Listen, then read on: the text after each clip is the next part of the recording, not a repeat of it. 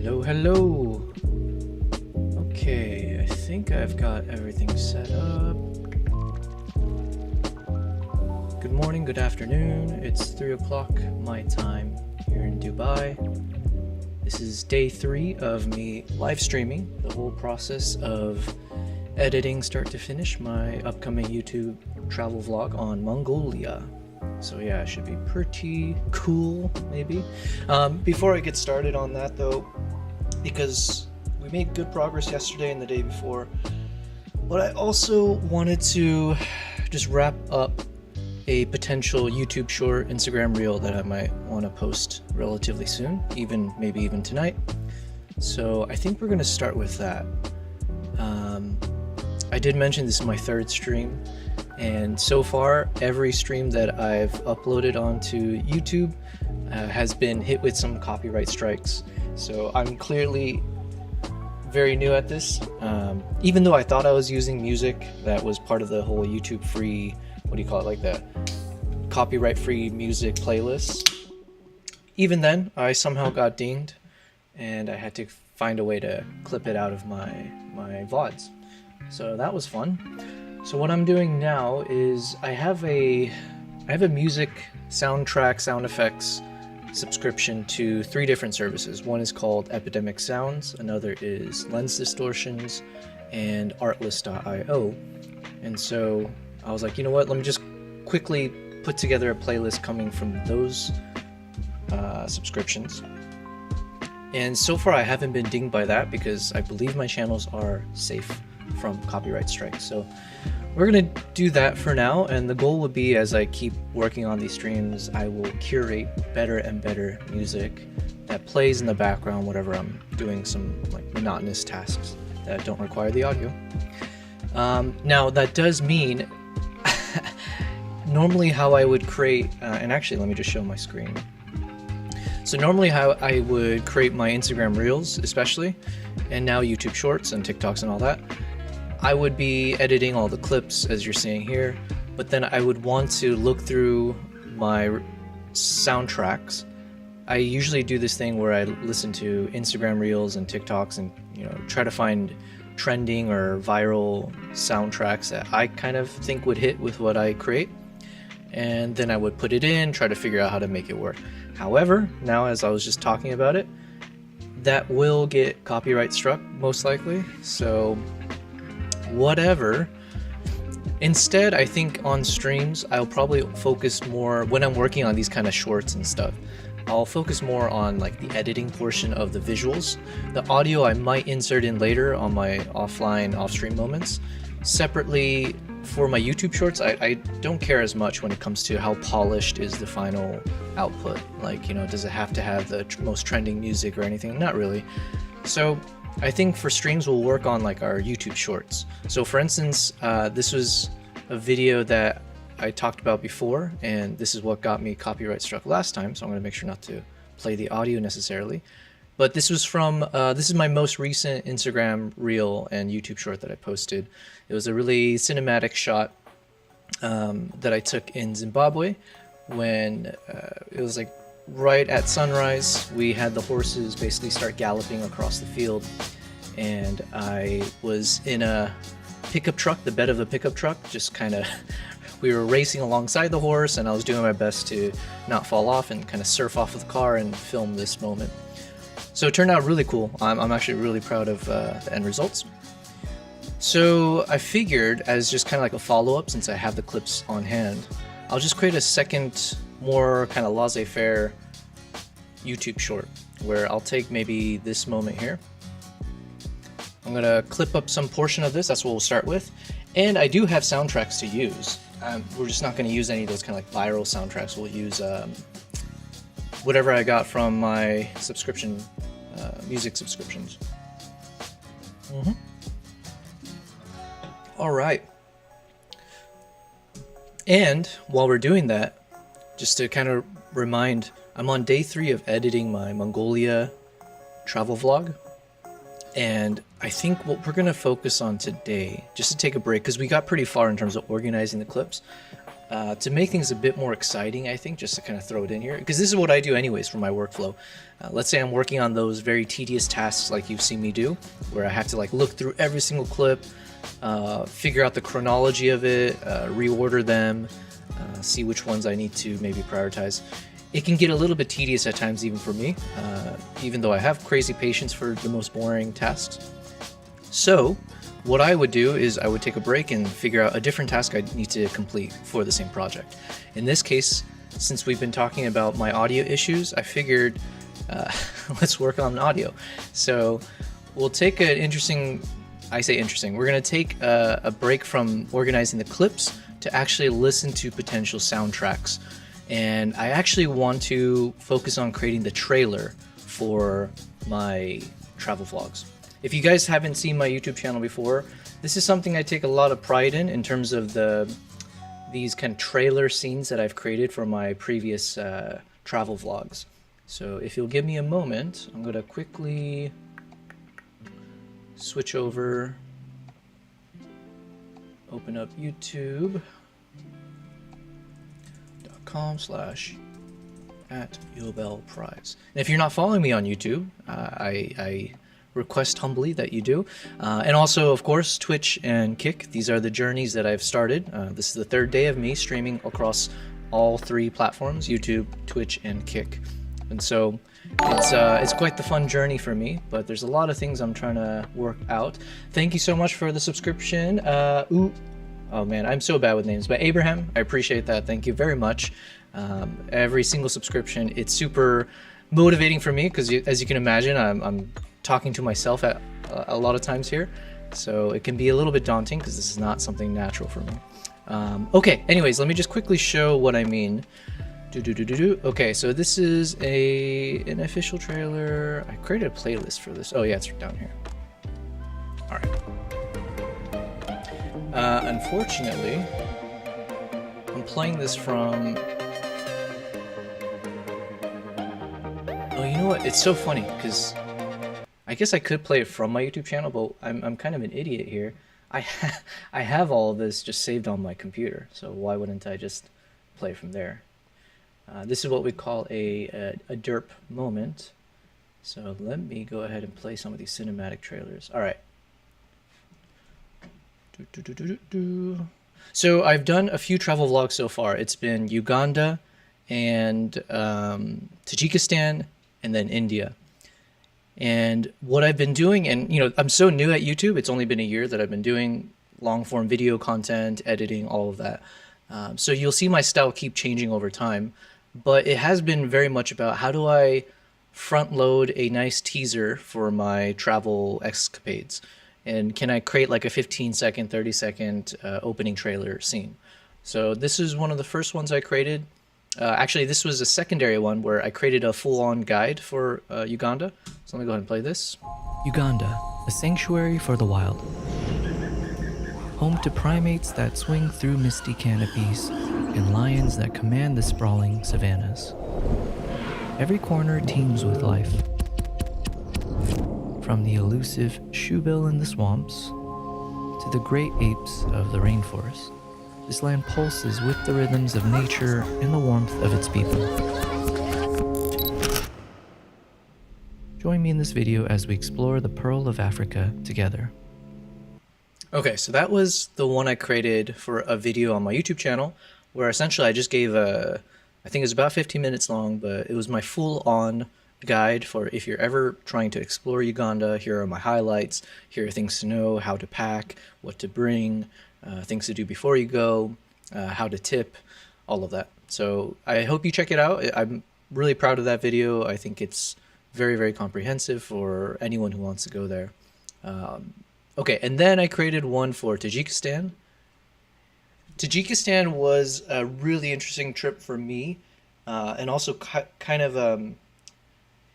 of frustrated me because I didn't know how to create the content for this trip. Specifically because I went there end of 2023, and I was the closest I've ever been to essentially dying, because I was in a remote village in the middle of nowhere, high up in the mountains, and I caught both, it might have been COVID, I caught the flu from my friend who lives in Tajikistan right before I got to the mountains. But then I got hit with altitude sickness as well, and it literally led to me having to go between quote unquote hospitals, but like these little village clinics, and trying to get IV drips and just survive. So it took me a while to figure out how to make the video for this because, as you can imagine, I didn't have all the best content because I was mostly dying in bed. So, but actually, you know what? The video turned out really good. Anyways, this is the trailer for that. You know that super relatable feeling when you're staring up at the ceiling, an IV drip strapped to your arm, keeping you from dying in a remote mountain village in a country you barely knew existed? Wondering whether you'll die first from your heart giving out or from the shame of taking a selfie in your final moments of life? In case you haven't, let me share my adventure in Tajikistan. A quick story about plans going spectacularly wrong, facing my fragile mortality out in the wild, and discovering the incredible beauty of Tajikistan and its people along the way. I hope you enjoy.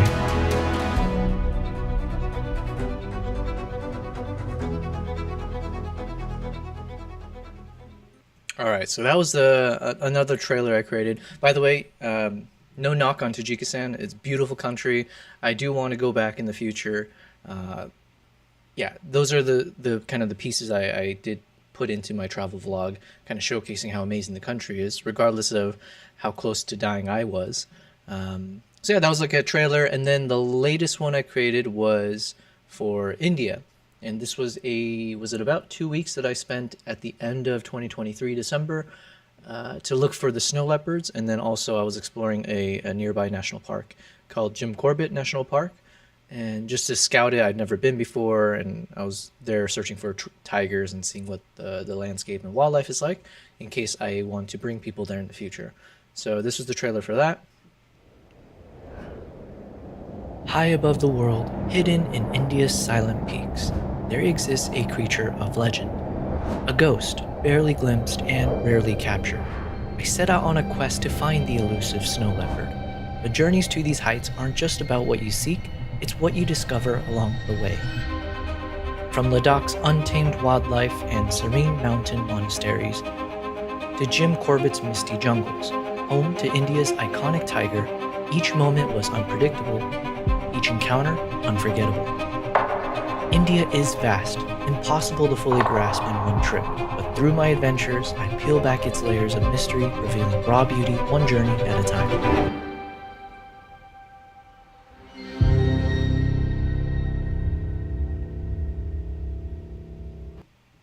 Yep, so those are the three that I created more recently, and yeah, it's been really fun. I feel like every time I make one of these, it's getting slightly better. I'm kind of learning the ropes, especially around sound effects and figuring out even just fine tuning my voice, the like mixing audio together. It's been not the easiest, but it's been very, very fun at the same time to kind of go through this journey and see how to make something that's really, really compelling. But also, it's supposed to promote my travel vlogs. So I think if someone is interested in making these types of videos, I do highly stand by this concept of trying to create these 10, 15, 30-second clips towards the beginning of your video to hopefully hook the audience with whatever you're trying to show. So anyways, that's what I want to work on today. So the goal will be, first, let me just work quickly on a YouTube short that I can post tonight. And then secondly, I will work on curating the best soundtrack for an opening trailer, and also start to take all of the best footages that I might want to put in a travel montage at the very beginning. Hey, Kimbap. Good boy. You're going to come up? Let's see if he comes up. Good boy.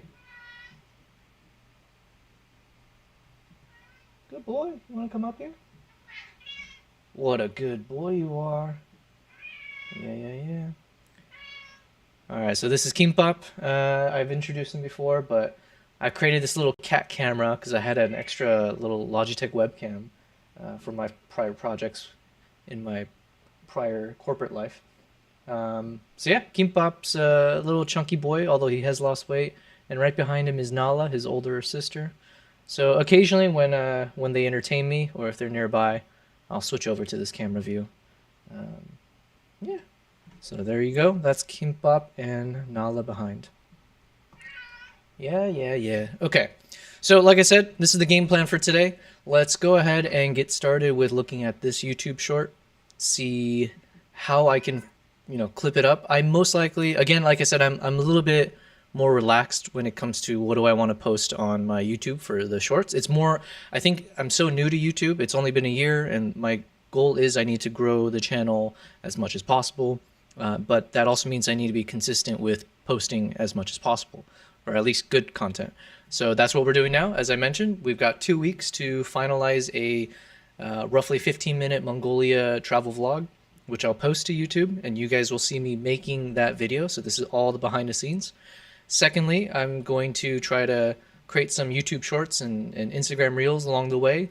So same thing, you guys can see me behind the scenes. How do I actually create these videos? And if there's anyone who's a video editor or is pro at any of this, by all means, please give feedback on ways that I can improve how I do this. I am by no means an expert, but I have my experience for myself in terms of how I create my content. So yeah, this is what we're going to be doing. And like I said, the focus on the Mongolian side will be the cinematic trailer. We'll highlight the different clips to put up front, as well as potential soundtracks. So I think we're going to kill 2 birds here. And what I mean by that is I do have, here it is. I think I mentioned that Lens Distortion is one of those accounts that I really enjoy their music. This is Lens Distortions. They even say it here, right? It's like specialty sound effects for cinematic filmmakers. And I do agree that, if you want to subscribe to Lens Distortions, you're not going to find like what you will on other kind of like sound libraries of like, I don't know, vocals, like songs with vocal tracks, or like hip hop, rap, country, you name it, whatever thing where there's someone singing along, or just like, generally speaking, happy-go-lucky, corporate-y type stuff. Here, you're going to find a lot of sound effects and audio that's generally meant to be very cinematic, dramatic, like lots of build-up and instrumentals. Think like Christopher Nolan style. So this is a new album that they had just released on their channel. Thank you, Dancer World LOL. Thank you for subscribing. I appreciate it. And this is a good reminder. This is my 3rd stream, so thank you anyone who's supporting me and or who's checking into the stream. We're just gonna have fun. I'm just showing you guys behind the scenes of how I create my content. But yeah, so I was saying this is one of the what would you call this, like a sound library that I'm subscribed to. I am not they do not sponsor me. They don't even have like a one of those kind of links that I can share, like an affiliate link. But I do stand by them. These guys are awesome. All those trailers that I just showed a few minutes ago, I think all of them I actually pulled from soundtracks and sound effects from Lens Distortions. With that said, Epidemic Sounds and Artlist I use extensively as well. But this one just came, they just released a new album. So I want to kind of review from this and see maybe if there's one that I can use for our video. So I've already gone ahead and downloaded the whole album. And I think actually, let me play this little, actually the starting soon video that I created that is playing when I'm about to start the stream. I believe the soundtrack might have come from here, or definitely this little opener. Okay, I'm gonna go ahead and play this opener for you guys. If you hear the audio, if I didn't mess up the tech, the soundtrack and the sound effects you're hearing, I think it almost all came from Lens Distortion. So give me 1 second. Let me go ahead and play that for you guys.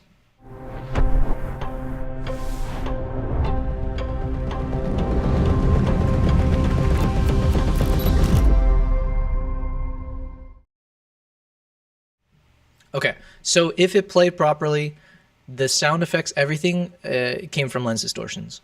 The video itself, I worked with someone I hired on Fiverr because my video editing skills are nowhere at that kind of level as you saw there, where it's like, using those really cool effects and things. So I worked with a guy I found on Fiverr. I apologize, I don't have his name on hand. But yeah, we went back and forth in terms of trying to fine tune what would work for something I was looking for.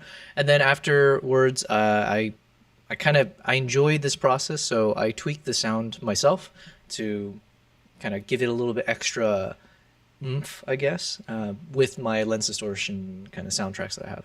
So yeah, that's lens distortions. All right, with that said, I want to maybe go ahead and like play these on the side while we're editing this. And I'm gonna be multitasking, so as I listen to the music, if something hits, if I have a light bulb moment, I will probably bookmark whatever soundtrack we're looking at. So let me go ahead and start playing their soundtracks.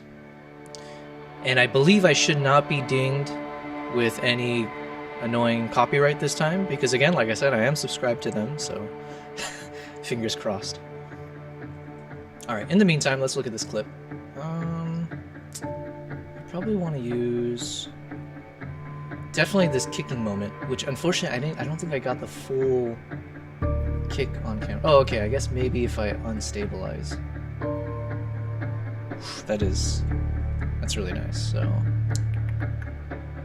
So in terms of like how I'm thinking of a YouTube Shorts, it really doesn't need to have a story, but if I were to find the perfect kind of shorts, it might be like some kind of way to introduce the horse. So even like one of these kind of transition slides almost, where you see it kind of revealing itself from behind the tree. Let me reduce the audio a little bit.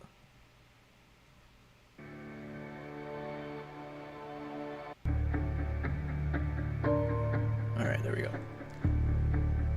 So I might end up using a portion here, maybe not. Let's just see how it looks. So in reality, it might be like this portion.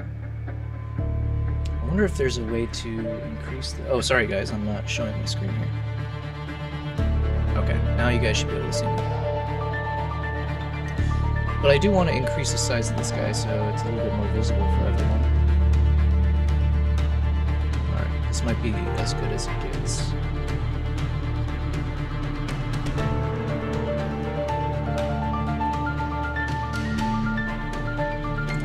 So maybe I'll use this, but obviously we saw a better moment here. I want the kick, yeah, this part here. So let's see if it's stable. So in the meantime, I mentioned I like to multitask, so in terms of what I'm listening for, the soundtracks here is just one, I just want to see if they're good soundtracks. Two, I might just even go ahead and use one of these soundtracks for this video we're working on now. But three, and probably more higher priority, is I'm also trying to think, is there a portion from the soundtrack that could work for the opening trailer on my Mongolia video, which we'll get to after all this. So, alright, this looks cool. And it looks at the camera, so I might actually want to keep a lot of this. Oh shoot, okay, yeah, I might want to keep a lot of that. Okay, so here's my current thoughts right now. I'm seeing a video where maybe it starts slow. I need to find a soundtrack that kind of syncs with the mood here of this kind of really cool dramatic kick up in the air, start off slow, and then as it looks at the camera, then I might speed up the video to play kind of like normal speed and start zooming in on the face and stabilize the footage is my current thoughts. So, and then that would either be a video on its own if I'm being greedy and I just want like as much content to keep posting, or if I want to combine it, I think I want to combine it with a clip I saw later on, or this part here. So this is where I'm questioning myself of like, okay, how long do I want to make a single YouTube short? You know, if it's like super long, you know, maybe it's not as impactful. Because I do want to focus in on this kind of little, I believe they call this technique like an orbit. Not that I did it intentionally, but when you orbit around the subject. So my camera, obviously I was in the back of the truck, and then the horse, I believe the road that I was on was starting to angle towards the field maybe. And so we were kind of meeting with the horse, and we were racing ahead of it, so I was able to keep focus as much as possible and then just track the horse as it was racing behind us. Yeah. So I do want to keep that. And you can kind of see in the back, we're on this kind of dirt road. So I am a little bit proud of myself that I was able to keep a pretty stable shot and I didn't fall off and the film wasn't too bouncy. So just a little quick pat on the back for me. Sunrise. So this was in Zimbabwe, and this was in May of 2024. Weather was amazing, and even in the sunrise, during sunrise, like you can see the mist. The reason we wanted to do these shoots in the morning was like there was this beautiful mist that was kind of floating right above the field. And so we thought it would be really cool to do some photo shoots, video shoots with the horses out there. So I have a lot of content, which I haven't gotten to, where you'll be able to see some of those really cool shots. But in the meantime, yeah, so you can see the mist kicking up, and those are always nice if I can capture in slow motion in a video, just to show that kind of, like think about it as every Hollywood movie you have ever seen, there will always be a scene in that movie where someone's smoking. It's just like almost guaranteed. I almost like will stand by that. I think every Hollywood movie you'll ever watch, there's gonna be one clip somewhere at least where the character is smoking a cigar or a cigarette. And like, I mean, the reasoning is pretty straightforward from a film perspective, I guess, or videography perspective. It just looks super cinematic. I have some shots. I don't know if I can quickly show it to you guys, but I do have some shots of a client of mine, a friend of mine as well now, but like someone I've traveled with to Mongolia and a few other countries, including Hokkaido, Japan. And he, he's a smoker, but when I got to film him smoking, it just looks super, super cool. So let's see if I actually have it on hand. This is from Mongolia. This is a Mongolia trip from end of the year 2024. So this is not the video I'm working on. This will be a future video. But it was also a super cool experience. Also very, very cold. Tell me I have it here somewhere. Okay, it might not be here. But maybe I can find another example. This was from a trip to Hokkaido. I took 3 people with me to do some winter wildlife shots. But that's not what I was looking for, so I may have to come back to this. We'll try one more time to look for it. Just because I don't mind kind of browsing through these, because you guys get the benefit of seeing some of the cool shots that I've taken on some of my prior trips. So I'm just looking through some footages that I've already kind of edited from my prior trips, including this trip to Mongolia from November of 2024. You kind of get the picture here, right, where you see kind of the smoke, the way it comes through. But I had some really crazier shots that I wanted to show you guys, but I believe we can find something in this one as well. Yeah, okay, these are some good examples. It's not smoking like cigarettes, but the same principle applies. When you see the smoke in slow motion, the way the light will get diffused through the smoke as well. It's just something where it's a nice little trick to make any shot just look 10 times more cinematic. So I can imagine why Hollywood employs it all the time. So you can see here, this is all the smoke. I say smoke, but it's essentially like steam coming from the heat that was escaping the horse and the rider. This is how cold Mongolia was. I believe at the time this is maybe roughly around -20 degrees. So very, very miserable for all of us, but makes for some really cool shots. Yeah, you can see here the way the breath comes out and the steam. So these are moments for me personally I look for when I'm out and about trying to film, capture things. What do I want to share in my videos? So yeah. With that said, I probably want to end it maybe right there. So after the smoke comes out and it makes a little face, I'll just do a little zoom in on the face probably. Otherwise, all of this I don't think we'll keep. Yeah, so I think all of this we can remove. Okay, So we'll delete this. And then also let me go back to listening to some soundtracks.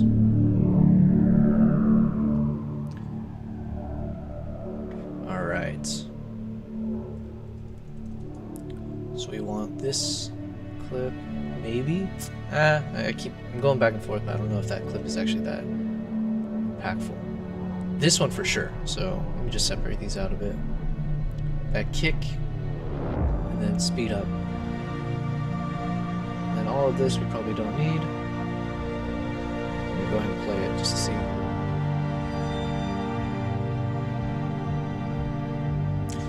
That is kind of cool when you see the nostrils kind of flaring in slow motion. So that, I don't know, maybe that is something I want to add in the clip.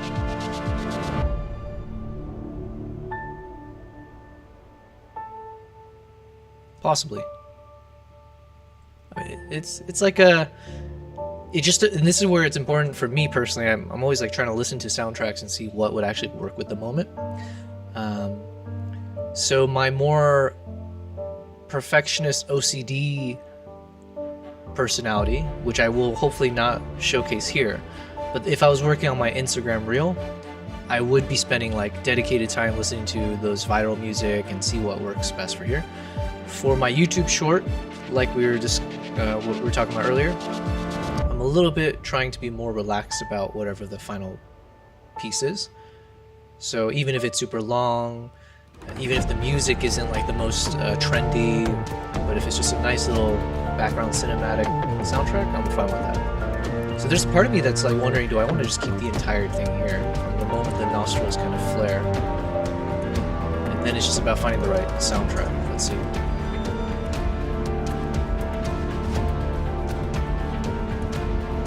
And when I talk about how OCD or perfectionist I can be, I'm like talking everything from when I listen to the beats of the soundtrack, does it line up with, let's say in this case, every time the horses, the hooves are hitting the ground, or, you know, it could be anything. The way, does the blink happen at the same time as whatever moment in the song?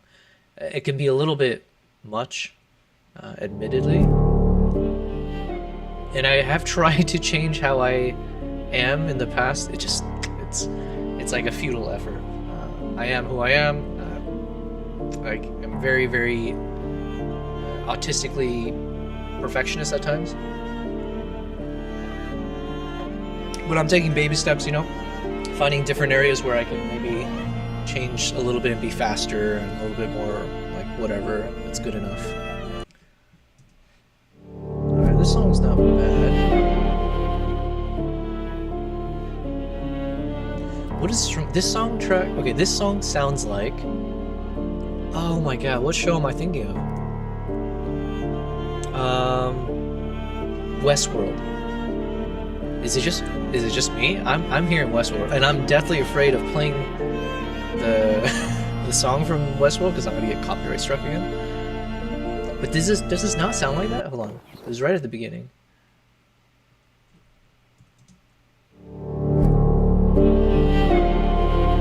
This part right there.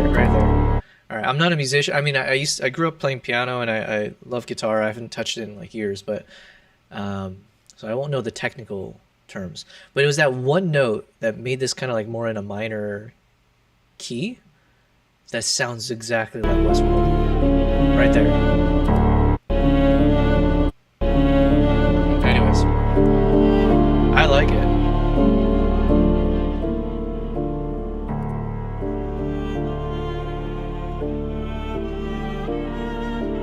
So let's take this clip.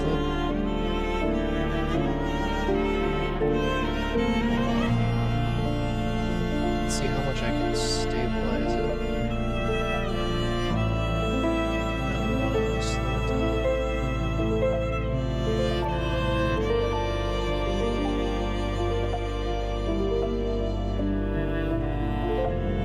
Okay, so this gets kicked off at this current settings. Much better. Okay, let's see. Nice. Okay, and let me see if I can reduce the cropping just slightly. I just want to a little bit more of that kick. But I just need to stabilize it enough so you don't see that weird little jerk that happens.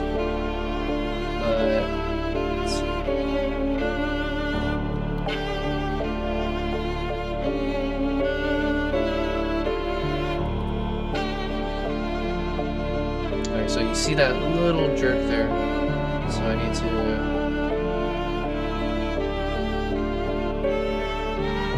see if I can... It's a little bit better. I might have to do. Okay. So my thought process is, right now, obviously I need to find the soundtrack. But if I can find something where it starts dramatic, right at the kick, looks at the camera, whole time I'm kind of zooming in on the horse, and then right here I'll pick up the speed. So then I'm kind of just manually doing it, but it'll be like slow, so it'll be like going normal, slow, kick, looks at the camera with the music, and then as it goes I just pick up the speed. And then it should transition to the remaining clip. So probably I won't use any of this part. So it'll be sped up, looks at the camera, does a few just gallops looking forward, and maybe as its head's going down, and as the front foot is kicking down, then we can try to see how to transition to the next scene here, which is this clip where we want to only use the part where it gets close. So maybe like roughly around here. And let's continue looking for soundtracks. So this is all music from that same playlist from Lens Distortions. So this is like their latest album that they produced. I don't know, I think they work with a lot of artists, and you know, I don't know how their process is, but yeah, anyways, we'll see how good the soundtrack is. And let's see if we map this section. You know what? I'm gonna make a note for myself for future streams. I think if I'm working on a vertical shot, I want to figure out, I need to change my editing scene to full screen it a lot more so you guys can kind of really see it as opposed to having it so reduced in size. Okay, that'll be an improvement for next time. So that way you guys really can see how cool or not cool a moment is here. But yeah, so this part I want to keep, and it's just a question of where do I want to start the clip. Also, the soundtrack that we're listening to could actually work because it's got a nice little dramatic beat going on. I might start right there. Keep up. Yeah? What do you want? My cats are very vocal today. And even with the soundtrack, I mean, just from what we just played right now, it kind of works, where the beat drops off a little bit. Okay, we'll turn to you. What do you want? You're so needy. Now, one of the biggest problems of Kimbap here is he sheds way too much. Way too much. So I'm constantly having to vacuum, and I've given up on all my clothes. It's essentially just, I'm like half cat at all times, but you know, what can you do? He's too adorable to complain about. Isn't that right, Kimbap? Yeah. Good boy. Alright. Anyways, that's our quick break. Let's get back to it. Ooh, okay. Soundtrack's not bad. Wait, okay, let me think. How would the soundtrack work? Okay. Just go to,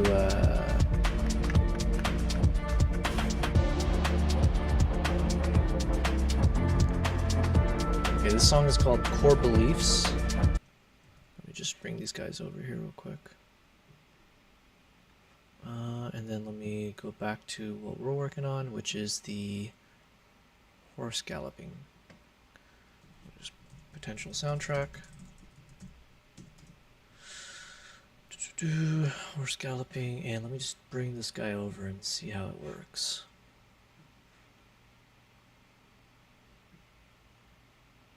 Okay. want the kick, and we want this part.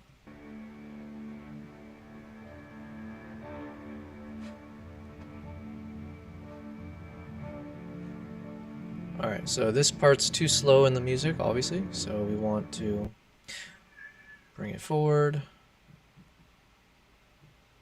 Let's see. Nope, still too quiet.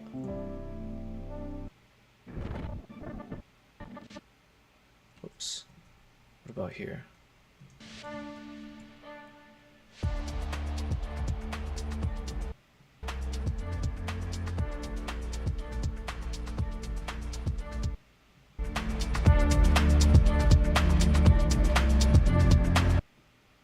Hopefully the audio is not too loud for you guys. I can't tell from my side.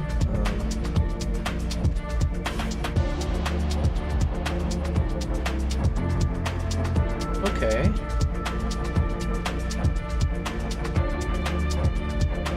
So for me, it's like I'm always trying to find, like, is there a nice little beat drop kind of a moment. Okay, I'm not as big of a fan of the electric guitar that kicks in. Because, like, I think for a scene like this where it's slow motion cinematic, I think I usually prefer more string instruments and, like, piano and something, like, softer, even if it is a dramatic soundtrack. The electric guitar then kind of brings it to a more modern style, where I'm, like, trying to show more of nature. I'm kind of like, I don't know if I'm making sense, but that's my current thoughts when I'm hearing the electric guitar. So it could work, but okay, let's listen to the other piece, or the other portion of this. Okay, this part could work.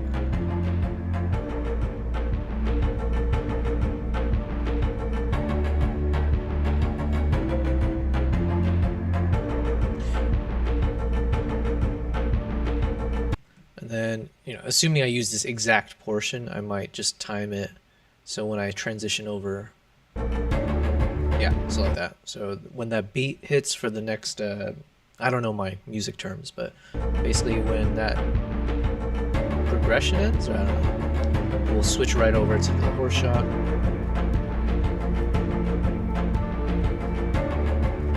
But then, like I said, this is not accurate because I do think I'm going to speed up portions of this. But I just wanted to see generally how it sounds. And, like, technically this could work on its own, right? So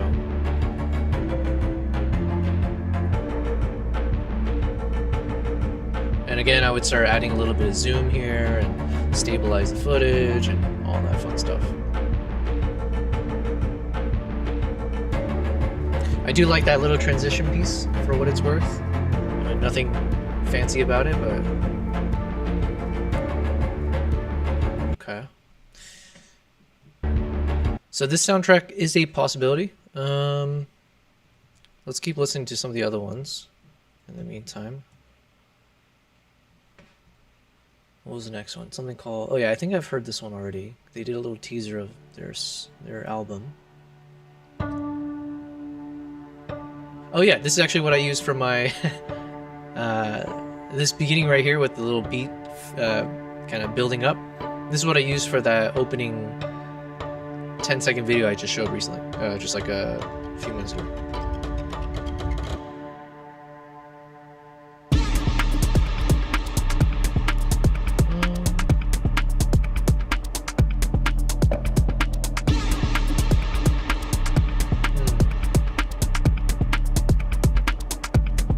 I'm not sure. It's same. I think it's like the same complaint as the other part, the one I just mentioned, where it sounds a little bit too modern with some of the... Like, it would work for other moments, maybe not for this horse one. Ooh, this could work though. So like, I always look for these kind of moments, like that little bass cello or whatever it was. Just... Okay, and it's building up, which works for what I'm looking for.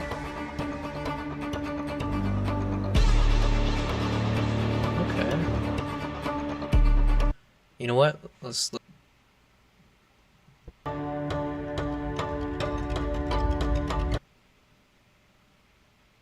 Alright, let's try out an example.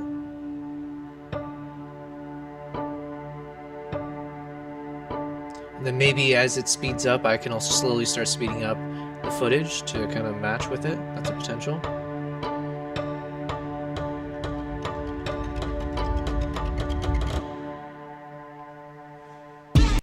And I can, you know what? It could just be a clip from there to there, right? Like, okay, let's be a little bit more precise with this clip then. So imagine if I do a clip that literally is just start to finish, right until or right before that little beat drop moment, right? What would that mean for me? So I need to shorten this clip a bit more. I mentioned speeding it up a bit, maybe ending it like right as it turns to, okay, yeah, so right when it's facing forward again. Maybe we don't need any of these portions. And then I just gotta find the right cut. We'll speed this up more. So it'll be like, okay, now let's listen to the song again. Kick, speed up the clip a bit, speed it up a bit more. So either on, it must be like this one maybe. So, 2, 4. Ooh, and you know what? I think I'm the only one that maybe notices these things, or maybe I'm thinking too weirdly about myself. I'm not that special, but I do like that with the beat, there's like some key action that's happening each time. So you got, if I time it, so maybe when that first hoof hits the ground with that first beat, so I'll just need to work on that a little bit. The kick right there was nice with the beat. Foot coming down, and then, yeah. So if I can time those like little moments with each ping, could be nice. But the problem is I'm not as familiar with doing speed ramps and stuff with DaVinci Resolve. Same thing, maybe I speed it up here. The thing is, I don't know if I want to speed up this portion, because it's kind of cool when it's slow motion. But I do need to cut out some parts though, so maybe, because I want to show this full rotation, right? How to do that.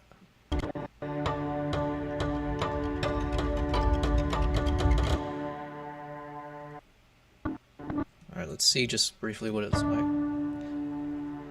Kick, looks over, speed up the shot. Show the nostrils flaring. Maybe speed it up here as it does the turn. Stabilize the footage a bit. You know what? I'm committing to this because otherwise we'll be here all day. Just not that it's a bad thing, but I do want to get to the Mongolia stuff as well. So let us commit to this soundtrack. And now we just need to work on, let me just stabilize the footage a bit. Figure out what's the final moment that I want to keep. I mean, we did mention we want that smoke coming out, so let's see. We'll try to stabilize from this one. Let's see if we don't do too much. Okay, looks smooth. Nothing strange. Now the nose gets slightly cut off, but let's see if it's worth trying to retain it.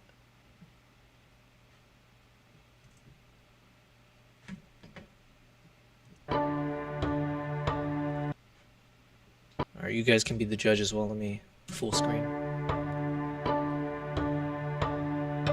I just gotta make sure it's stable, there's no weird distortions in the background or nothing gets cropped.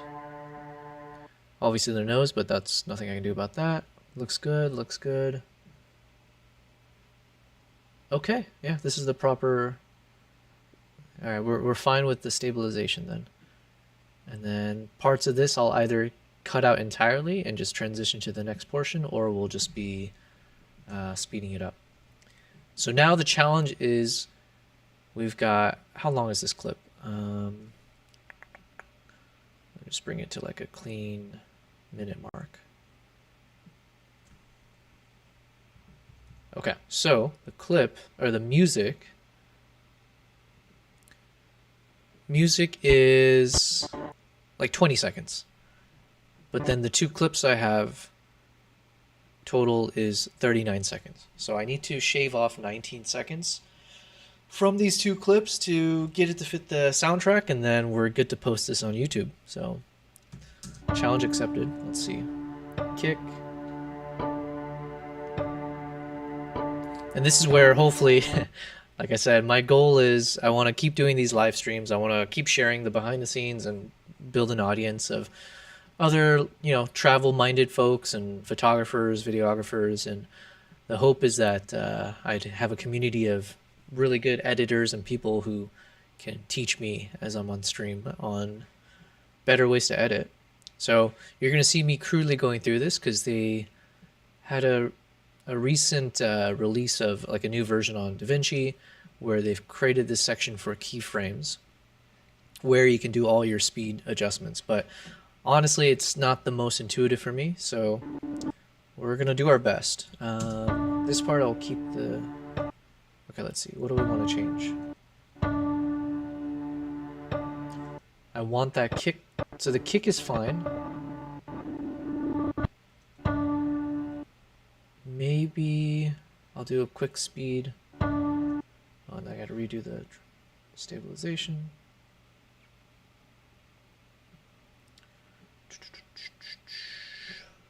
Okay. So I need to speed up the first part here. And what I'm trying to do is I'm trying to make when that first hoof, is that how you pronounce it? Hoof? When that first hoof hits the ground, it happens at the same time as the ping from the soundtrack. And the current thought I have is I would actually have this sped up right until that hoof drop. Just like here. So that also means I need to shift this slightly. So let's see. Oh, actually, I probably want the second hoof. This one, I think, might have to be the one. Yeah, okay. Just because the 2 hoofs, like if I do this one, the problem is that second hoof hits the ground shortly after. So it kind of breaks from this concept I'm looking for where there's a clean, this happens, this happens, this happens with the drops. And this second hoof dropping is a little bit more emphatic, I think. So I need to time it with that. I think something like this.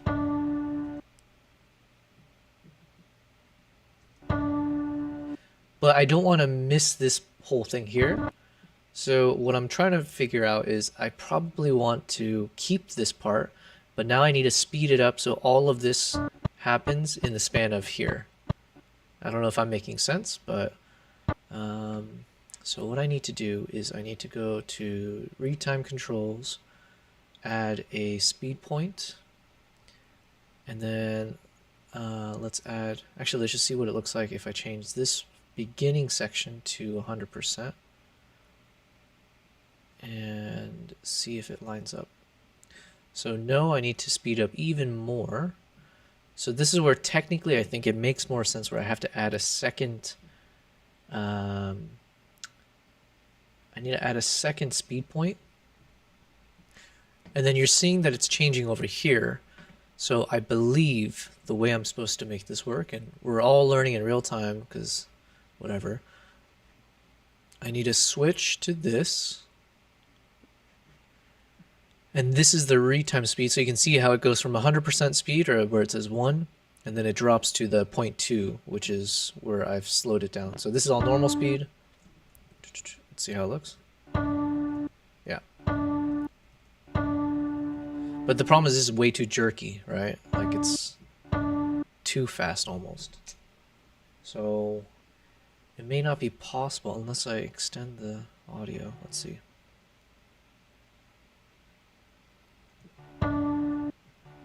Okay, this might be possible. Another thing I know you can do is... Hello, Pavan Sai. I appreciate this subscription. Thank you so much.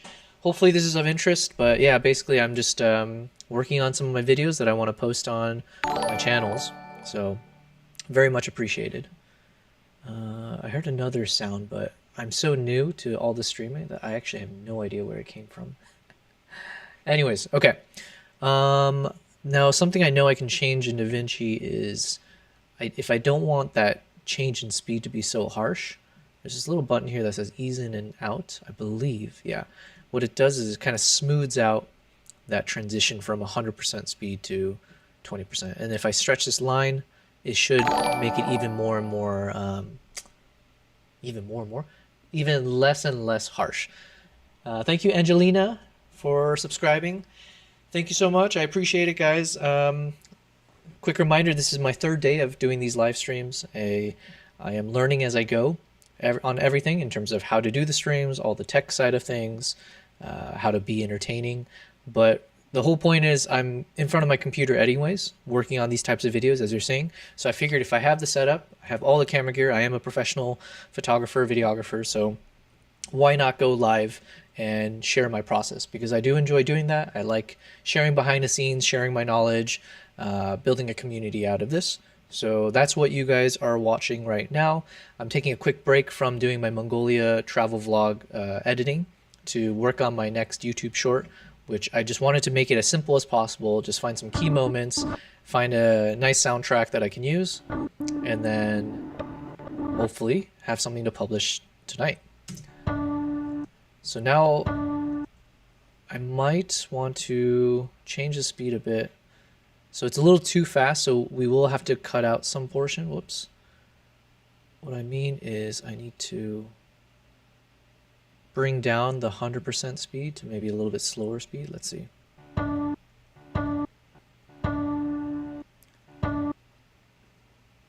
So what if I were to bring down the speed even more?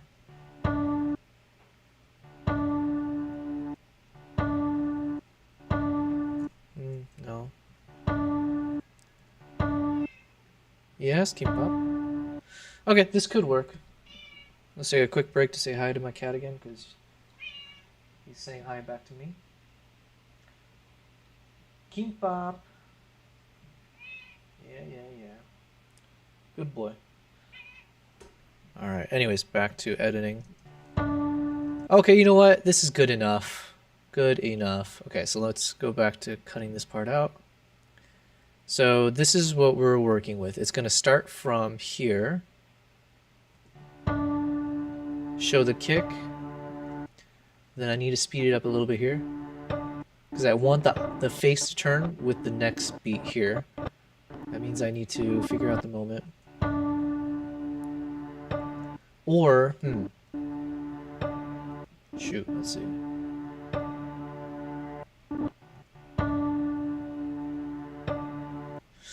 Okay, so now we're going to run into an issue. With the current placement that I have, this is as slow as I can make the clip without creating issues, because there won't be enough actual frames if I slow it down any further. Now, I could slow it down more, and DaVinci technically has an ability to blend frames in a way that I can, make it not look glitchy. But that's a gamble for me as well. Because I wanted this kick to happen with the second beat. But the problem is now that I've kind of changed up the order of what gets hit with the first beat, which is that second hoof hitting, it's now misaligned where it could happen. So, second option then is that I can actually speed it up and just make it so the second beat is when the face turns. So we're going to try that first and see if it's worth it. So let's create a speed point here after the hoof kicks up in the air until the face turns, so maybe like here. Okay. So then where was it? We're here. And I'm going to speed it up now. We'll do this little ease in and out again. How do I make it work? I do need to watch some kind of tutorial videos on how to do speed adjustments in DaVinci more effectively, but that'll be on my off time. Okay, this is actually not too bad. It's almost there. So I think what I'll do... no, that's not the right way to do it. Maybe if I... that might be too much. Let's see. Damn. Okay, so the timing is proper, but the speed might be too much. I hope you guys can see what, or it, hopefully it makes sense what I'm talking about here, what I'm trying to do, but it's a possibility.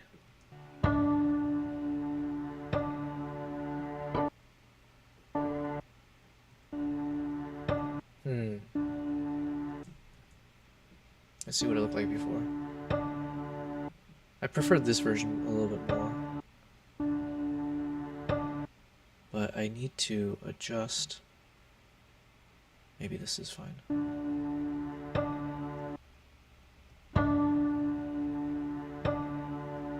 Almost there. I think I'm doing this correctly, but hopefully I'm not butchering anything here. Kick.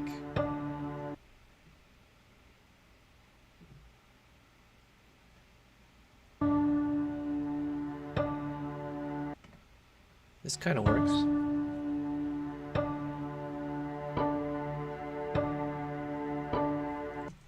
All right, what do we think? Will this work? Looks.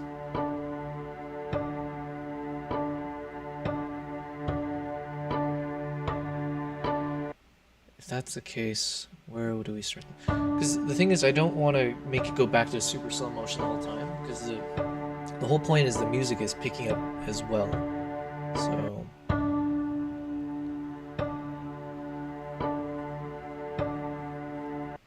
maybe from here.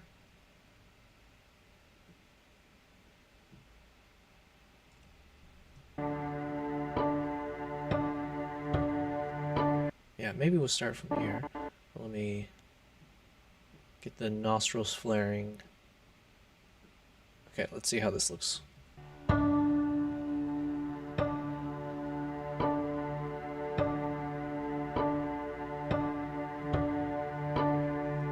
And then I think it makes sense to pick up the speed.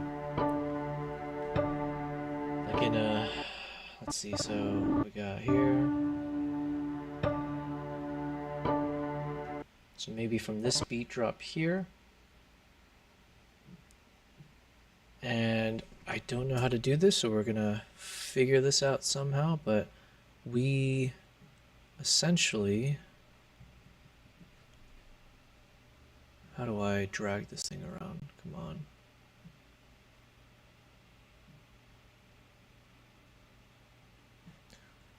I'm looking for, oh, it's because I'm an idiot. All right. From this speed point, I now need to figure out how can I reduce the speed in a linear fashion. Oh, sorry, no, I need to increase the speed all the way till the end. So maybe if I add a speed point there. I can't add one there. Okay, what about here? Add speed point. And then I need to figure out if I just bring this guy up, would it work? Nope. Let's change this speed to 50%.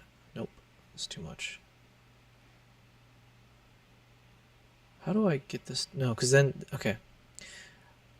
Basically what I'm trying to do is I want a linear speed increase so that it doesn't all of a sudden jump to the new speed for the duration of like each point that I created. I want to slowly pick up speed and go faster and faster and faster, but I have no clue how to do that. I thought maybe if I can just drag things or something, but I can't do that. I could just change the speed here, but why doesn't it give me an option?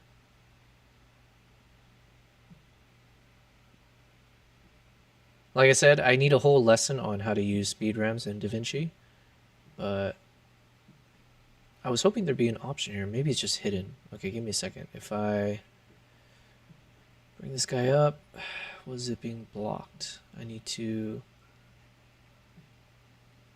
change speed. Nope, it's not there.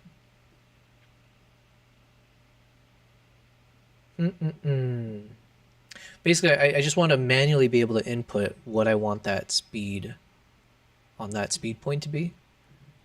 And there's no easy way to figure this out, apparently. Because I think I need a speed in between 50 and 25. I think 50 was a little bit too fast, but I don't have the option to actually freaking include that. So what to do, guys? What to do? Maybe change clip speed. Nope. I mean, worst case, what I'm trying to do is not like the most necessary. But maybe what I'll do is I'm just going to drag this guy. No, that's the wrong way to do it. Let's remove this speed point. Clear speed point, yep. Bring it all the way over here. We'll add a speed point. And I'm hoping now that I've extended the clip, if I retain at 50 again, it'll be a little bit slower. You know what? It didn't even do anything that I was trying to get it to do. It just kept the same speed the whole time. My God.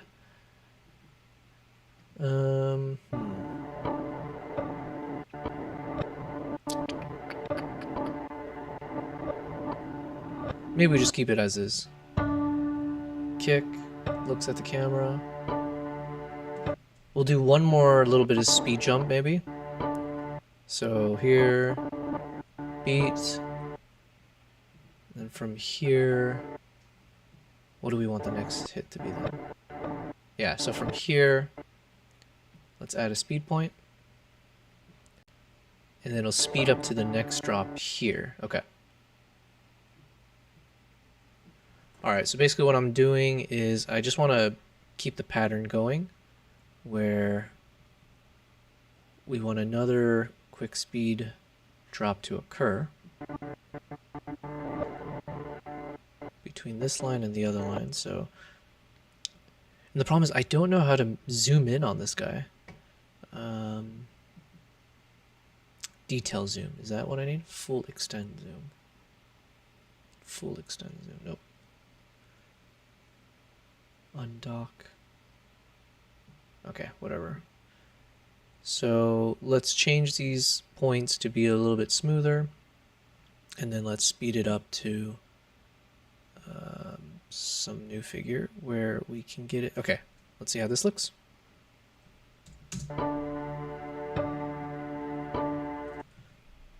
That could work. Maybe it's a little too much. Let's see.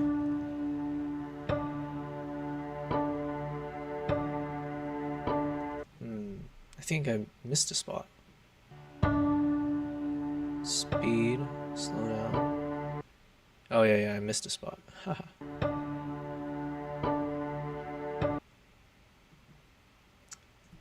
Because I needed from here as well.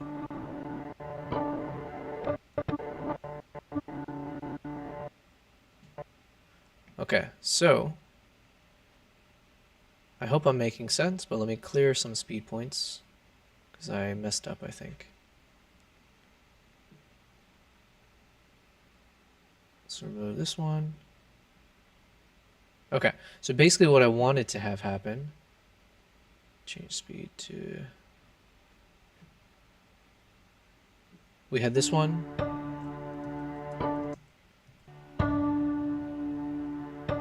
Looks at the camera. And then I needed this to happen from here to this.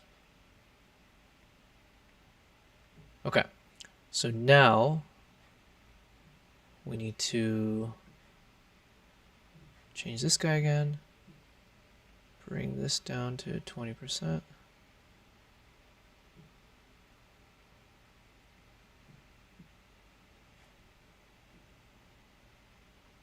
See, the problem is in the previous version of DaVinci, they would have this little graph underneath the clip where I can actually drag and drop, like I can reduce the speed to exactly what I want.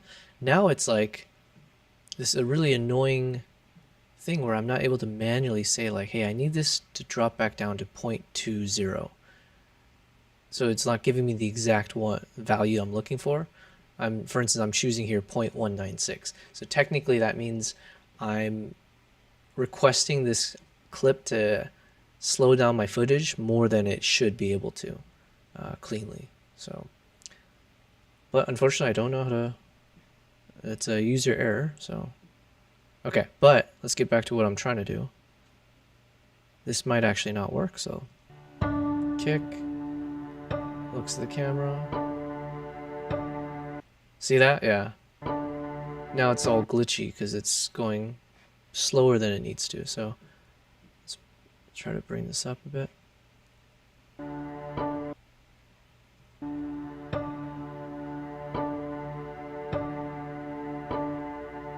Okay, it's good enough. Looks at the camera. Do we add one more? Man, that's way too fast though. This is where I overthink things, right? So kick. Okay, a new part of me is saying I should just end it right here, so ignoring all of what I just did. Kick, looking at the camera. And then, oh, actually, maybe I'll keep it, but this is where I hop in the new clip. So, with that beat drop, let's see how this looks.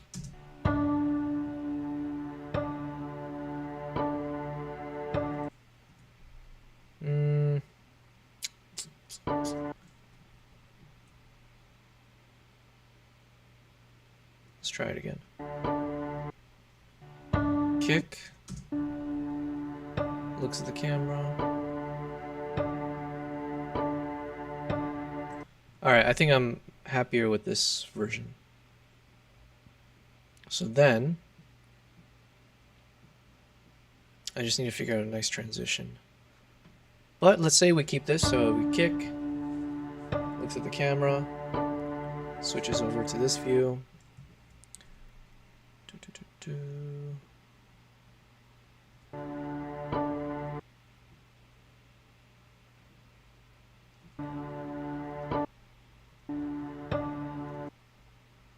I just ruined something.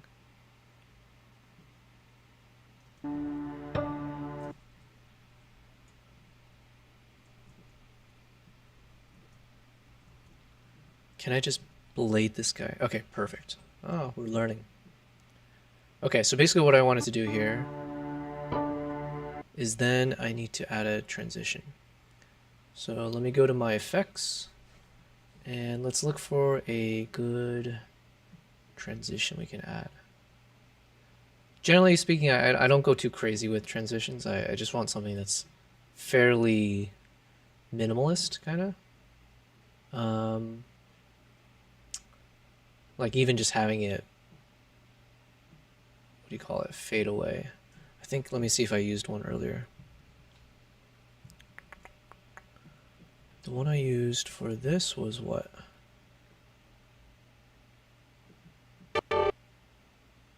I'm trying to be careful so I don't get copyright struck again.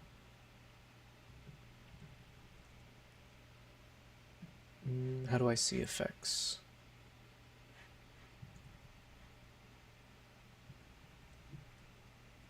Oh, I just used the, okay. Let's see if that works. So, hopping back over.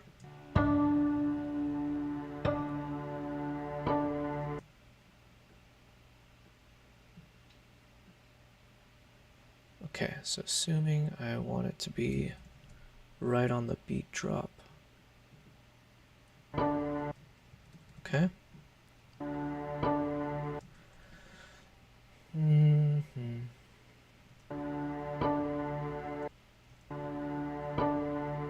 What do we think? Could that work? So if I do this, I think it works. Why not? All right, now the question is, do I want to speed up any part of this? I think I have to.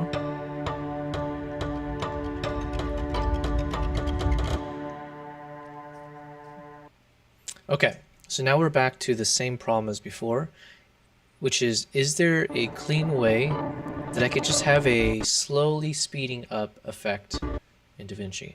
And this is a moment where I probably would end up Googling this or asking ChatGPT. But part of me just wants to feel like I feel like you should just be able to figure this out on your own, right? So my hubris is kicking in. Let's see if I can figure this out. So how would one figure that out? Maybe it's I need to add a keyframe here and one at the end. So let's say I add a keyframe there. And now I need to see, can I change the speed at this point?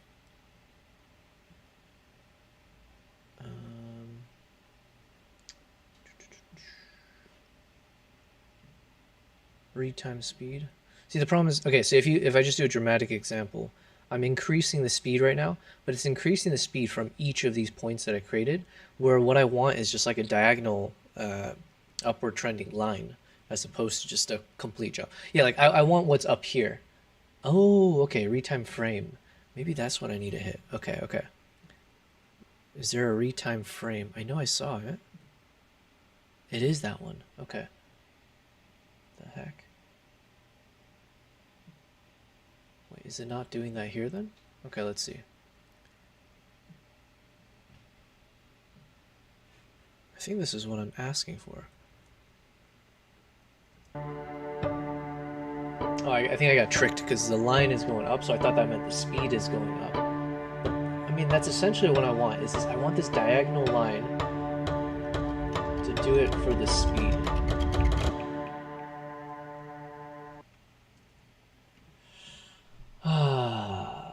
Let's see if I can click random buttons. Flat handle, linear. Okay, linear. Is that it? I keep using the word linear, so let's see. Nope, that's not it. What if I say change, okay, retime controls, change speed to 100%, but make it linear is what I want. Make this bad boy linear. I don't think that did anything. that did absolutely nothing, so, you know. Change speed to speed. Okay, let's try that. Okay. Oh, okay. Up from 0. No, down to 0. Up from 0. Down to 0. That doesn't make sense, but because I should be going up to 0 because I'm at 20%. Yeah, so it did the opposite of what I was looking for. But maybe it's not the worst thing in the world. I think I could work with that. So let's say, let me click this one again. Let me get rid of this. Clear speed point. Change speed. No. Speed ramp up from 0. Is that what I clicked last time? No. Okay, we're good. Okay. Now let's see how it looks. Now the problem is, again, it's slower than I have frames for, but it is doing the effect I was looking for, which is speeding it up. Okay, we're getting there. Now, am I able to manually change these figures? So for instance, this one, I need it to be 20. I need it to be 20%. Why won't it give me the option to just select my own number, right? There must be a way, and I'm just too much of an idiot to figure that out. Speed change. Oh my god, I think Did I? Change speed 20%. This is, I mean, okay, I found the direction for it. Okay, yeah. Okay. We got it, boys and gals. 20%. Yes, okay. And let's make this 25%. Okay. Let's change the 50 to 30%. This might be too slow, but we have room. So that's 30%. Let's make this 50% to 75%.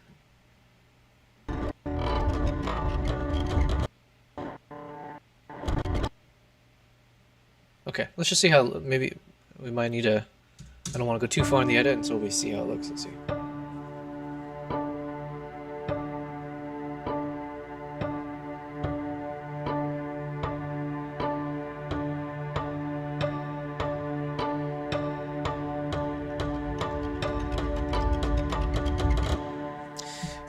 Kind of. We're getting there, but let's try again. So it's like this.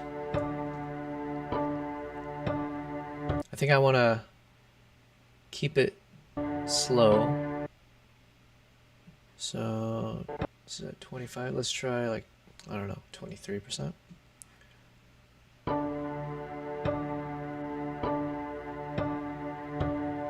But then we want this to go a little bit faster.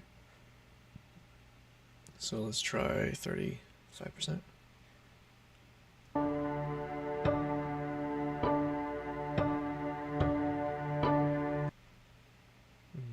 little bit faster.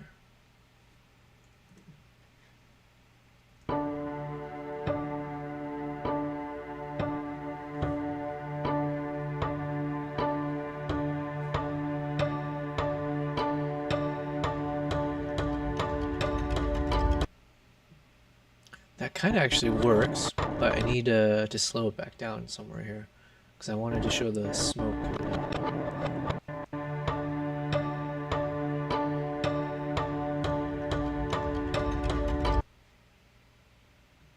Let's see, do I have enough?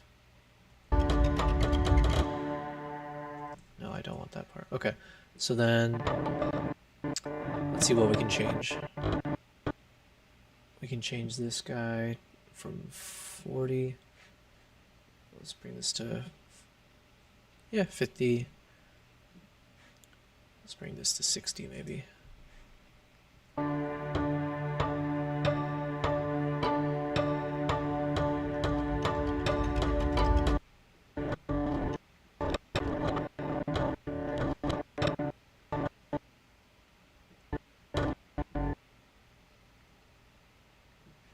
Let's make this 75.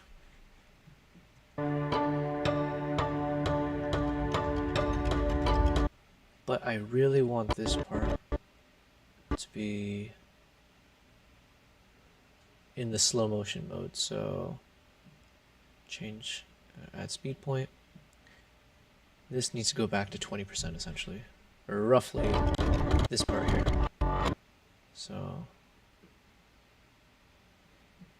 let's see how to make this work.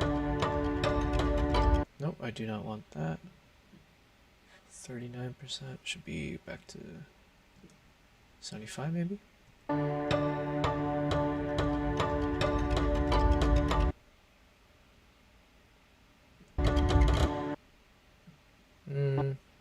It almost works, but I need to slow it down a bit more somehow. So maybe here, let's bring this to 50%.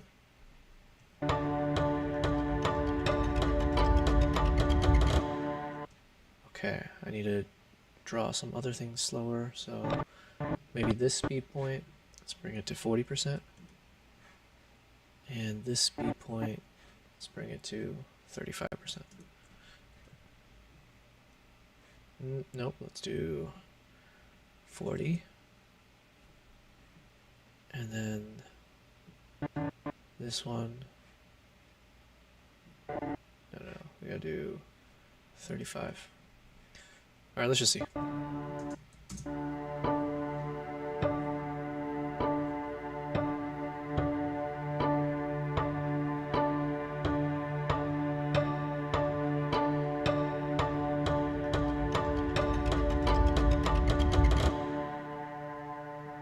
Okay, almost there. We're almost there. So this part I still want to change. I'm trying to make... Basically, I'm trying to make the... I want to time it. I'm trying to synchronize it. So it'd be like... Hits... Yeah, almost there. Okay. That means I need to change this from 25 to maybe like 20... Let's try 27 or 26. Okay, much better.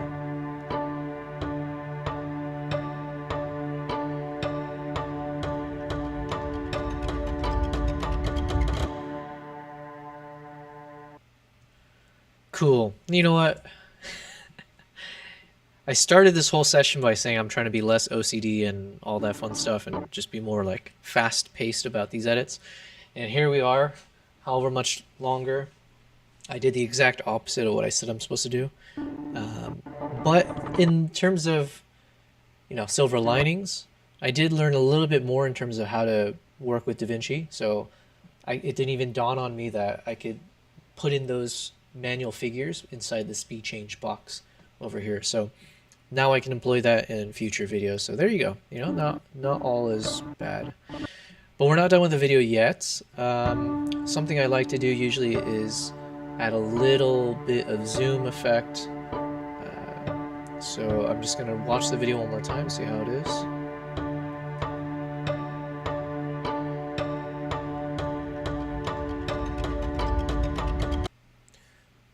Now one thing I want to do is I want to increase the speed a little bit more. It like kind of feels like it slows down a bit when it should be a little bit faster. So like let's say this is 42%.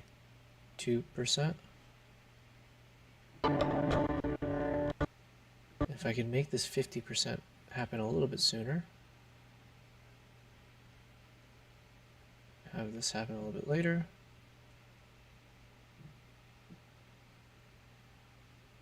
It should be something like this, maybe? Oh, shoot. Yeah, because I made a mistake. It should not be dropping to 25. It should be going up to like 65, let's say. So it should be like, okay, 35. We're at 26, going to 35. This one should be at like 50 maybe, or 45 we said.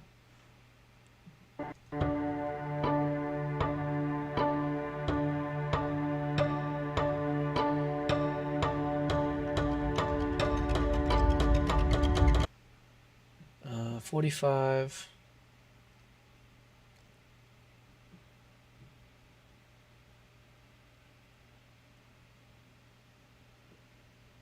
Maybe the 70, okay. This guy here, let's make it 50%. Then this guy should be like 65%. And this one, oh yeah, okay.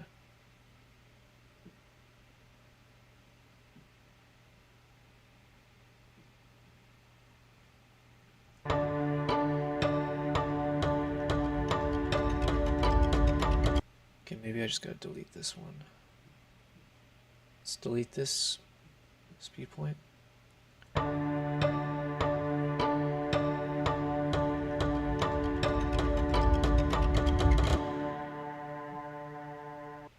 Okay, we're good.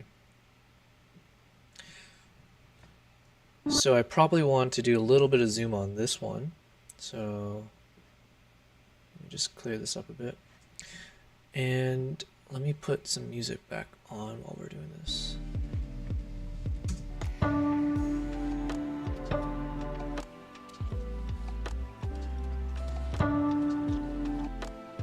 So I'm thinking for the zoom effect, I might do a bit more dramatic.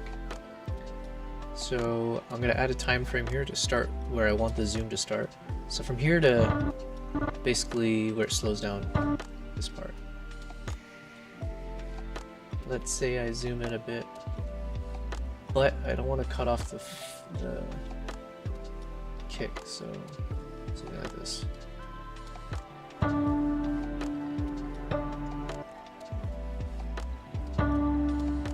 But okay, I've done that, but I want to keep the zoom effect going.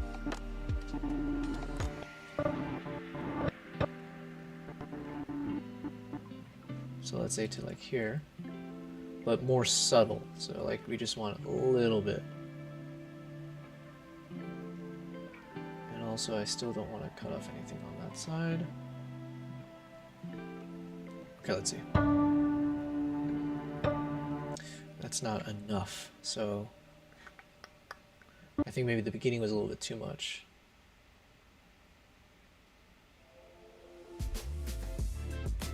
.06 going to 1.18.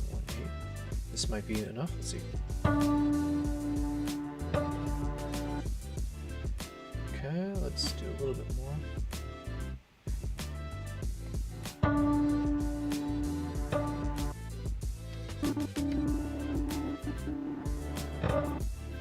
So here.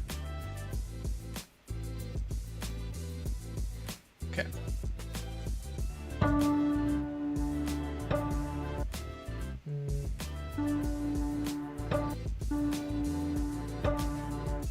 Not enough. So where was I? Here to 1.27. I need to zoom in more.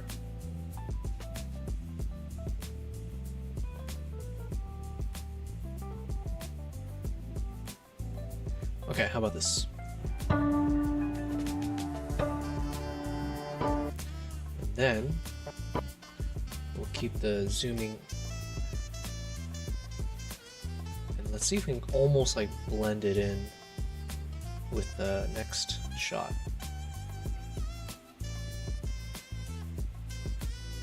Let's see.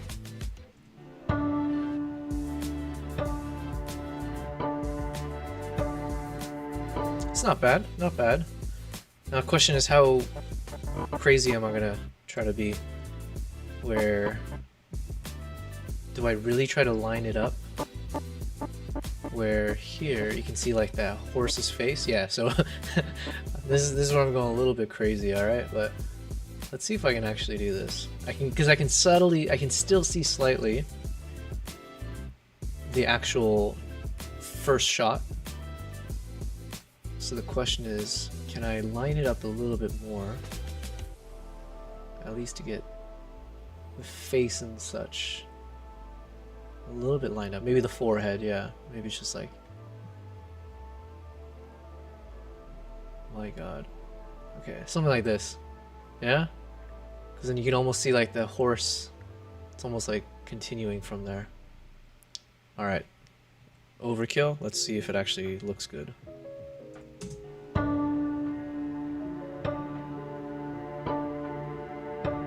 Okay, I'm not like buying it. Let's see.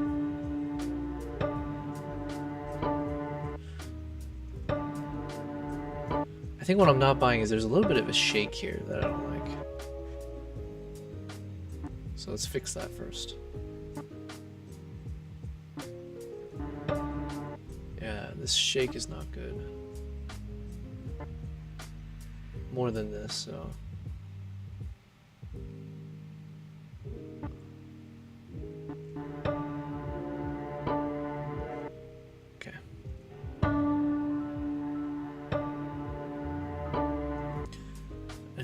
Let's try to stabilize this again. That could fix it, maybe.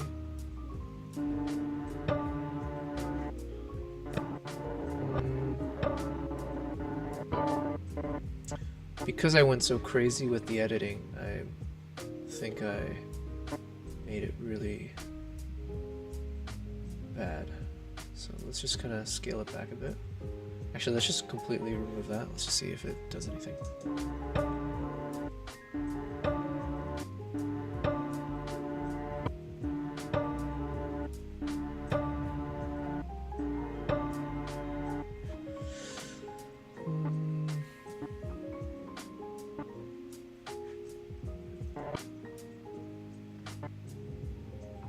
So I'm basically reversing some of the things I just did.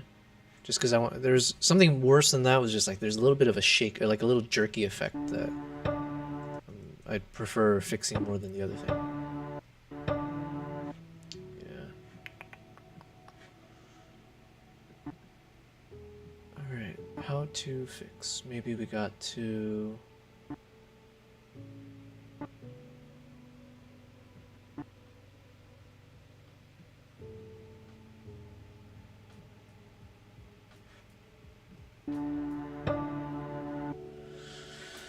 You know what? Sometimes I do this.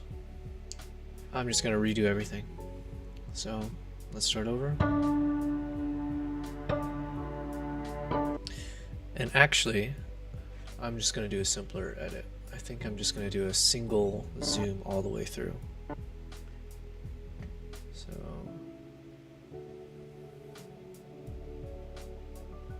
you can kind of slightly see it in the background here.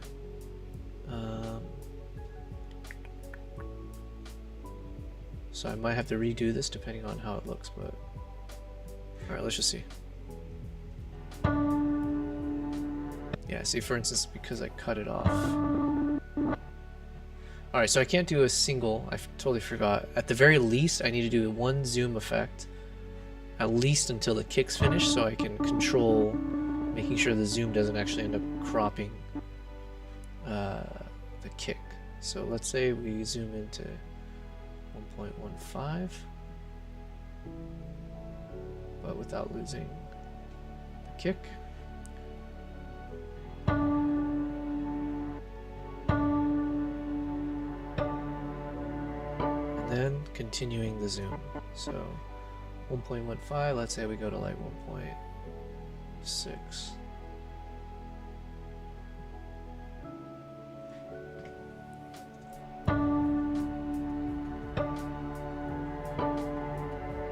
Good enough. Good enough. And this one I don't think we have to add any zoom because we're essentially physically zooming because obviously the proximity of my camera to the horse was changing in real time, so that's fine.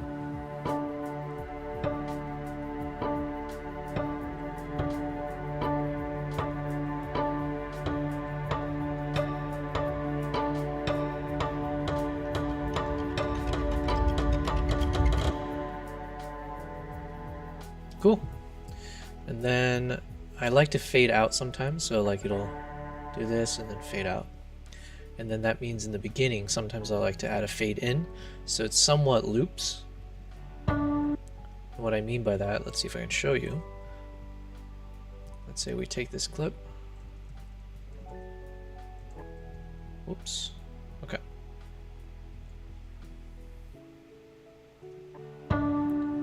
So now this should loop, so we can kind of see how it looks like as a reel or a short, whatever.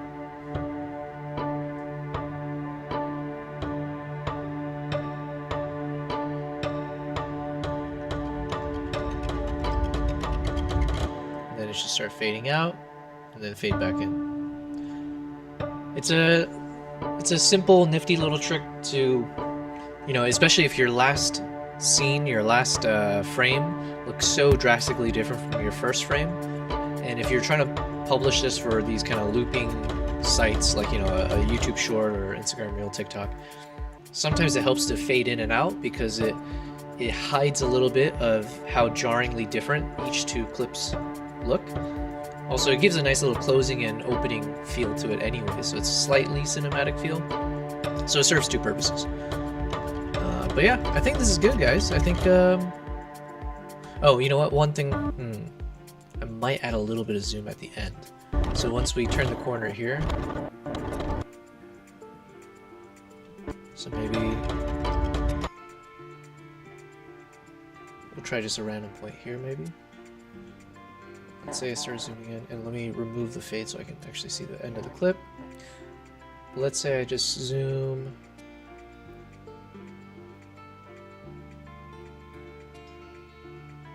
like this or something. So then what should happen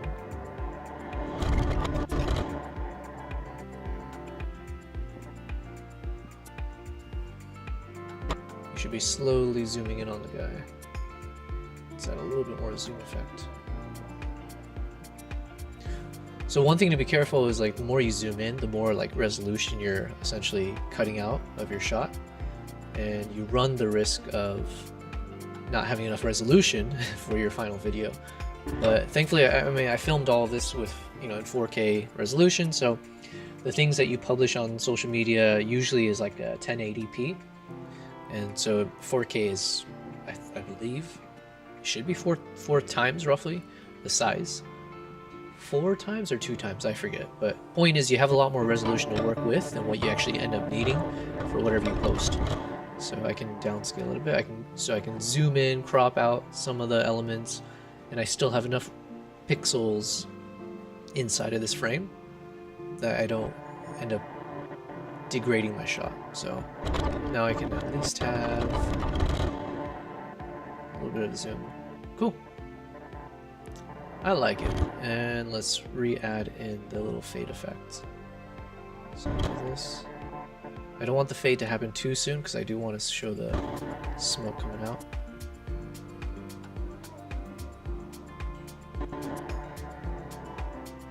Okay, let's see it again.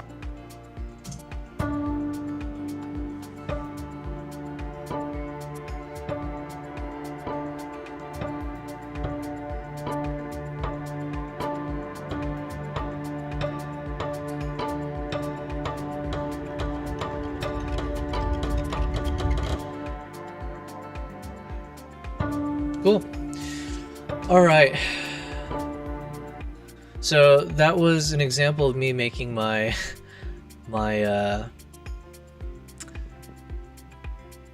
YouTube short. Now it's not my best work. It's not something like, you know, I'm like, oh yeah, I perfectly did this, and here's a nice little story behind it. I am trying to be faster and faster with these types of edits. The things I generally post on my Instagram Reel, those are the ones that I will fine tune a lot more. I might change up that strategy as well, just in terms of, for the sake of optimizing and being more efficient. But yeah, like, you know, I take pride in a lot of the stuff that I create, but this will be nice for us to be able to post on my shorts fairly quickly. So now that we have this shot, let me export it.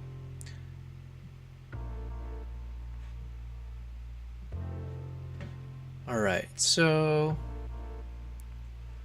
we will export this as a 4K clip. I believe, so I haven't had issues yet in terms of uploading a 4K video onto YouTube. I usually have issues. Yeah, you don't want to like publish a 4K onto Instagram. Now, as I just said that, I did add a little bit of incredible amounts of zoom, like some more than I probably should. So I do think I'll probably just end up exporting this as a 1080 HD. And then we gotta change the namings and everything. So this will be Dropbox. I'm gonna put this into upload. We'll call this Zimbabwe.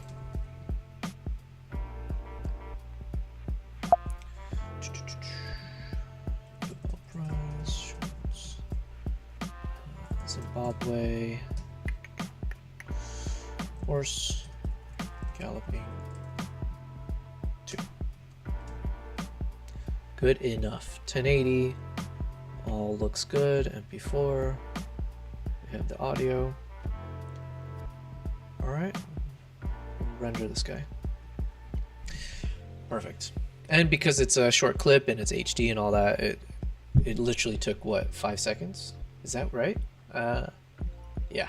So rendering is very, very fast. And let's check it out.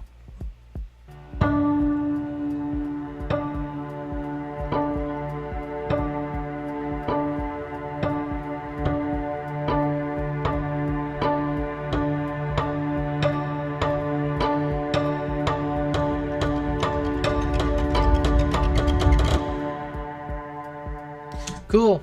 All right.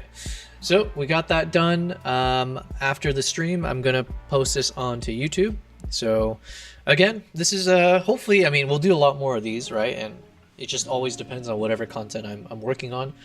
But I hope this will be entertaining as I get better and streamline all this, but you guys will get to see the behind the scenes as I work on different clips, potential pieces that end up being really cool. So obviously the hope would be I can get to a point, and you'll see moments where like I'll have those light bulb, this is epic, I just figured out the coolest way to transition and show some like 30 or like, you know, whatever epic moment from my travels, and you guys would have been a part of that process of seeing me create that.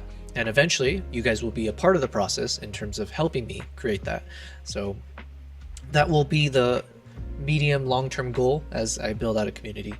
But in the meantime, it's all there. I'm streaming it. So thanks for watching that part. Now we're going to go back to Mongolia. So we need to continue working on the Mongolia piece. And like I said, I do want to work on YouTube projects, Mongolia. I do want to work on the trailer portion of it now. So this will be fairly exciting. For me personally, it's the most exciting part because literally I am having gone through my clips and going through it again. I need to find all of the best clips. I am literally looking for the highlights of this entire trip so that I can bring them all up to the front and figure out how can I put this into a 30-second opening scene. So that's what we're gonna do. All right, how do I remove some things here?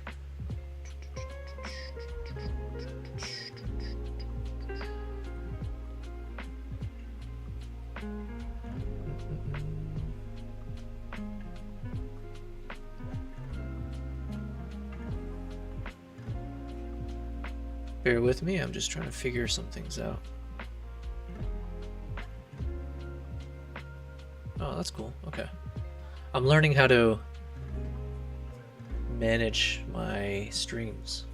So I couldn't figure out how do I like delete messages or block people, but we're getting there. Okay.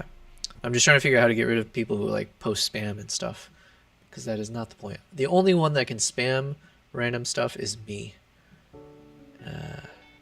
That is the law of the land. All right, so let's jump back to my editing. All right, so we had gotten through, just as a recap, we got pretty far, like let's say halfway through in terms of organizing all the clips. That was all the color coding we were doing up to this point, to figure out is there a cohesive story that we can tell from the trip to Mongolia. Everything from landing, or at least flying, landing in Ulaanbaatar, the capital, spending a half day there, then flying out again. Is the ordering incorrect here? Let's see. Yeah, so I'll have to readjust some of these things. But yeah, as we land in Olgi, so let's jump all this. We'll figure it out later. As we land, I meet the crew. We drive a few hours to get to the homestay where I'm staying with Arduk and his wife. I'll get her name later. Who, you know, and Arduk is the eagle hunter that I was documenting, essentially. Just filming life of an eagle hunter, understand the culture, just enjoy going out, seeing what they do on a day-to-day basis, including going out for hunts with the eagle. So then we have the chapter where we do our first kind of foray into the wild. So we'll have all those shots from the different cameras that I brought, and then it'll be nice to show some scenes of the eagles in flight as I film them. So yeah, this will be pretty fun to be able to see this, and obviously I'll be slowing it down. We're gonna put some nice soundtracks for the final results. But yeah, so then this is gonna be a cool section. Then we have some moments where they're racing towards the camera. And so this also will look really cool, obviously, in a very cinematic mode. By the way, this will be an Instagram Reel, YouTube Short as well. So as I get faster and better at this, I'll be multitasking. And you know, as we go through our Mongolia edits, I would be able to highlight some moments where it's like, okay, let's just go ahead and quickly turn this into a short. So that's probably something I'll do for tomorrow's stream. Let's just take that exact moment here. Just like we just did, we'll get some dramatic soundtrack, and boom, we should be quicker and quicker at that. So then we had the next day where the blizzard basically was starting to foreshadow what was about to hit us. So we had this day where we went ice fishing, and then the snow just, you know, the van got stuck. Then we had the crazy moments when the blizzard started to really kick in. So we'll end it with that, like this moment here. And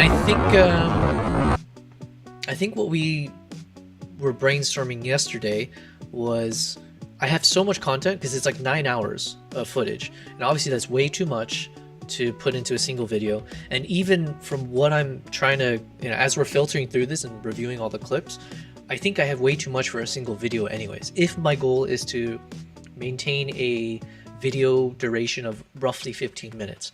Like, yes, I could create a single video about my Mongolia vlog that's like maybe 30 minutes, 40 minutes, but my hypothesis is that that's too long for most people to actually watch.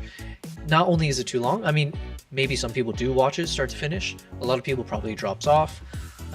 There might be some really epic moments, which I know there are, that'll be throughout the video, and there's a chance people just won't watch it or catch it because either they're distracted or it's just too far into the video and they don't make it there. So I want to do justice to all those really cool moments from my trip to Mongolia.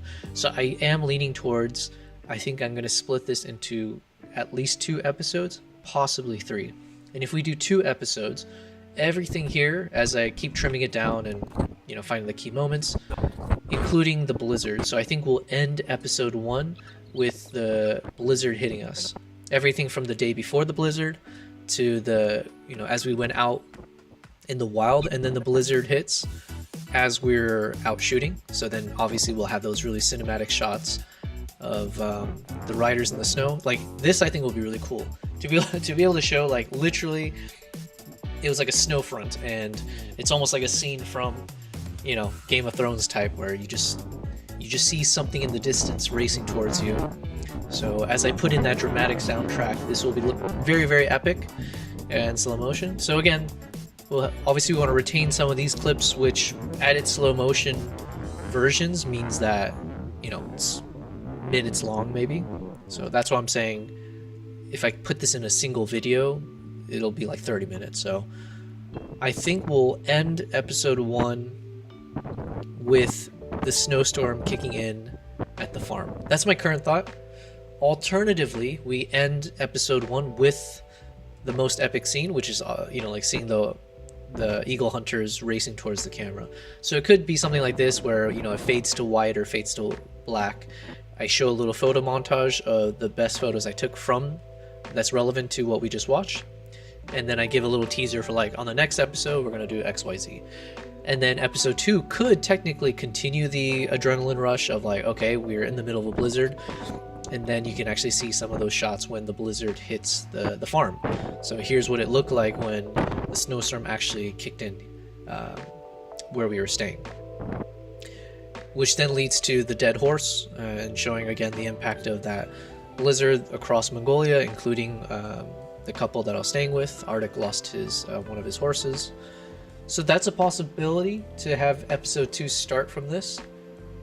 Alternatively, we end episode 1 with the entire blizzard. So, like, everything to do with the blizzard, including the aftermath, is episode 1. Have nothing to do with the blizzard except for maybe if I'm recapping something about it. Otherwise, episode 2 would be us adventuring again, going out with the eagle hunters. We have some scenes when I strapped a GoPro to the eagle. We'll have it'll still talk about the blizzard, or I guess the crazy weather condition, because even though we didn't have another one of those crazy snowstorms, the cold front was insane, to like -30 to -40 degrees. So even when we went out for our eagle hunts, at one point we had to give up because it was too cold for all of us. So we just holed up in one of the hunters' home. He just invited us all in, and they cooked us a nice little feast, and everyone drank some Mongolian vodka, played music. So I really don't want to shorten this section, and I do feel like I want to make it a little bit of a theme of episode 2, which is nothing to do with wildlife, more about like the cultural experiences that I had. because yeah, it was really fun. You know, we got drunk together, played music, but obviously I still want to maintain like the adventurous side. So once we warmed up, we went back out so we can show some of these clips as we fly the eagle. We were looking to hunt, but it was no luck on that. But we have some cool shots again from the eagle flying, as well as my point of view as I was filming everything from the eagles flying as well. So I think this will look really cool. Let's see. We were looking at this yesterday, but yeah, any of these kind of shots are just going to be super cool in slow motion. Seeing the eagle flying towards the camera with the GoPro on its back. Yeah, so I got to watch them, how they train the eagles, how they get the eagles to fly and all that stuff, come back to them. The racing shots of the hunters coming towards the camera. So this will look super cool. Again, the exercise will be finding dramatic music and stuff to apply to these scenes.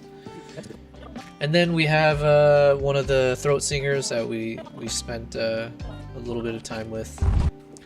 So in my mind, I'm viewing it as like, okay, this could be an entire second episode. Can I split this up into another episode? Technically, yes. But the risk that I run into is diluting the impact of each episode, whereas I want each episode to feel like nothing's boring. I'm just showing you cool thing after cool thing. And if I do split it up in 3 episodes, I just got to figure out where is a clean cutoff. Where in episode 2, let's say if episode 2 focuses again on like hanging out with the eagle hunters in their home and getting drunk with them, that kind of works, right? Like the title of the episode would be related to that. So like episode 1 will be something about surviving the blizzard in Mongolia. Episode 2 would be something about getting drunk with eagle hunters, right? And then episode 3 would be going out with the eagle hunters, right? Like, flying, something about, going out with the eagles. So that could work. I don't have the answer just yet. Or alternatively, you can even kind of see it in terms of the timelines here. This is like roughly about the same. Like everything I've got here is slightly longer, but it's a little bit deceptive because some of these clips, a lot of these will be deleted and they're repetitive or multiple shots of the same thing. So yeah, so these are I'm just giving you a little insight into what I'm thinking about as I make these videos. This is my current challenge of how do I split this, where are clean cutoffs, and the problem, I say problem, but the challenge is that for every option that we're debating here, each one requires a different storytelling concept. Like obviously if I did one single video, everything from the title to how I chapter things and everything will be different than if I say, hey, I want to make 2 episodes, because then what is the theme of number 1 and number 2, which means I have to figure out where do I do the cutoffs, what do I need to remove, all that kind of stuff. Same thing, if I do 3 episodes, it's not just like, oh, it's no different from if I did 2 episodes. Like, no. Now I have to find different cutoffs and add different themes for each episode. So I'm just giving you a glimpse into the making of, let's say. With all of that said, we're not going to solve all of that today. The task right now is I want to create that epic trailer. So in order to do that, I'm going to be going through all this, and I want to start copying and I'm going to create duplicates of some of the best footages that I have, and I want to put it all at the front of my timeline so that I can have potential clips ready for me to create a whoops, that's not what I want. I just want to move everything so that I can create a trailer. And again, what I mean by trailer is, let's actually see, YouTube, travel vlogs, Uganda. So I want to show you guys an example of, I showed trailers already, but I want to show you what I mean by like a trailer if I have a multi-episode series. So for instance, this was, let's show the chimpanzee one. Yeah, why not? So this was episode 7, and for each of my episodes, I had actually created like a 5 to 10 second hook of showing like a specific moment in the episode they're about to watch, and I had some voiceover explaining the context, preparing people for like, hey, this is what you're about to watch, and then I had like a whatever 10-15 second trailer. So let me go ahead and play that, and let me pause the music. Okay.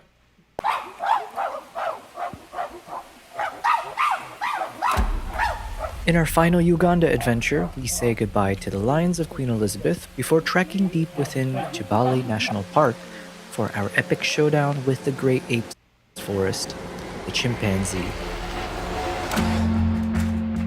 So this is the trailer part right here, which is what I want to create for, I want a Mongolian version.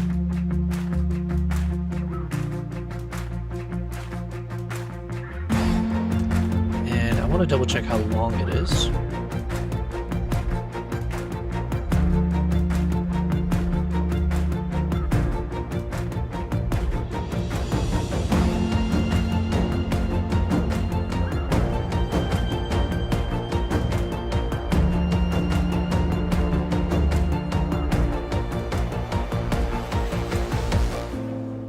Okay, so we're at the 1 minute mark, and where did it start? The chimpanzee. Okay, so it was like roughly 40 seconds or so, right?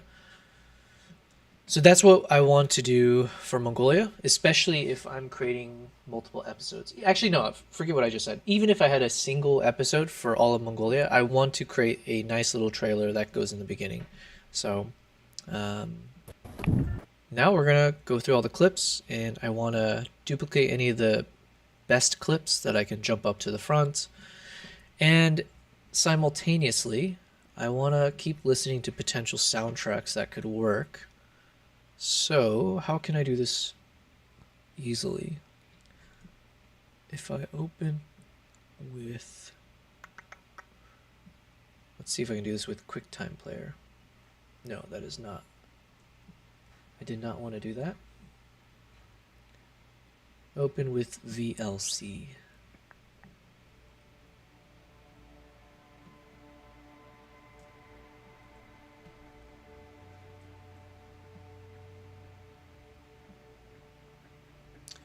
All right, I'll just show you guys what I'm struggling with here. I don't know how to create multiple playlists on VLC, so now I'm just trying to see if I can rearrange it so I can put the ones that are related together. So this is close enough. So let's just listen from Saver. Is that one of them? Concierge is not. Parlor is not. Okay, so let's start from Juniper, Vignette, Magnum. Okay, so definitely from here. So I want to have this play in the background, so I'm multitasking to see if there's potential soundtracks that we can use that would work for like a, let's call it like a 30-second trailer. In the meantime, let's just jump through some of these clips. In terms of what I'm looking for in a good trailer, definitely some of the key wildlife moments, for obvious reasons. Some moments like selfie shots of me or with some of the locals. Definitely some cultural shots of the locals. And like some close-up shots that I can throw in here and there. Thank you very much for the subscription, Lord Doy Star. You know what? My God, I'm so bad with remembering names, saying names, everything above, but thank you very much. I appreciate it. Lord Doy is what we'll call you. I appreciate it. Just a quick reminder, this is my 3rd day of streaming. I've never done this before, but I am trying to multi-stream, so I have this set up to YouTube, Twitch, and Kick.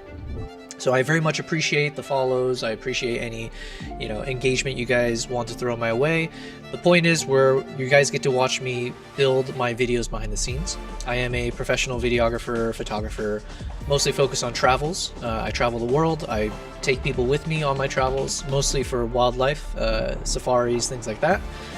and I started a YouTube a year ago where I can hopefully share my trips and share my knowledge in different ways for anyone that's interested. So the live stream made sense because now I'm done with traveling. I traveled about once a month for the past year and a half, and I've been home now where I can just look through all the content and create everything. So start sharing what I've captured. So that's what you're seeing. I'm working on a trip to Mongolia from back in February of 2024, and I have about 10 or 11 more trips to go through. So I've given myself 2 weeks to finish this video, and I'll be live streaming the whole process. So for anyone that's interested, you actually get to see how I make the sausage. And the goal is also, I'd love your guys' input and feedback and suggestions on how to make this video even better. And that will be the goal in the long term, is making these videos alongside you guys as my community. So hopefully everyone has a little bit of a feeling of, oh, we got to actually create this together. So anyways, that's my ramblings. I appreciate the subscribes and the follows and all of that. What I'm doing now is I'm just trying to see what potential clips do I want to include if I had an opening trailer scene. So definitely I need some nature shots, some wildlife shots, and the eagle hunters in all their capacity. This could work, and I'm like, I don't have to be super... Anything that could potentially make the cut, I'm just going to throw in here. Because obviously the whole point is we're going to keep filtering and filtering. If there's like a statue that makes sense to somehow throw in, that could work, but it depends on how stable the shot is. Obviously here it's very shaky. Let me just quickly see if I can fix that. And then also what I was mentioning is we're multitasking here. So as I am doing this, I'm just listening to the music to see if there's something that could work for the trailer music. So let me play this magnum opus one again because I was a little bit too distracted. Okay, this could work. So I will also throw this as a potential clip for the trailer. And I also don't know how loud or soft the soundtracks are that I'm playing. So if at any point, if it's like drowning out my microphone or if it's drowning out your ears, please do let me know. I will go ahead and make those fixes.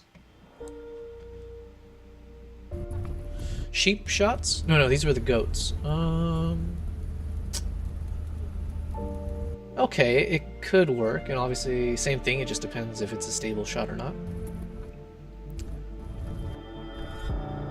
Maybe a bit of this nature. Okay, definitely this, because I just need a couple seconds maximum of different moments. So this looks very, very... Yeah, as far as nature goes, these are nice shots. So let's add this one for sure. And then these two.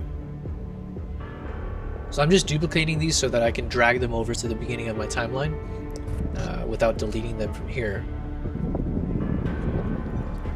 Okay, so we got some selfie shots, but they're not the best. So let's keep moving on. And while we're doing this, let me just go ahead and drag these over now.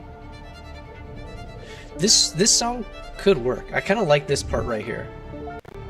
So I do a lot of, like, as I'm making this, I have to just do a lot of imagination, I guess, or like trying to envision what could happen. So this kind of like string effect here with some different clips. And if there's a little bit more drama, that'd be nice, but let's see. Yeah, okay. There is that drama there, but the problem is, I made this comment earlier, there's some instruments that are being used that feels very, very modern, if that's the right way to say it. Like, imagine like electric guitars or things like that, which doesn't necessarily fit the vibe of what I am currently imagining. It's not to say it won't work, it's just generally I kind of prefer these types of stringed instruments or the piano, something softer. But yeah, I think this part could actually still work.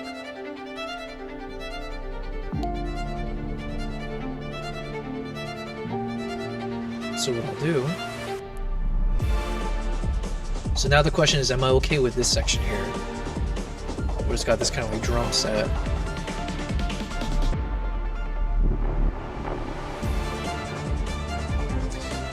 it does kind of fit a vibe of like a trailer, because then as the music builds up, as it gets into that kind of fast action moment, you can imagine in my trailer that's where I'm like going through clips quickly and showing some of the coolest moments, and then it draws down here. So honestly, it's a potential. So what I'm gonna do, I am gonna go back to my DaVinci, and I should have a section for audio. There it is. So I have a section for potential soundtracks, and I need to be a little bit more accurate. So what I'll do is I want to create chapters. So for the potential soundtracks, let's create a chapter for opening trailer. And what I mean is then within each of these potential chapters that I have, I can put in whatever soundtracks that probably fits the mood of what's supposed to be conveyed there. So in this case, we want to bring this song called Magnum Opus, which is the one we just listened to. And then we'll keep listening. In the meantime, let's drag all the relevant clips.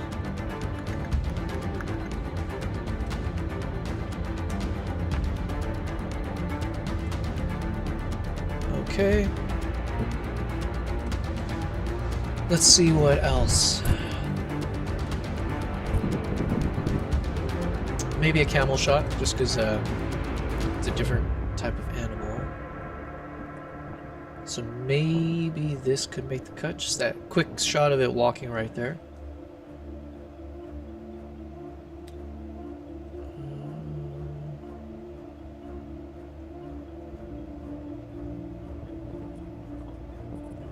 Maybe this one.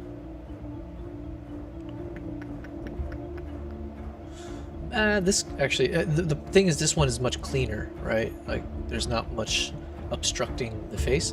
The angling is slightly off from what I normally like, but it makes it very distinct that this has two humps, right? So, in some ways, it's kind of nice in this pose. If I could think of an ideal shot in this scenario, obviously removing all these brushes, if the mountains were a little bit more distinct and like visible, because then it's like you get two layers, right? You get a layered effect of the humps of the camel and the face looking like a mountain landscape, and then you have the actual mountains right behind it. So maybe this shot could work.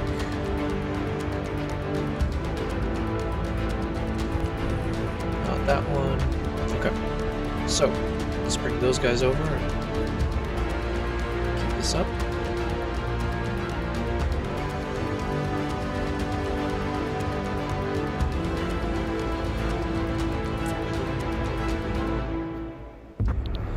Now selfie shots, I mean, preferably I don't use anything that's in the vertical mode, just because obviously of the blurred effect we'll have to utilize.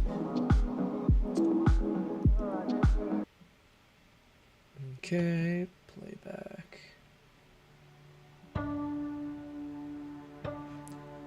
This is the soundtrack that I mentioned was used in the little opening trailer I created for my streams.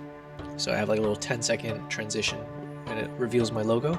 So I use this as the sound effect in the background. Horse shot's good, but I think I have a better one. So, but you know what? Let's just drag it just in case.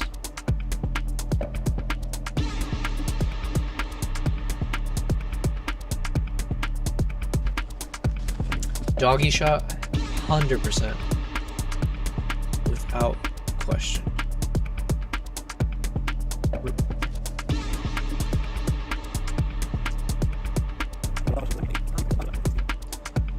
Let's keep going. What else do we got? Not these. I think I have some of these shots, but in landscape, so I'm trying to avoid all the vertical shots unless it works zoomed in. Actually, you know what? I will bring that over because let's see how it looks when I zoom in, but I do have some landscape already. Okay, so all of these I'm going to bring in as potential trailer shots. Let me bring these down actually.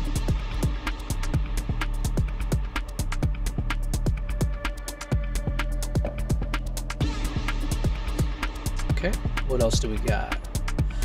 This soundtrack doesn't really work for the trailer, I don't think, because this is like the complete opposite of what I'm looking for. If you remember, I was just saying, like, I mean, a lot of this just sounds very, very modern and not the vibes I want. I want that, like, God, how am I forgetting his name? Like the Hans Zimmer-ish kind of style. Okay, maybe this would work, because it'll be a nice little mini action shot if I just take the moment where he's barking and zoom in on his face. This one's a little bit better because it's more cropped in. I know I saw yesterday we had a really good shot of this dog close up, where like the eye is super sharp, and he's like one of the friendliest dogs that I've met on my trips, but he looks demonic. You know, he looks like you don't want to mess with him. So, should I use one of these selfies? Maybe. The colors on it's not like as great. I think this is shot on my iPhone. But yeah, okay, we'll throw all this in. Okay, one of these shots for sure. When I was on the horseback, is this the one? Let's see. Not that. Okay, so we'll bring all this over, except for that small clip in the near the end there.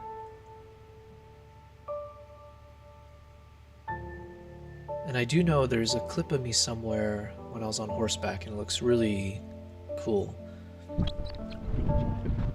Here's the GoPro shots. Probably won't keep any of this for the trailer, I mean. Actually, let's see. No, I do know I have some shots from my professional camera, so we can probably safely ignore these guys.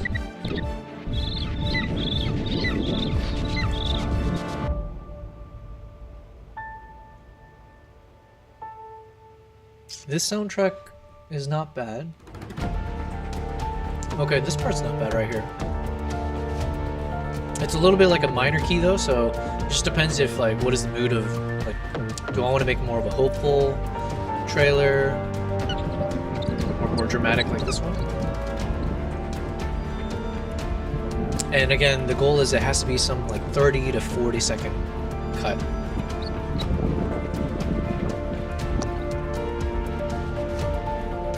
Actually, I just want to see how I did my previous one. Let me just go back to that India. So that was my India travel vlog, cinematic trailers. Let me pause this real quick. I don't actually remember if I went with more like a minor key style with any of my trailers. High above the world, hidden in India's silent peaks, there exists a creature of legend. A ghost, barely glimpsed and rarely captured. I set out on a quest to find the elusive snow leopard. But journeys to these heights aren't just about what you seek, it's what you discover along the way. From Ladakh's untamed wildlife and serene mountain monasteries, to Jim Corbett's misty jungles, home to India's iconic tiger.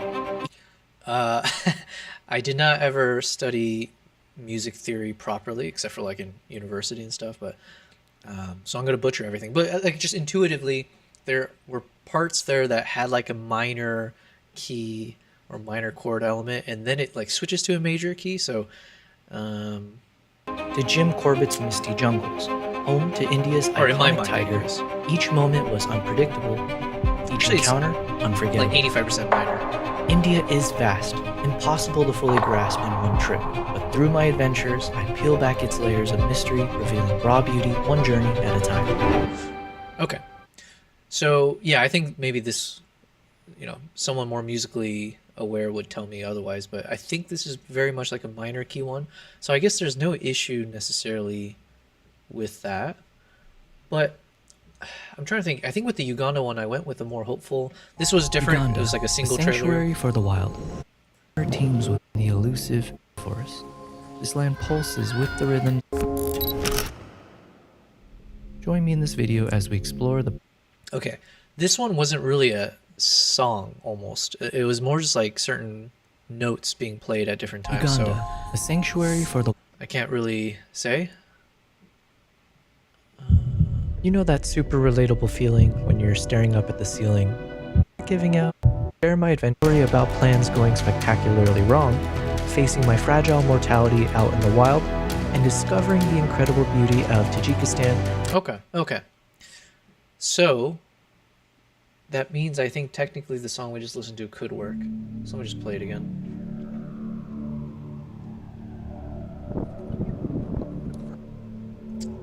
Alright. What else could work? I definitely like these kind of point of view of the horse. So let's draw that guy up. Maybe... Oh yeah, for sure. This kind of looks cool.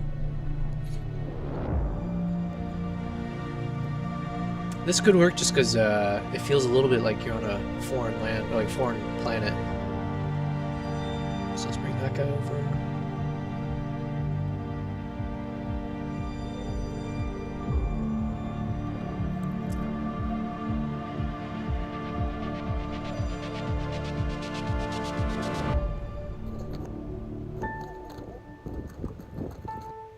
So this part right here could work for the trailer. Starts quiet. Well, okay, I don't know how long this is at. But yeah, like the point would be maybe at some section here, right before that, the climax, let's say. It could be where I have some voiceover and I explain what's about to happen. And then the question is, can I get the montage to start if it picks up? Let's see. Yeah, something like this, you know, it's like picking up.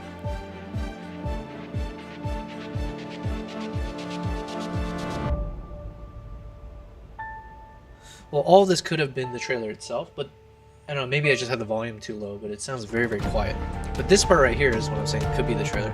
So, let me go ahead and bring this guy over. It's called Burden of the First. Okay, so that's potential soundtrack number 2.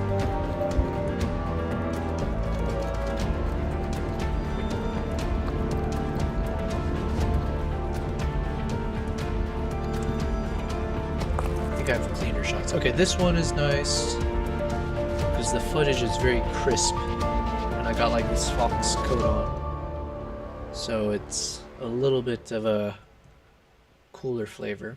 Oh yeah, this is the clip I mentioned. This was with my professional mirrorless camera, so the resolution, the colors just pop a little bit more, so I think it's worth using that potentially. Oh, and then this shot, yeah, so what I was saying is like a moment like this definitely works for the trailer. So I think we'll include...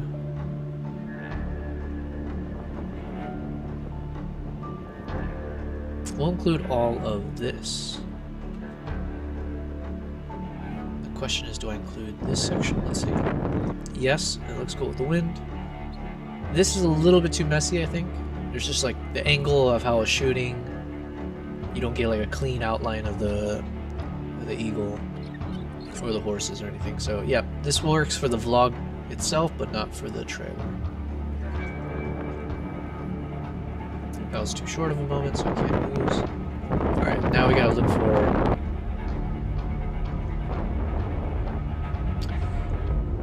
Problem is here, we don't have a clean background, or the background is a little too blending in with the eagle.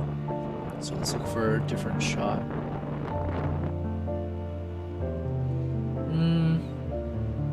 Does this trailer work? Or sorry, this soundtrack for the trailer. It's a nice song, and I think I want to use it. The question is, can this work? We're still, you know, this is a longer song, so we're still halfway through.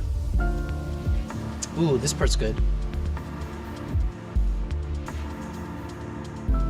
And I think for like a trailer soundtrack, I want something with a lot of obvious beats cutting in, because those are nice moments where I can obviously know that I can transition the footage alongside those beats. So this one has nice little, like a little whisper sound each time. And it's nice here, it calms down. So this would like be the end of the trailer, right before this jazzy part.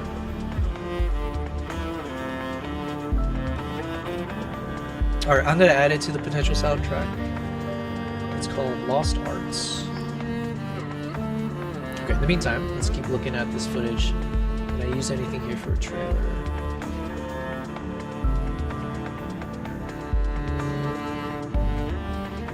Depends how much I can zoom in on this guy.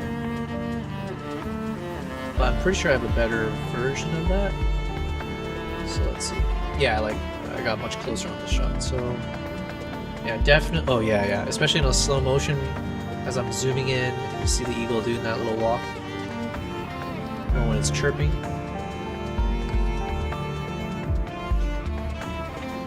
And for the trailer, it's like the point is like I have to look for the juiciest parts of the entire story. So I don't need all of this, obviously. It might just be like that quick moment when it's chirping or when it's just a little jump. And then I just need to time it to whatever potential soundtrack we select. So that could work. This one doesn't work because, again, it blends in too much. I'm a little bit too far away. Okay, this might work because at least I have a unobstructed view. You get this nice separation with the background.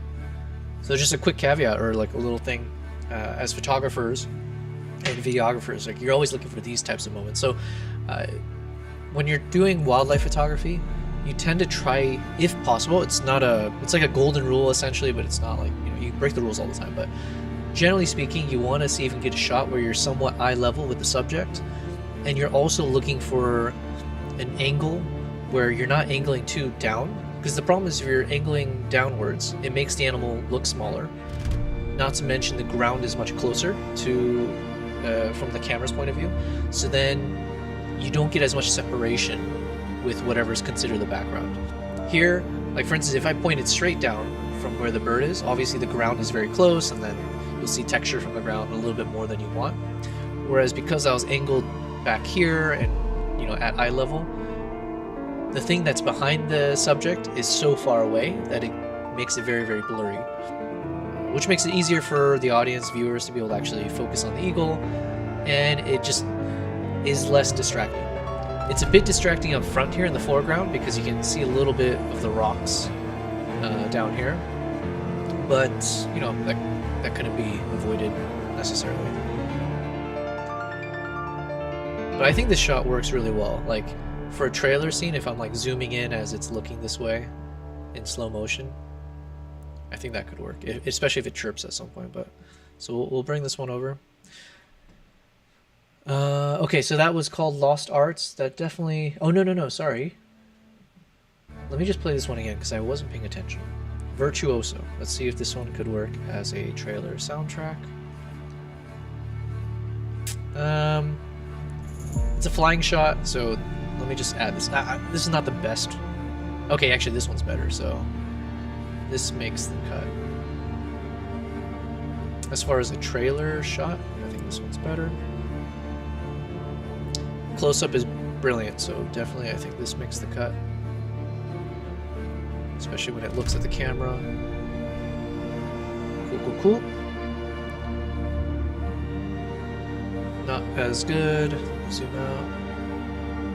Oh, okay, here we go. Now we're getting some of the more epic shots. So the problem here is obviously the background is very bland, just because it was a white sky. You don't really get to see, you can barely see that there's some texture from the clouds behind, but it's just not as ideal. But in terms of a trailer shot, right here, this could work. Let's see if I cut it off or not. Whoops. Where was I?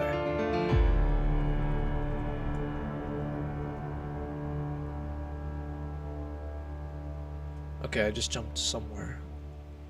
Oh no, we were looking at this one. Okay. I think this Virtuoso song could work as well, so I'm just gonna put that into the playlist or potential soundtrack. Alright, let me just jump back to this, see how it looks. So this is in full screen mode. The problem is like pretty obvious, but the problem is I cropped off a bit of the top here. So I believe I have better shots, but even like a shot here once it's landed, because now you get yeah, I think this could work as a framing for a trailer. So let's drag this guy over. This could work actually if I just slow it down. This is 120 frames. So this is the beauty of like when if you're able to shoot at fast, these kind of like, you know, 120 frames per second, for instance, the actual clip is just like what is it, like 2 seconds, if that? Yeah, it's like it's like 1 second long. But because I can slow this down to 0.2x speed, 1 second can turn into whatever, 5. Is that right? My math skills have not survived my age, but so right here, this boom, just that moment right there could be in the trailer as it rips the meat right there. That could be a quick second in the trailer. So there you go. Okay, this soundtrack is very epic sounding, obviously. It just depends, is that the mood? Is that the mood I'm looking for in my travel vlog? I mean, it could work. I do have some epic shots that can fill in the shoes of this kind of like dramatic music. Let's see. It's a little bit blurry.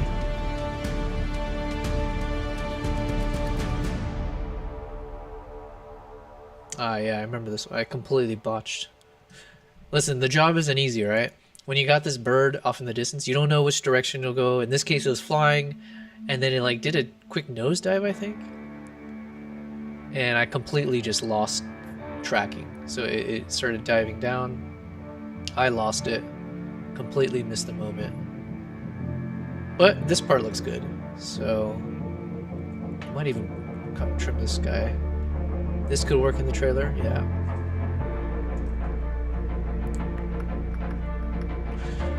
Alright, so for anyone tuning in right now, I'm basically I'm working, you guys are watching the behind the scenes of me making my next video for YouTube, which is my travel vlog to Mongolia. This is the first time I went to Mongolia back in February of 2024.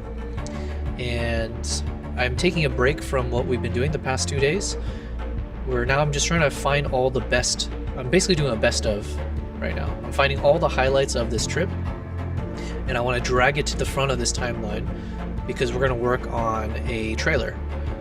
It's going to be like 30-40 seconds trailer to tease this vlog, obviously. And that's what will be at the start of my YouTube video. So you guys are watching behind the scenes of how do I actually make my videos, and hopefully it'll be fun for you guys. It's you know, ask any questions, but yeah, these are my trips. This is what I do. I travel the world, I capture what I see, and I am trying my best to tell those stories in a way that inspires people to also travel, explore the world, explore different cultures, and everything in between.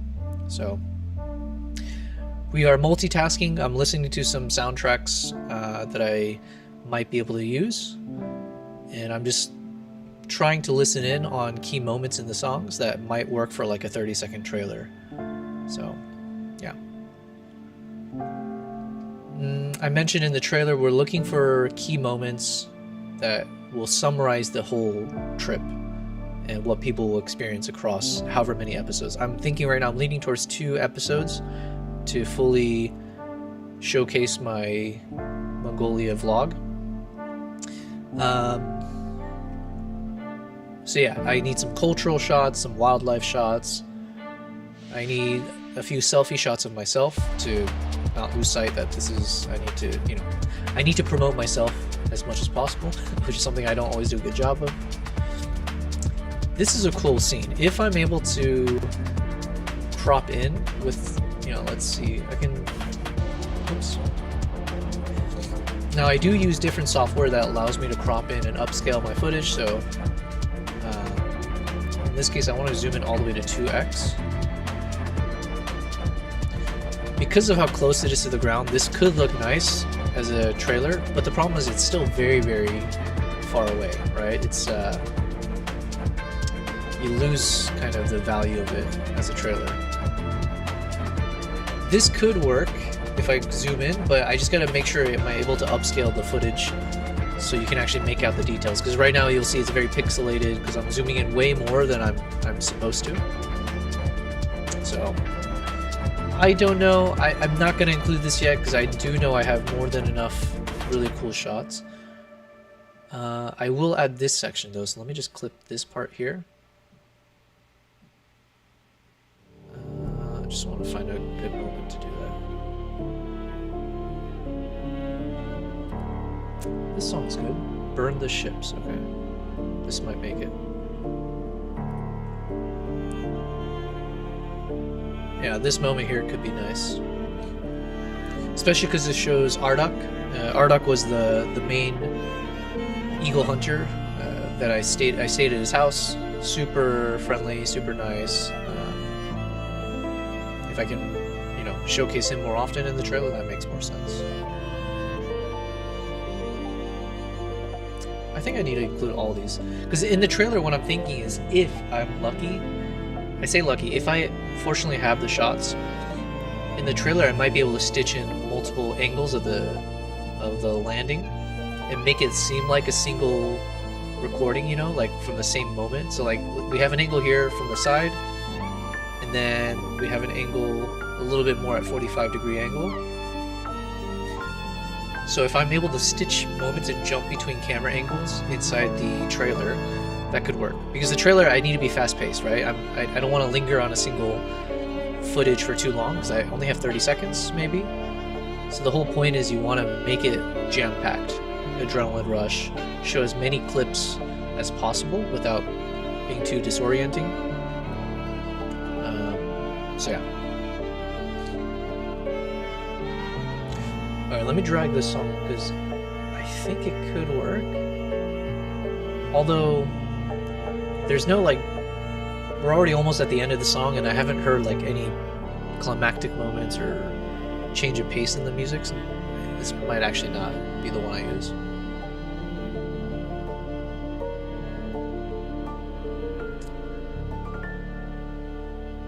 But it is a good soundtrack. I'm going to use it for something.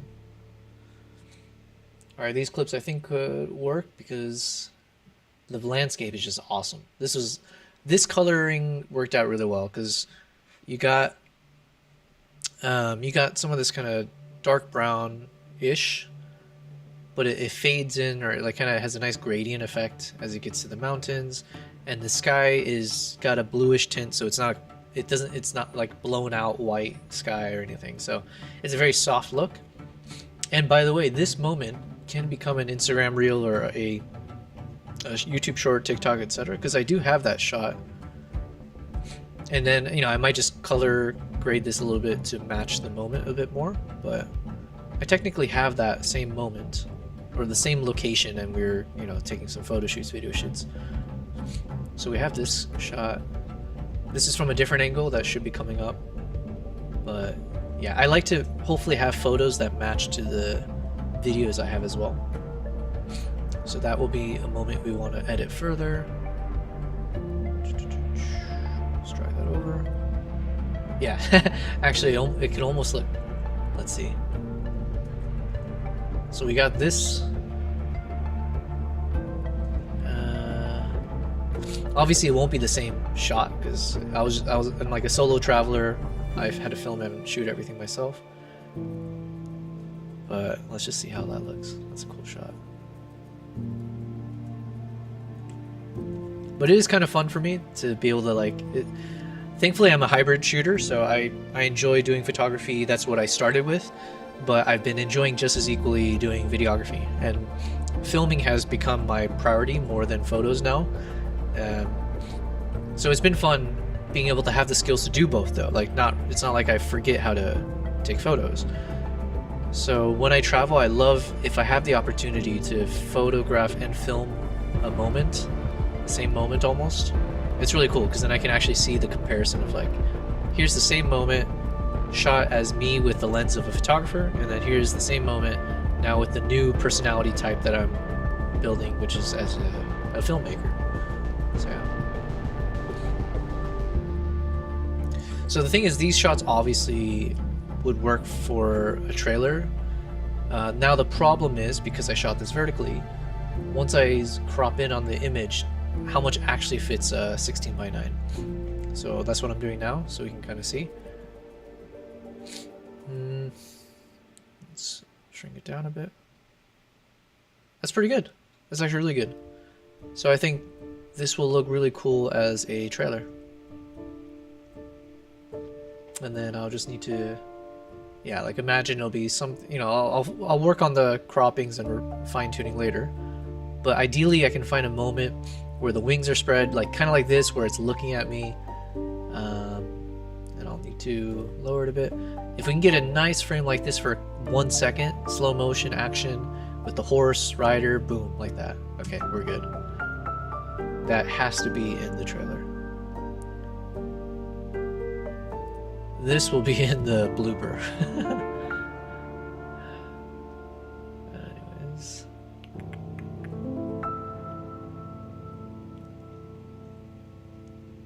Let's see what else. What else makes the cut? We were just listening to a song called Materialize. Did it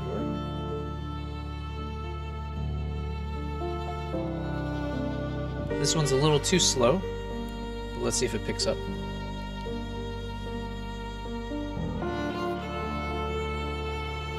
Cultural shots. Okay, we definitely need to add this. I would like to believe that I am a somewhat humorous guy, or at least I don't take things too seriously. I enjoy just being able to laugh at yourself and, you know, be lighthearted. So generally I would love to infuse that in everything I do. So even with the trailer, even if I go with like more of a minor chord style, ideally I can fit in clips that were more lighthearted. So, you know, here I was cradling the eagle like it was a baby. It's very also unusual as a shot, so I think it makes sense to put it in the trailer. Doggy shots, 100%, because I love cats and dogs, I love animals, so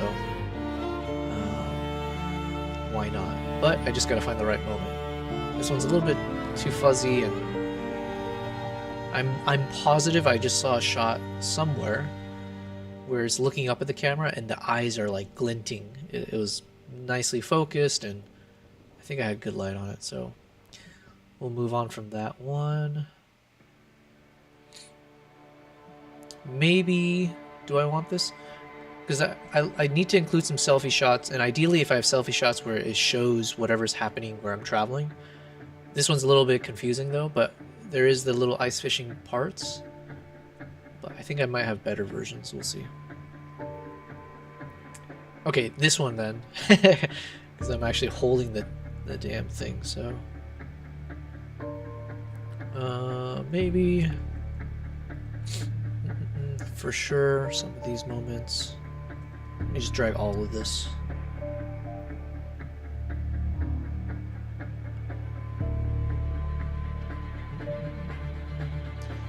This soundtrack could work. It's building up.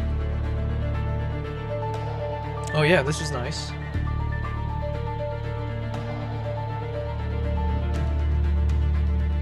I think I'll include this part. Basically, the thoughts that I'm having when it comes to the trailer also is like I want to show enough of the cool moments and the unusual moments, because the whole point of the trailer is obviously you want to intrigue the audience, you want to hopefully entice people to want to keep watching, right? It's like, oh, if I show only shots of one type of moment, if people don't care about that or it's too much, then it won't hook people. If I have moments across the board of me horse riding, being in a blizzard, having a van stuck and you're watching it being, you know, unstuck, I think enough kind of different moments will hopefully convey that this trip was very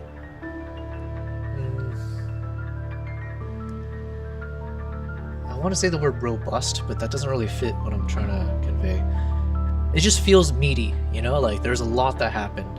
Therefore, I do want to watch this 15-minute long video because it seems like a lot happens. It won't be like, you know, he's front-loading all the best moments in the beginning and everything else will be boring. Hopefully it'll feel like, oh shoot, this guy's done a bunch of things on this trip, so let's check it out. If that makes sense. I'm just kind of... I am speaking out loud what goes on in my mind. So I'm sharing the insights of how I do things. This is cool. I might even show this in reverse, in a trailer, because like, you know, why not? Let's see how it looks. Yeah, okay, we'll throw this in as a potential.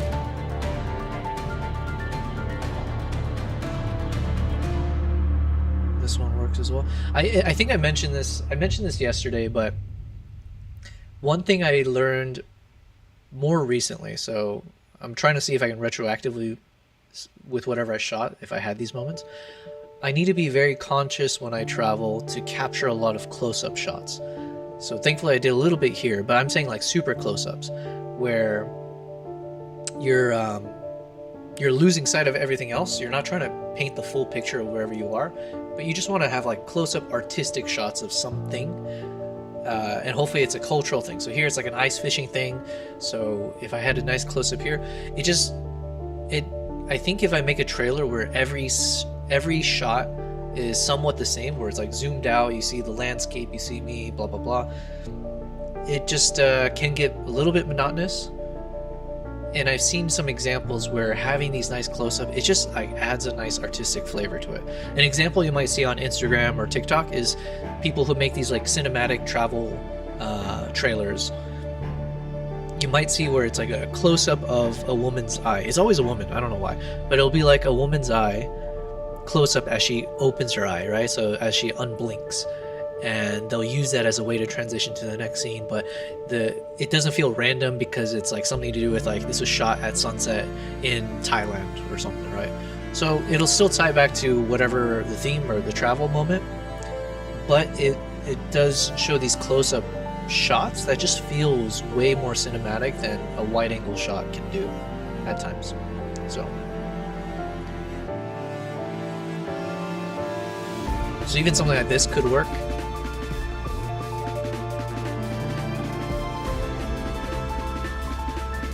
So I'll drag that over. But I'm just looking for the most cultural looking shots. Or like obviously culturally looking shots. Because the problem here is like there's so much going on that if I'm showing this for less than a second or even 1 second, that second goes by so fast that your brain can't even process what you're looking at. So I do need to find close-ups where it's a bit more obvious. Yeah, if that makes sense. Okay, this is cool.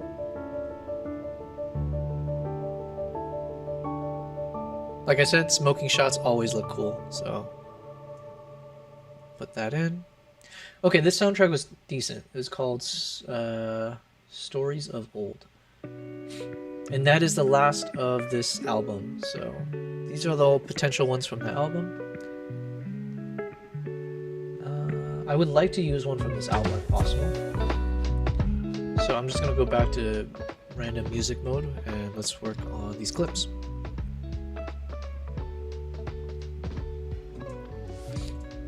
I need some horse shots, I need some eagle shots, and I need some eagle hunter shots.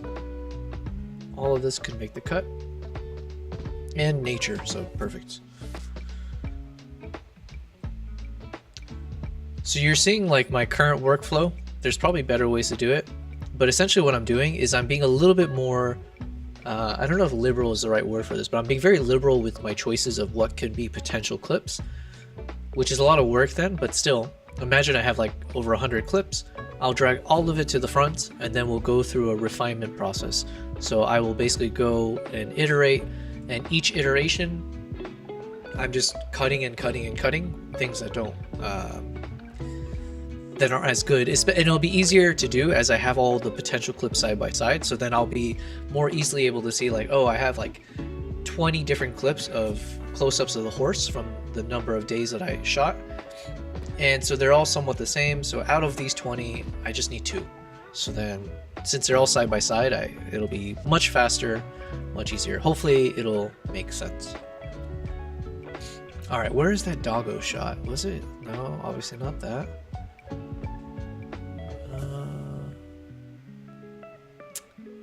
There it is. I think this can potentially make the cut because it doesn't feel like, well, obviously it can be looking like a random dog, and this dog isn't necessarily tied to a certain country. Although maybe it is like a local breed, I'm not sure. Because it does take a certain type of breed to survive the winters here. But you got a nice little ice caked on, like some snow caked on there, so I think this will work. Let me drag this guy over.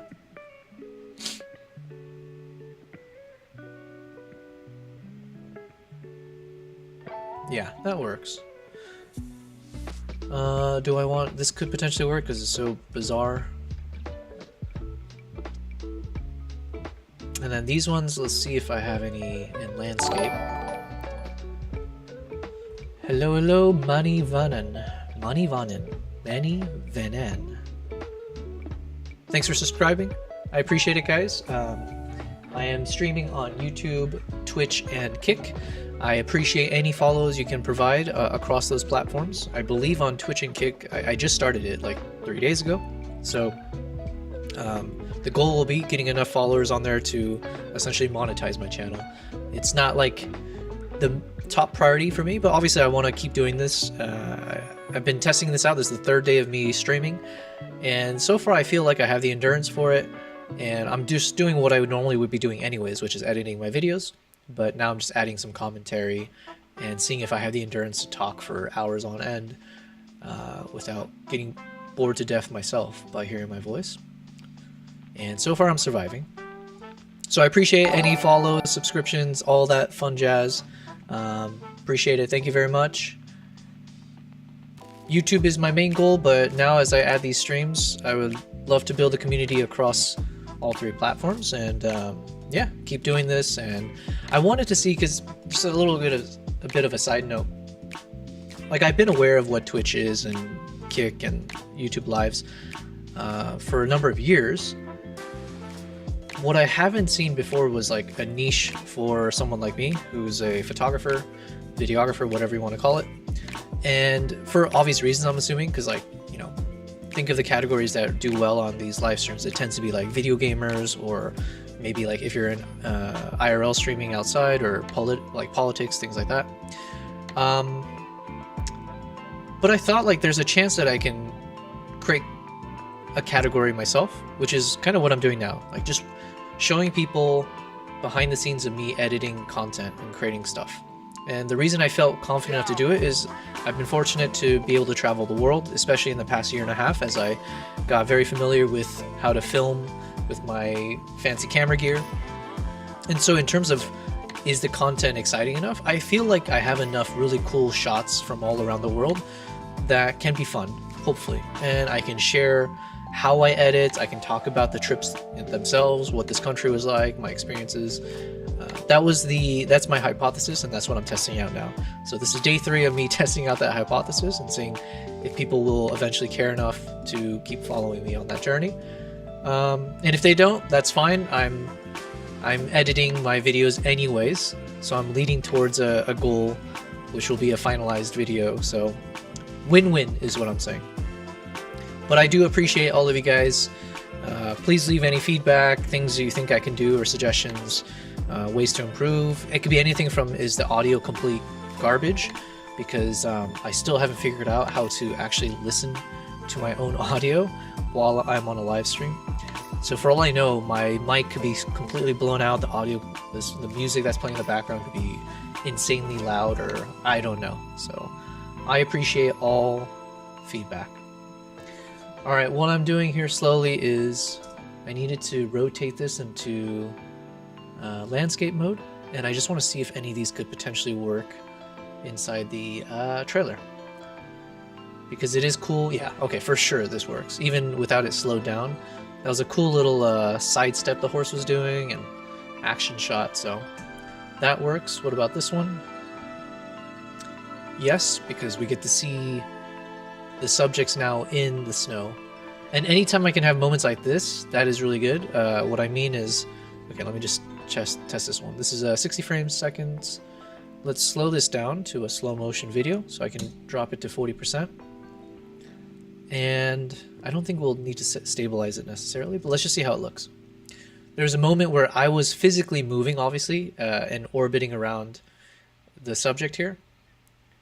But that motion, the subtle motion of me moving, mixed in with the snow, mixed in with hopefully keeping the subject somewhat centered, can lead to a decent clip right here. So like in the slow motion right here, and after I stabilize it maybe, this could be nice for the trailer. Cool. All right. I think this one makes sense because we actually can see some action here with the, let's see. In slow motion. Hells yeah. I think anytime there's snowfall in my shots, I'm like happy. If I could exclusively travel in like winter times where it's like snowing, I would love that. It makes every shot just look so cool. It doesn't matter what, it just looks cool. Oops. All right, let's look at this close up. What up, horsey? Oh yeah, this will make the cut. I mean, got a nice close-up. Face is covered in snow. It's chewing, so there's a little bit of motion. And then I'll fine-tune in terms of, oh, right there, for sure. Okay. Okay, this is definitely making the cut. And it depends if I want to slow it down or not, because I think it looks nice already as is. But if you wanted to see what it could potentially look like, and by the way, there are ways to artificially slow down the footage even more than what is like technically possible in terms of the actual frames that I have in the shot.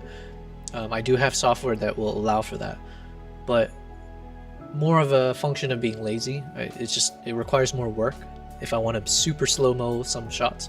So unless it's necessary, I tend to avoid that. But let's go see that moment again. Alright, let me reframe it a bit so it's higher. Let's see how it looks. It's kind of cool. Kind of cool.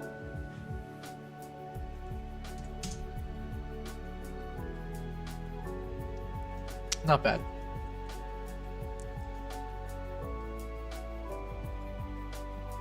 This one, the focus was more actually on the eagle. So let's see what was happening.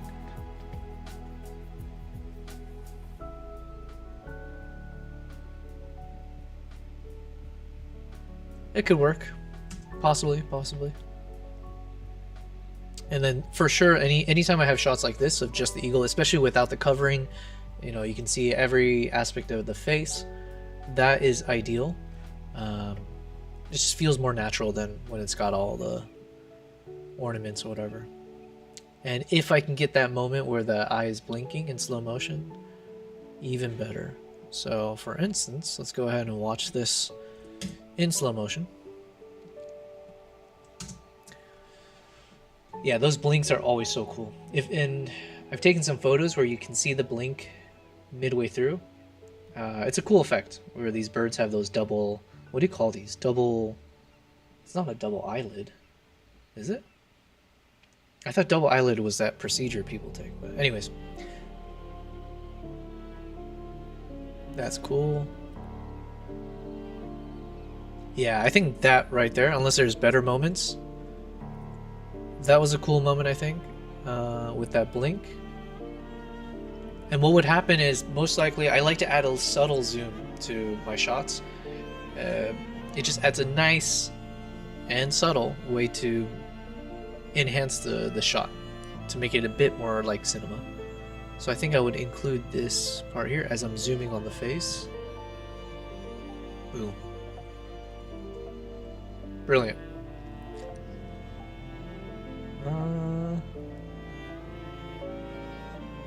I'm gonna add this because maybe I can have a sped up version of the shot and it could be a nice transition because it fades to black essentially. So I can either transition into a black shot or I can transition out from a shot that was in all black. Definitely any shots of me shooting out in the wild, I prefer being able to show that, because I need to also convey in the trailer that you're like watching a random travel vlog, obviously, but I would like to be able to convey in the trailer that who am I? Like, what is my brand? What do I do? So anytime you can see me with my camera gear, out in the wild shooting. It helps in terms of it just helps my brand. Yeah.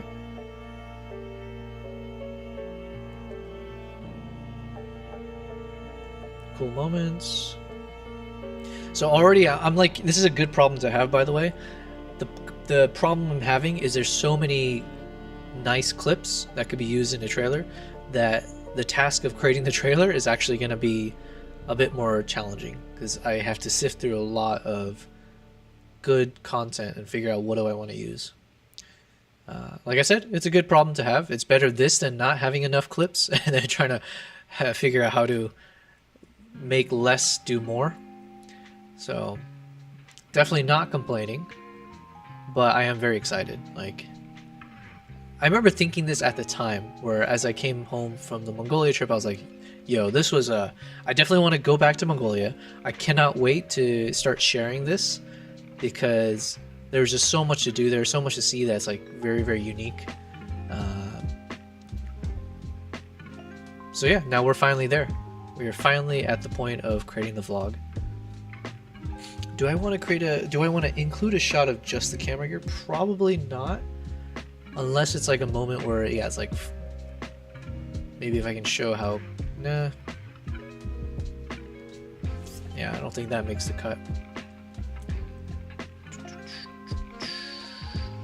And of course I need to include something from when they started racing. So what to include? I think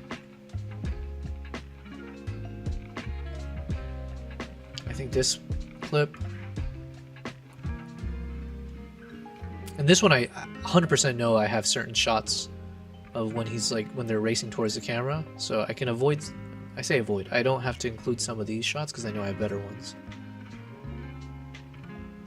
This one, if there's a quick moment where I show them both when the eagles are in the air, or like when they're posing with them essentially. This one, I brought this up yesterday. I mean, yeah, definitely I need to include this, because to get that close-up of Mr. Marlboro Man smoking away. I don't know, there needs to be a word to describe it, an Asian version of a Marlboro Man. Because I don't want to say that word, Marlboro. It might be the worst word in existence.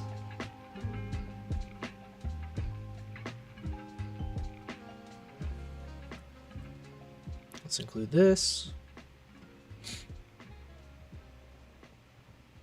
This was such a fun trip. I had such a good time, even as I was like freezing to death. There are so many moments where I was like, I think my toes are actually gone. Like, there's no rescuing it. But we survived. Yeah, okay, I do need some different types of animals, so it's good to have a little bit of a yak in there. This maybe could, if I have a moment, let's see. I'm going to drag this in. And then, yeah, once we see all the clips lined up, I'll have a good sense of like, okay, of the 50 clips, there's like 5 nature clips. So it's like, okay, do I need to add more? With them side by side, I can figure out, do I just insert them in one spot in the trailer, or do I spread it out? Yeah. We'll get to that next. Like I said, I know I need to include some portion of this in the trailer, because it was definitely the highlight for me in terms of filmable moments. So the question becomes, where do I put this in the trailer? It kind of makes sense to put at the end of the trailer as a climax. I don't know. I don't want to like jump the gun so much yet. I think what's going to happen is, once I have all the clips, I'll have some potential soundtracks, but I might do this off camera, because I don't know what I can watch in terms of soundtracks that can be copyright struck. I might want to watch some YouTube videos of other creators of like these kind of trailer scenes, and see if there's something that's very creative that I would like to learn and put into this. It could be a technique, like a video editing technique, or it could literally be a storytelling technique. It might be like, maybe what if I'm showing what if I start the trailer with this scene in like normal pace, but then I have some voiceover, blah blah blah, and then if there's a nice storytelling element where then it jumps into the travel montage of different moments, but then somehow it blends back into ending with the same scene we started with. Yeah, that could be interesting. But I'm saying this, I'm speaking out of turn because I actually don't have a good idea yet. But I do want to do some research and figure out what are some different styles of trailers and see which one works best for this trip. The biggest thing for me is I don't want to become too redundant. I don't want to become too stale. I don't want to keep doing the same thing every single time in all my videos. Not to say that the way I do them is bad. I just am on my own personal arc of wanting to learn and just keep growing as a content creator, keep learning and developing skills around storytelling, video editing, everything. So I just need to keep making sure I'm like sharpening my tools and when possible shifting gears, you know, and trying different things. All right, with that said, let's keep looking at potential clips. I would include this one, but I know I have some. Okay, maybe I'll include it because there's a chance that I do like a machine gun effect and I need as many clips because it's like I might have like 20 clips in less than a second. So we will include this. Same thing here. This one, I think, if depending on how much I can zoom in. It's like a cultural-esque moment. The question is, if I show this for less than a second, is it conveyed easily? I don't know. But we'll include it. Dog in the snow. Yes. Even crazier snow. Yes, yes. Yeah, this dog like almost looks like a wolf. This is a badass. Definitely these ones. Yeah, this is like the shot that I was talking about. Like for sure. Let me just drag these up. For sure, it makes sense that I would include some moment from this in the trailer because just the way everything is caked in ice. Let's fine-tune this briefly. Now the problem is because I shot this in vertical, as you're seeing here, I'm like part of it gets cropped. But that's not the worst thing. Like I said, I think especially in the trailer, having some close-ups looks much more cinematic. So let's see how this looks. So I would stabilize this footage later and zoom in, but even just that moment. So it could be like this, stabilized, where it's like lifting up its head, and you can clearly see it's just covered in snow.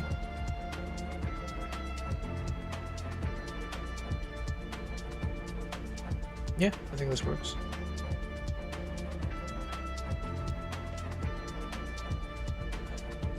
Definitely the young, you know what? I keep saying this, so I'm gonna just look it up now. What do you call a young horse? Young horse. Because I keep wanting to say foal, but I thought a foal was like a baby horse. Let's see. A young horse is commonly referred to as a foal. More specifically, a colt is a male foal and a filly is a female foal. These terms are typically used until the horse is around 1 year old, and then they're called yearlings. I'm definitely not saying yearling, so what do I work with? Okay, I'll call them foals. I just hate that word. My God. Marlboro man and foal. It feels uncomfortable saying it. These foals were really cool in the snow, so this is also a potential trailer ending shot, just like when it's looking at the camera in the snow. So I can see the trailer ending with this almost. So yeah, we do want to include that. Okay, here's an interesting question. Do I include any shots of the dead horse? Because it was a very distinct moment, Very unexpected moment, very interesting moment, but it's showing like a dead animal, and like I just don't know the rules well enough yet in terms of like what is considered faux pas, or you know, or it could actually be something to avoid.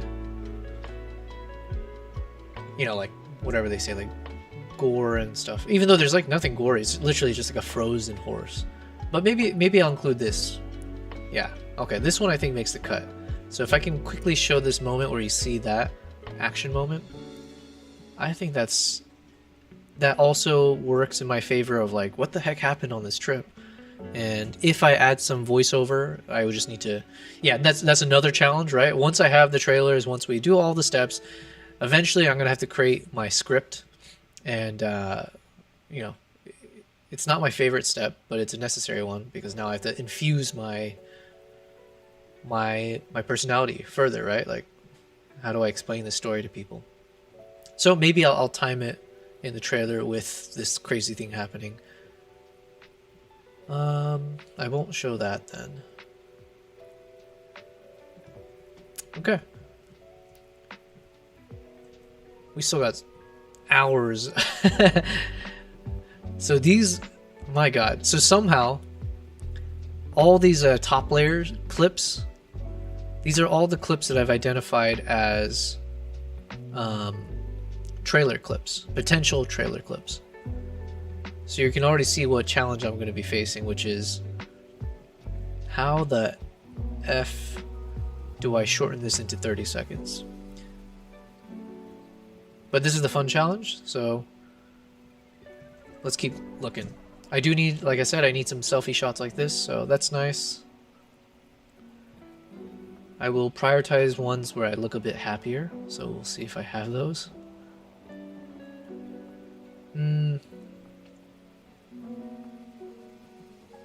This one's a little foggy. It was like super humid inside here, so all my camera gear was like fogging up. Okay, thankfully this one's better.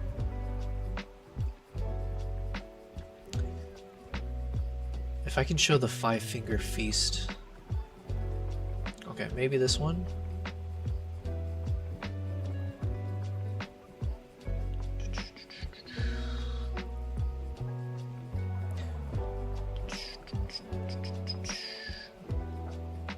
I loved everyone I met in Mongolia. They were so friendly, so welcoming. This is the food. Oh, I might include that. I think I need to include some food shots a little bit. But the problem is it's not like it depends how cinematic I end up going in the direction of in terms of my trailer. And the problem is a shot like this, just because I shot this with an iPhone and you know, you just can't match the quality, it may not work because it just doesn't feel as cinematic. But these are all potentials, so this is what they called the 5-finger feast. So it's just like a big ass platter of, oh my god, I forget. I think it's like a mixture of cow, goat, horse, and maybe yak meat. And you just dig in with your right hand, and the doughy thing, it was like kind of like pasta-esque, or no, it was kind of like, what was this like? I don't know, it might be like rice cakey. Delicious. Very, very delicious. And my stomach held up very well. I didn't have any food poisoning. I think this is like a Islamic tradition here, so maybe I'll include this part. How many clips of this do I have? So I was saying this yesterday, I don't know how much of this whole, what do you call it? This whole chapter where we went back in the city for a day and we did this like celebration. I don't know how much of this will actually make the final cut, unfortunately, because, you know, it was entertaining. It's not to take away from the moment, but in terms of excitement level, it's just not to the same level of like when I was out in nature and, you know, out of civilization and stuff like that. So if I do need to cut something, this is probably the first of my chapters that will go. Maybe I'll allude to it later, like maybe at the very end when I do a recap and say how much I enjoyed the cultural aspects, the people I met. I might have B-rolls of the shots. but the problem is this is like too much to show to like briefly talk about it if it's in the actual meat of the episode. So anyways, let's keep seeing. Is there any good nature shots? These shots are a little bit too dark for my liking, and like noisy, so I don't know if it'll make the cut. Let's keep looking. This is when the eagle shat all over my backpack, so they insisted it meant it was good luck, but you know, took me a while to clean that off. Oh, okay, maybe I might want to include one of the GoPro shots when it flew. I'll need to look for it. I don't think it's either of these ones.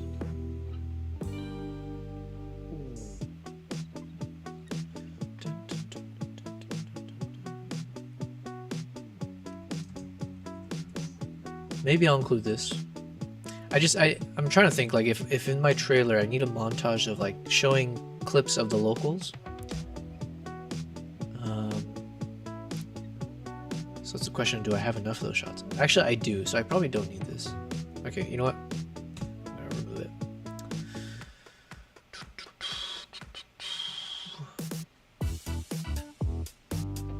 Selfie shot. I think this, yeah, this is with the horses. Maybe as well.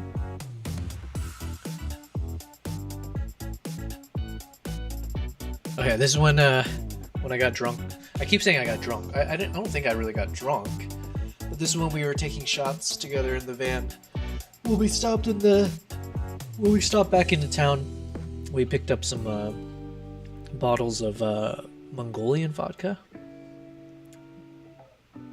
So I think that'll be fun to show.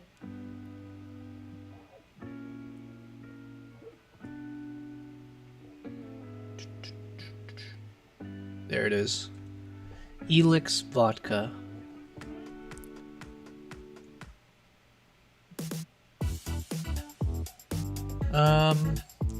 Cute cow, I guess. Alright, normally I would not include this, but it's a nice little close-up, so possibly. Okay, I definitely need this. Especially once I stabilize the shot. I might just do that now. Alright, let's see how this looks when I stabilize it.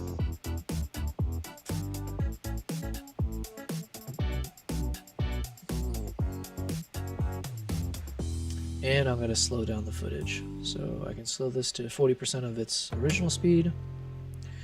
Alright, let's check it out. Yeah, already. Because the thing is, like, I only need not even a second sometimes, but ideally I just need like 1 to 3 seconds before things get shaky or something's out of focus. That means it's usable for my videos. Because, like, generally speaking, I'm not trying to show the full extended version of everything. There's just not enough time to do that for a vlog. But even here, just like I can see there's like a couple seconds here and there without shake or anything. So that's good to know.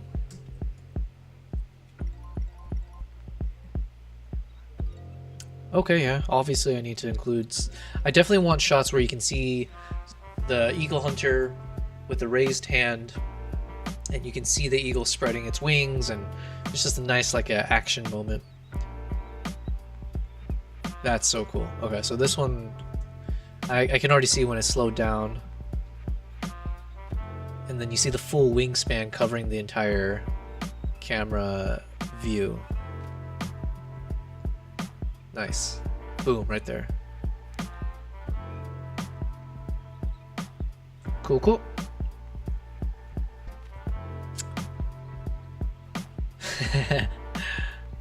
What is not, well, I guess it is being portrayed fairly properly, but I was freezing my ass off here. Like, I don't know how to describe negative 30 to negative 40 degrees properly, but it's something to the effect of, even with me wearing over 5 layers of clothing, with the beanie, the, what do you call it, the balaclava, gloves, all of that, it was it just like seeps in. You cannot escape that cold. It's almost like you're turning into a ice popsicle or whatever. So thankfully we all went inside. Unfortunately, that meant we stopped doing the hunt because everyone was like, you know, it's bad for the eagles, it's bad for everyone. So we all chilled indoors. The quality of this is not good enough for a trailer, unfortunately. But I do want to see if, okay, I must have some shots where I have them playing instruments. Okay, this is kind of cool. It's a little ominous here, but with that smoke, I think I want to include this in the trailer, potentially. Okay, we'll drag that over.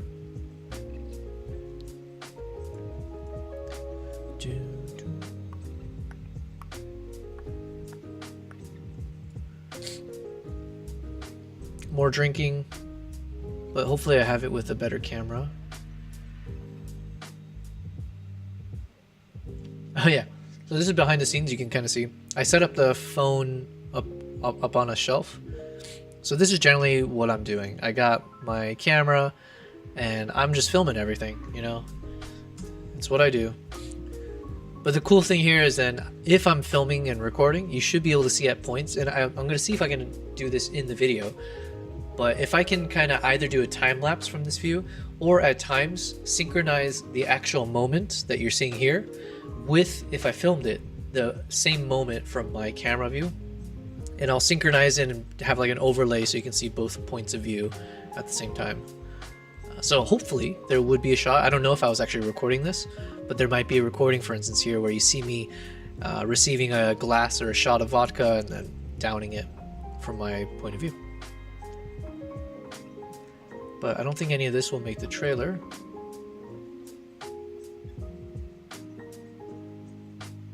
Man, the food was all so good. Okay, that's kind of cool. Okay, so we'll maybe this one. Just because they're almost, you know, if they were perfectly in sync when they did that gesture, that would have been even better.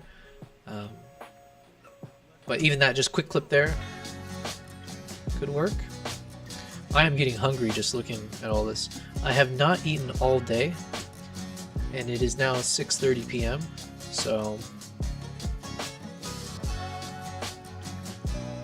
cute kid. Again, I mean, I will make this a potential just because it's an adorable little kid. But the problem is, you can see, right, the camera was a bit hazy because of the humidity. I showed this before, but this is how cold it got. It literally freezes your lens. I think I might include this if it makes sense. If, let's say, if I in the trailer have some voiceover where I'm like, hey, blah blah blah, join me on this travel where we went to Mongolia, to the most remote parts of Mongolia, where we explored the life of eagle hunters, survived the blizzard, and blah blah blah temperatures. And while I'm saying that, maybe there's time for me to show again like what that actually meant with my camera gear. Otherwise, yeah, it's not cinematic enough. Go inside? Maybe? Nah. Alright, here we go. So now, these are shots that I took with my pro gear, my pro camera and stuff. So everything you saw before was like, this is like what it looks like with my iPhone. Not to knock on it necessarily, like it serves its purpose, but it's just, it hits different, like these are all the iPhone shots. It's like, okay, not bad, but you can just tell a little bit in terms of the resolution. It's a little bit soft, it adds more noise. Obviously you can't create that nice separation with like a low aperture as well. But now, as we jump into my Z cameras, now it can start looking a little bit more cinematic, even in this like really dark scenario or scene. So I just want to see if maybe this is a better shot. I do want to include, this is the wife of this neighbor, whoever we're the house of whoever, but apparently she's a really good singer, and so she like played for us. It's really cool. Yeah, so I do want to include this. even just that quick moment there where she smiles and you see her tuning the instrument. I don't know what you call that. Let me look this up. What is the Mongolian 2-stringed guitar instrument called? It is called the Morin Kur. It is also known as the horse head fiddle due to the carved horse's head at the top of the instrument. Okay. We'll call it the horse fiddle.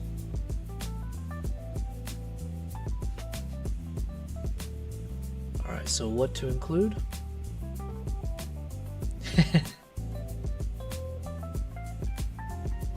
Yeah, definitely something from here, I think. Actually, let's listen in on this. I want to see how... Alright, let's see here. Let's bring back the audio.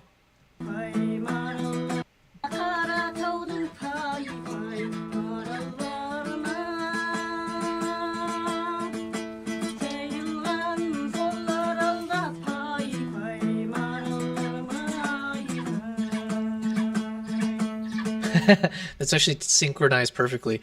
You can hear this noise in the background. That's the sound of the eagle chirping.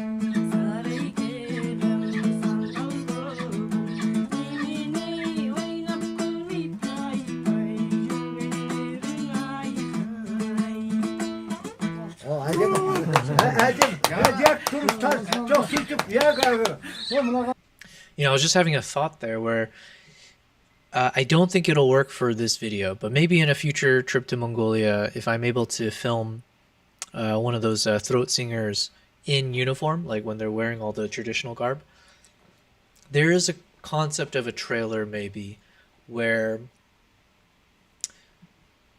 I can, let me think. So it could be a trailer where I'm filming the throat singer and you see him setting up and everything, and it sounds epic. I mic everything properly, and as he's singing, I'm then showing a bit of the montage of parts of Mongolia, blah blah blah, and then it will end back on him. And then the only way that would work obviously is if the sound, whatever song he's singing works effectively, because I probably, and maybe if, depending on whatever tone or key he's playing in, if there's a way that I can add a bit more of a soundtrack from something else into it, that'd be really cool. It's kind of like what I did for my India video. Let me show that real quick. I was kind of proud of myself for figuring this out. Basically, in my India vlog, there's a moment where, let me show it. High above the world, hidden in India's silence. There's a moment where I visit a temple, like a Buddhist temple. And while I was there, as I'm walking into the front of the temple, you can hear like the musical instruments that they were using. And so I found a soundtrack. A little bit's happenstance, a little bit's like just how much time I spent trying to make this happen. But I was able to find a soundtrack, and then I was able to adjust in DaVinci the key of the chanting and the music, the instruments, to match the soundtrack. I don't know if that makes sense. Let me just play it. So it was from this Super chapter. Early in the morning to reach Tikse Monastery. It was an incredible experience witnessing the Buddha monks. So you can kind of hear this in the background. There's like a certain tone. And I'm glad they tolerated music. my intrusive presence. Here are highlights of that experience, and I hope you find this as meditative as I did. I forget what key this was, but you can hear this tone. And so I was able to map the trumpet sound, which is actually filmed, this, with the soundtrack.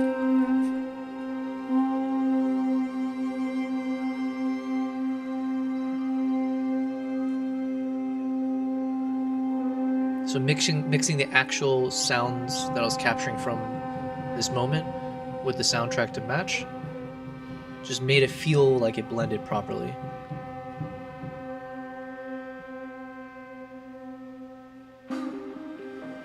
And then it keeps going in that key. So this is kind of like what I'm talking about. If I can see a trailer where maybe you're hearing the actual Mongolian singer, and then maybe I'm just adding in some very light soundtrack, and then it jumps to this trailer with a bunch of different scenes, but then it'll end back with the throat singer in some really cinematic way. Okay, anyways, that's just a thought I had where it's like, oh, that'd be cool. I don't think it'll work for this trip. One, because I think the songs that they were playing probably aren't like trailer songs.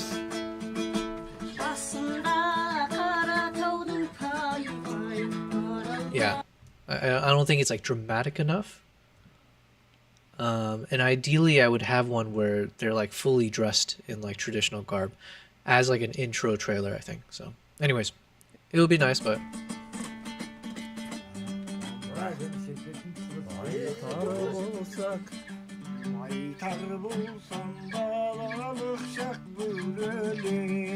also I didn't necessarily have good microphone setup on this trip. In the future I would like obviously put a mic on them.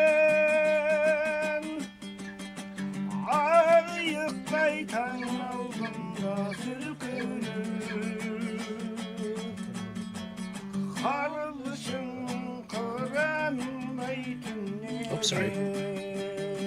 I forgot I wasn't showing you guys what's on the screen.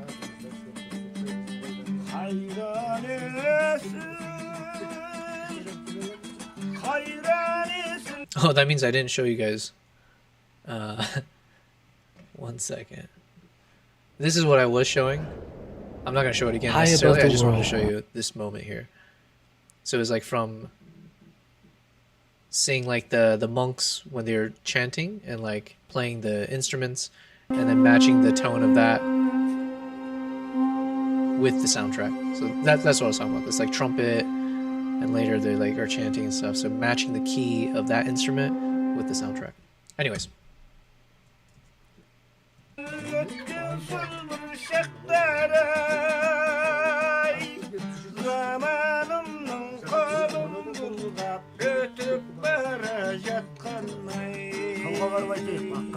Yeah, so I'll have to spend more time looking through all this.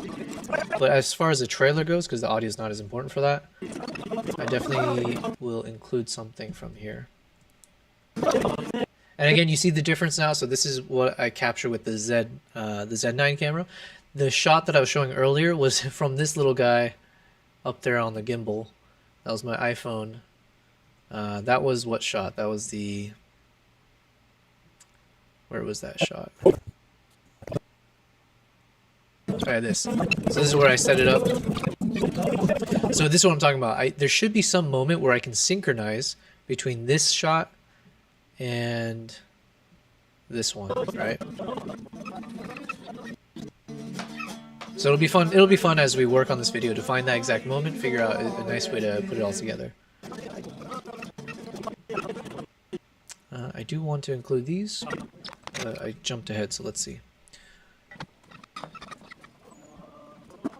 Eagle on a toy car. Russian vodka. Close up of the horse fiddle. This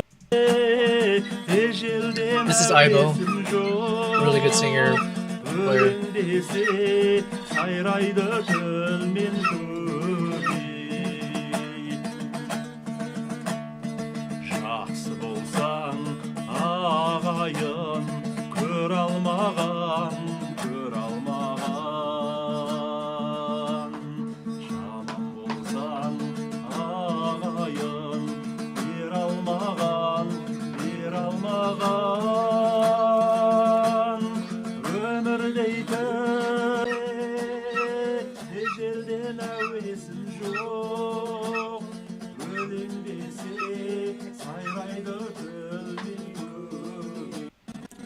really cool.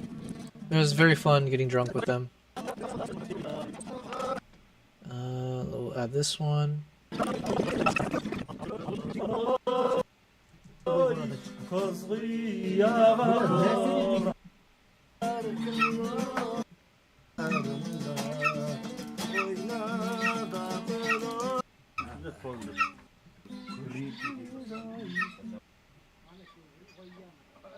Oh, you know what? I think I might be blurry in the shot. It was unfortunate. I didn't have my camera settings properly set up. I'll blame it on the alcohol, but unfortunately, because obviously it would have been nice to have everything focused there, but I did not. This I will include, and let me put the music back on.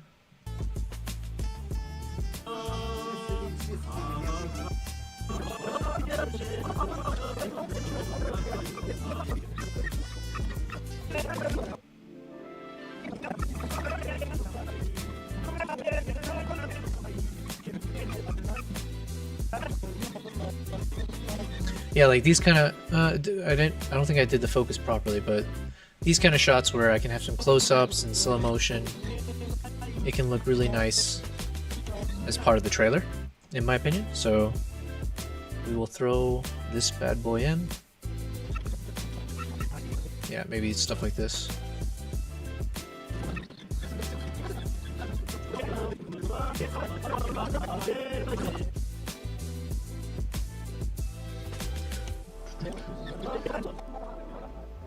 Alright, did I put the focus on properly? Let's see.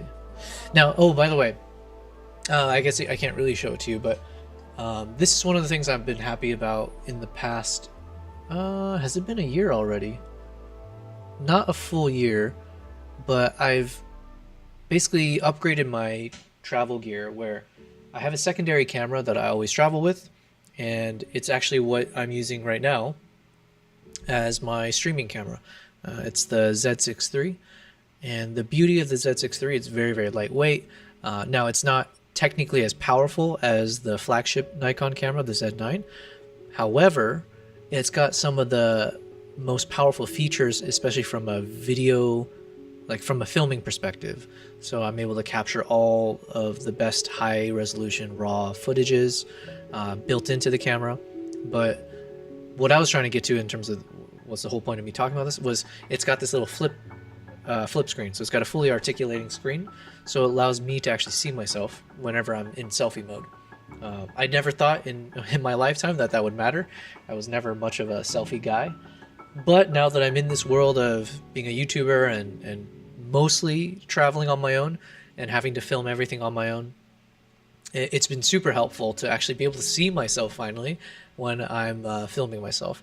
So in this trip, unfortunately, this is a trip where this is prior to the launch of that camera. I didn't have access to it. So everything I'm doing, I have to just it was kind of like a hope and a prayer type thing where I'm holding my camera. I have one of my cameras here. It's hooked up to something. You just kind of hold your camera and pray that you're in frame and that the focus is done properly. So that was a big thing. That was a huge improvement for me going forward. But prior to that, it was a lot of me just second guessing. Hopefully we're all on camera. This one, I had the focus on him, but not on me. But that's not the worst thing, because, listen, I'm not always the star of the show, okay? Oh, that's cool. So these are the close-ups I need, so... And I just need a few seconds of it, less than.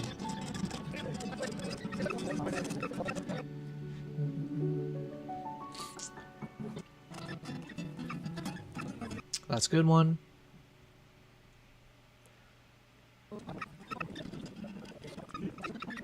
I love the shots of her when she's playing. It's just cool, like... I don't know how to convey my thoughts properly on this, but it was really cool seeing her perform like she was a badass, basically.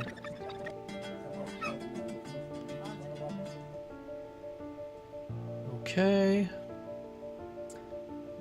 And again, we're back to the iPhone quality, so unfortunately it does drop in its quality, but it's good for these kind of little time-lapse moments. So yeah, I figured I'll record some time lapse so that during the storytelling we can just have this playing, and then here's a nice pause where I can give a little bit of a backstory dialogue, like voiceover about hey, blah blah blah, this is happening, something, and then we all got drunk, and then there you go.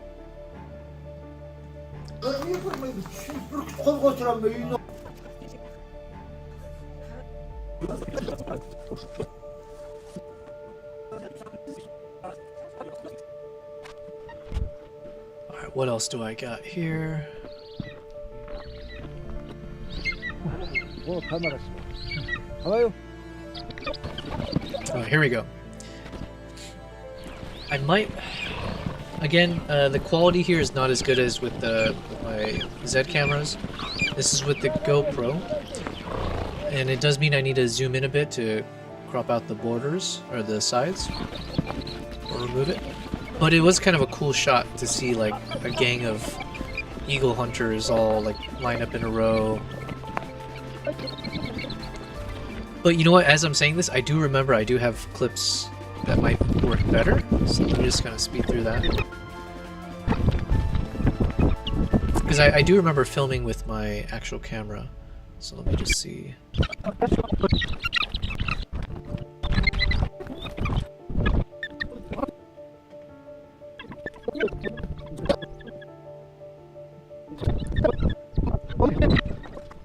This is when we attached the GoPro onto the Eagle.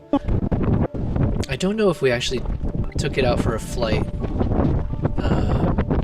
on this particular outing.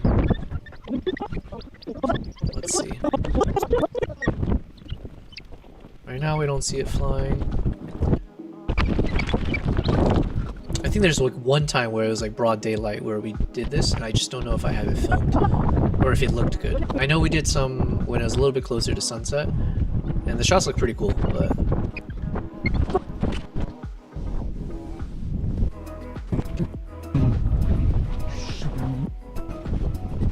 let's see.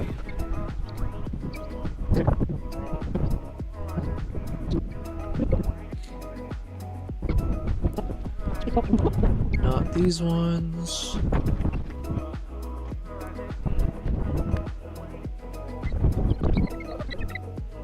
Like I said, I need to maybe find it and then color code it or highlight it. So, because it's otherwise it's going to take way too long to try to find it. Because basically, I just hit the record button. We strapped on the GoPro onto the Eagle. I hit the record button and then I just left it alone while we're on the rides. So it's like you're talking minutes and minutes and minutes worth of footage, and most of it that I probably wouldn't use, except for maybe like a time lapse. So buried in all of this might be a moment where we actually see the Eagle flying, but it's going to require me finding it.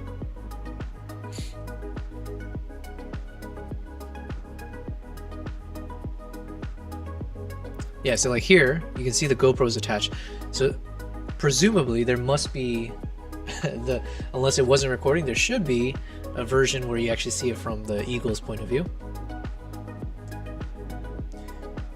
This clip could work for the trailer, but the problem is it's moving away from the camera. You're seeing the back of the Eagle, so I'm not going to prioritize it.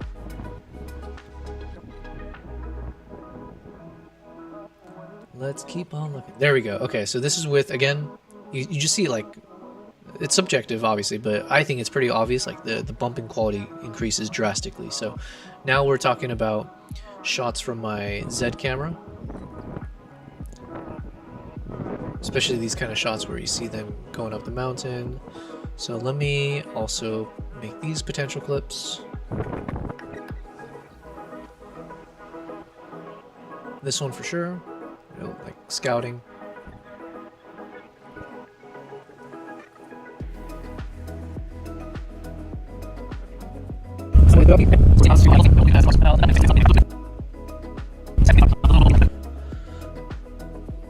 Kid shot, maybe. Happy-go-lucky. Drones. And kimbap. Alright. Take a little kimbap break. Look at you. Look how happy he looks.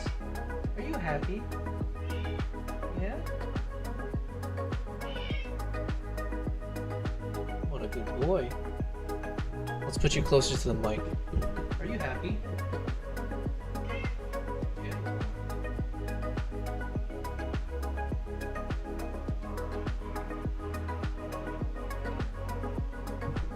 Alright, good boy. Let's get back. Okay, so the drone shots, this is something I mentioned even from day one. I was like, I'm not really sure because I'm not really a drone photographer. What's up, Mar? Thank you for the good vibes. Oh man, you messaged me minutes ago. I'm really bad at actually checking this. Hey man, good to see you. You're catching me on my third stream here. So I started doing these live streams 2 days ago. Since I'm always at home now when I'm not traveling, and I got all the camera gears, and I'm sitting in front of the computer anyways when I need to edit these. So I figured, why not to, you know, keep stretching my skills a bit, see if I can actually learn how to do these live streams. And if everything goes well, let's say from a tech angle, there's no issues, my computer can handle it, there's no internet glitchy bandwidth reasons that I can't do this, and if I have the endurance to be able to talk for hours to myself, then let's just keep doing it. So I'm just doing my work as I normally would do, but we're throwing in this live stream concept so anyone can see me doing my work. So Mark, I've known him from a number of travels we've done together. He's out here as well with me in Dubai. He's actually an FPV drone photographer, videographer. So it's good timing because now I'm talking about how shit my drone content is. So yeah, I don't know if I only took the drone out I think a couple times or so, and I really just didn't know what I was doing. I just kind of clicked buttons and hope that it's capturing things. And especially with the landscape, when I was filming it, you're looking at pure white shots, right? Because we were in the middle of storms, and so coloring wise is probably not the best to work with. I don't even know if I shot this originally in raw format, but maybe if there's some salvageable moments for like a trailer, I can maybe include something there. So yeah, you know what? This could work. Do I have the racing shot? If I have them racing...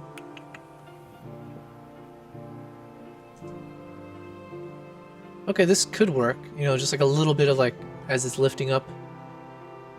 Okay, so I'll throw this in. But I'm really looking to see if did I actually film properly when they were racing. So would this look good? That's not bad, but obviously that wasn't the key thing. Yeah, so okay, something like this. Now this is the big question. Do we have a couple seconds here of like clean cinema? We'll find out. Yeah, I don't even know what I did with the drone because I was multitasking here. So I was trying to fly the drone at the same time I had my camera set up on the tripod,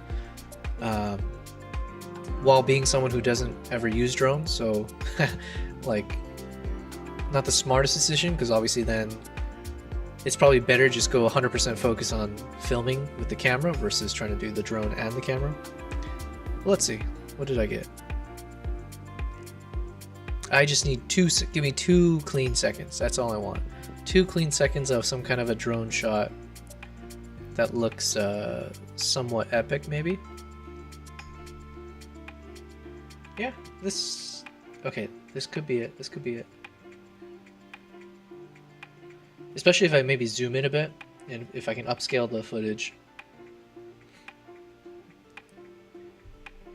Yeah, this might be the answer. Now, in an ideal world, I would love to have like a travel crew, and you know, have someone who's like a Mark, who's a dedicated drone. You know, like he's a professional at that, but he also does like normal photography, filming stuff. If I can have someone who's like an audio guy, if I can have a cameraman who's capturing all the B-rolls and capturing me and others at the same time. Someone who's dedicated doing photos, right? And then the others doing video. Like let's say if I do video, someone does photos. That would be the perfect travel crew. And then anywhere we go, you know we're gonna get the best footage. And then I would, you know, as I keep making these videos, hopefully the skills keep improving, and I'd be able to create some of the coolest documentaries, and yeah, that is the long-term vision. But anyways, back to this. I think it could work for a trailer, you know, if I work around some of my failures are. But, oh yeah, so this is the footage from my point of view of, they let me practice like, well, the eagle is way off somewhere in the distance, and so then we were trying to see if I could call it to me.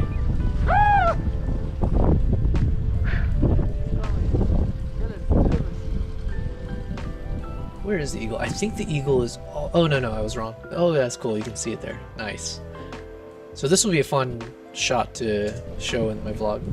Sorry, I'm just trying to get to where did it come from? You can see it over there.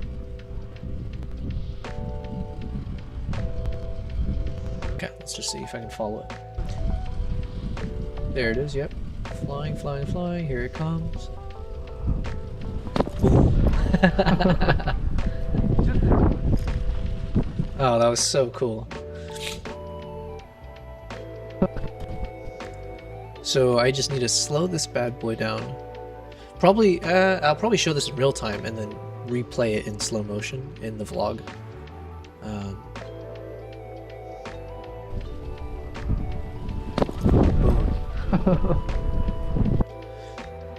Do I want to show this in the trailer?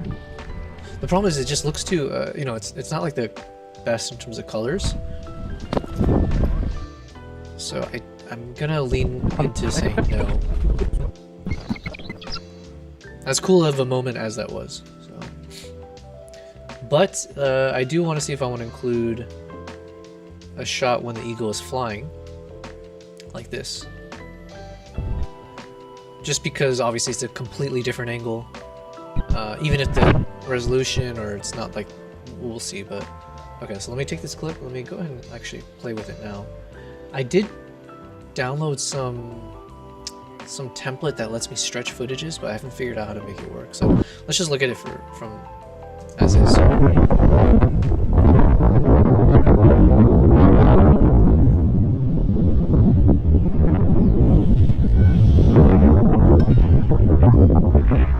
So just like before, we're just looking for a couple seconds or so of clean footage. Let me go ahead and mute this for now. Just need a couple seconds where we see it in flight. It's very obvious that we're seeing the eagle in flight, so it shouldn't look confusing. And I think that adds to the intrigue for a trailer, to be like, what? This guy had a... what? Like, it'll just be like a confusing 2 seconds when they see it, but it won't be fully confusing. They'll be confused as how they got the shot, but they won't be confused by what they're seeing. They're clearly seeing like, wait, somehow there's a camera view as if he's flying on top of an eagle. Alright, go ahead and fly off, buddy. There we go. Just give me 2 seconds. What? Probably I need a shot where the eagle is, you can see the eye of the eagle, maybe? So it's a little bit more obvious.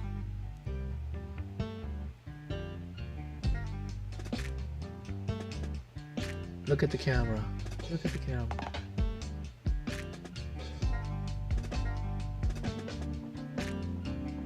Yeah, okay, yeah. Yeah, this could work.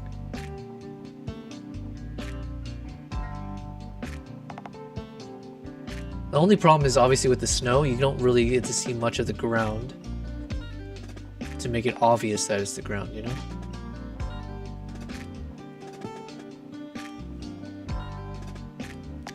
I think that works though. It should be around 2 when it flies. Maybe it's this one.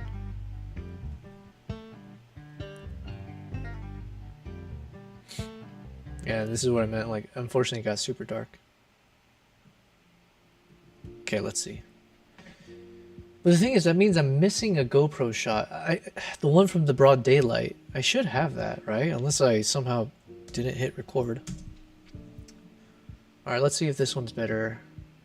Obviously much darker, but I just want to see if it's more obvious that there's something flying high up in the sky.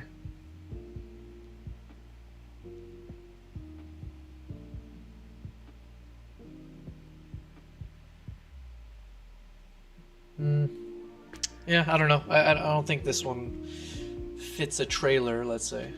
I mean, I'm definitely including this in the vlog, but it's a little too dark and grainy and like not as good quality as the other one. So we'll stick with that one.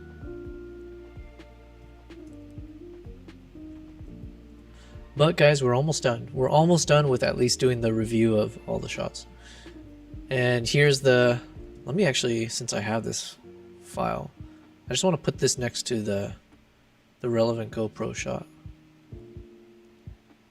Where was it?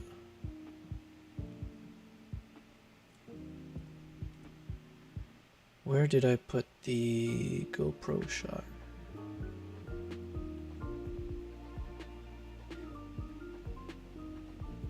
Oh yeah, it's this one. Alright, let me just move all these guys.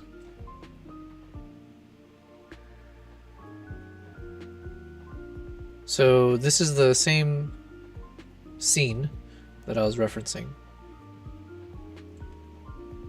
Okay, let me bring this back. So now we get both angles. We get the point of view from my camera as it lands, and then this was the moment Aibo is filming on my phone. So this will be cool to show in the vlog. I'll slow it down. I don't know yet. I might show in real time first and then show it slowed down. So, or I might have this and then I'll overlay, you know, somewhere in the top left, let's say, my GoPro point of view, and then just synchronize both clips to show it at the same time.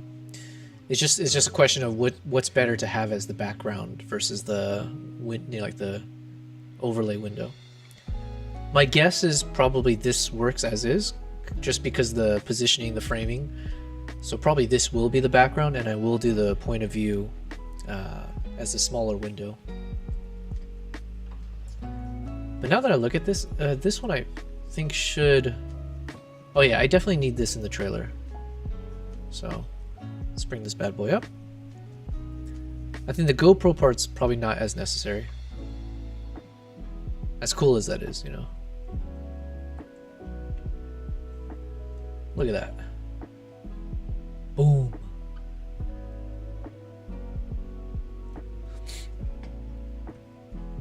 Moving on, moving on. We are almost done. Oh, yeah, and I did find that clip I was mentioning before where we had a... Actually, let me just get to it now. I do need to edit these. This was from the 18th. 24:30. It's one of these guys. Let's see.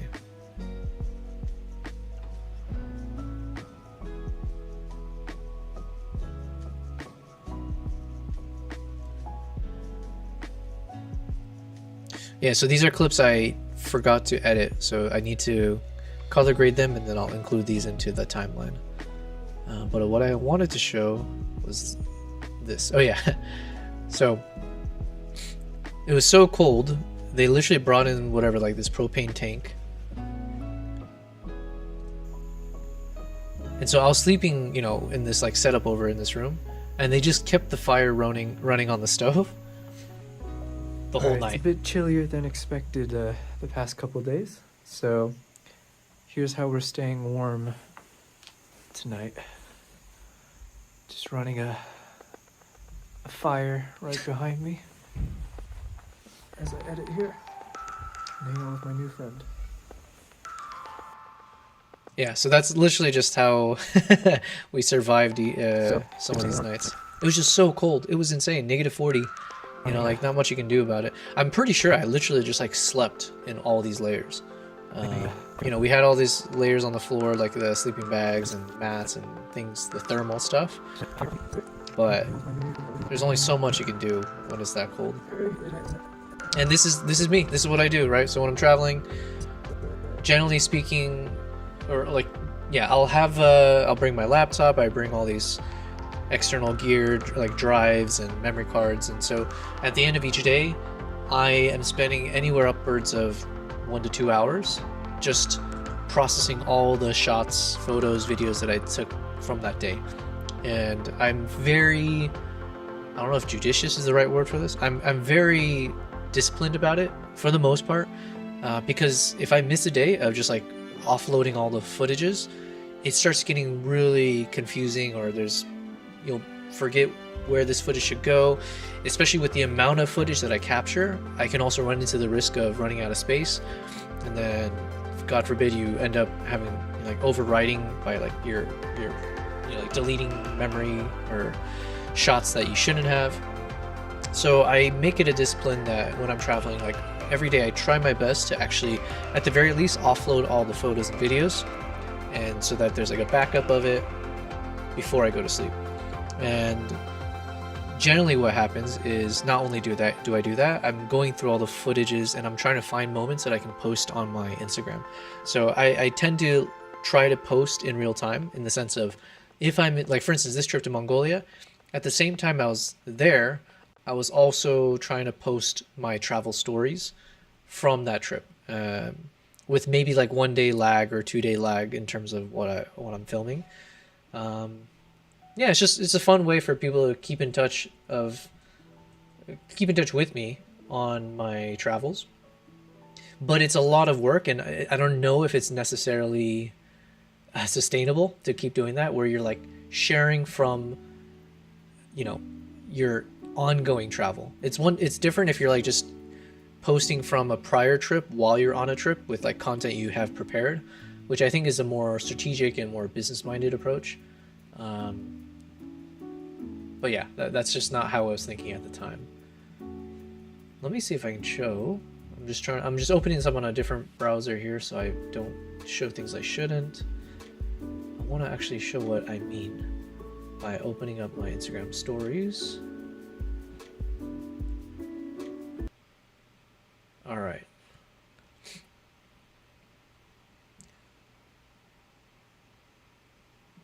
So this is an example of what I'm talking about, where while I was traveling, I was like posting these things at the same time. Oh, you know what? I totally forgot.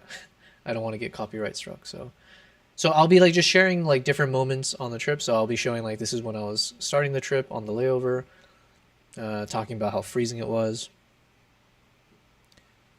Just giving a little bit of insights, introducing the crew. So again, I mentioned that's Aibo. Oh, here we go. Bota. Oh my god, I can't believe I forgot her name. Bota.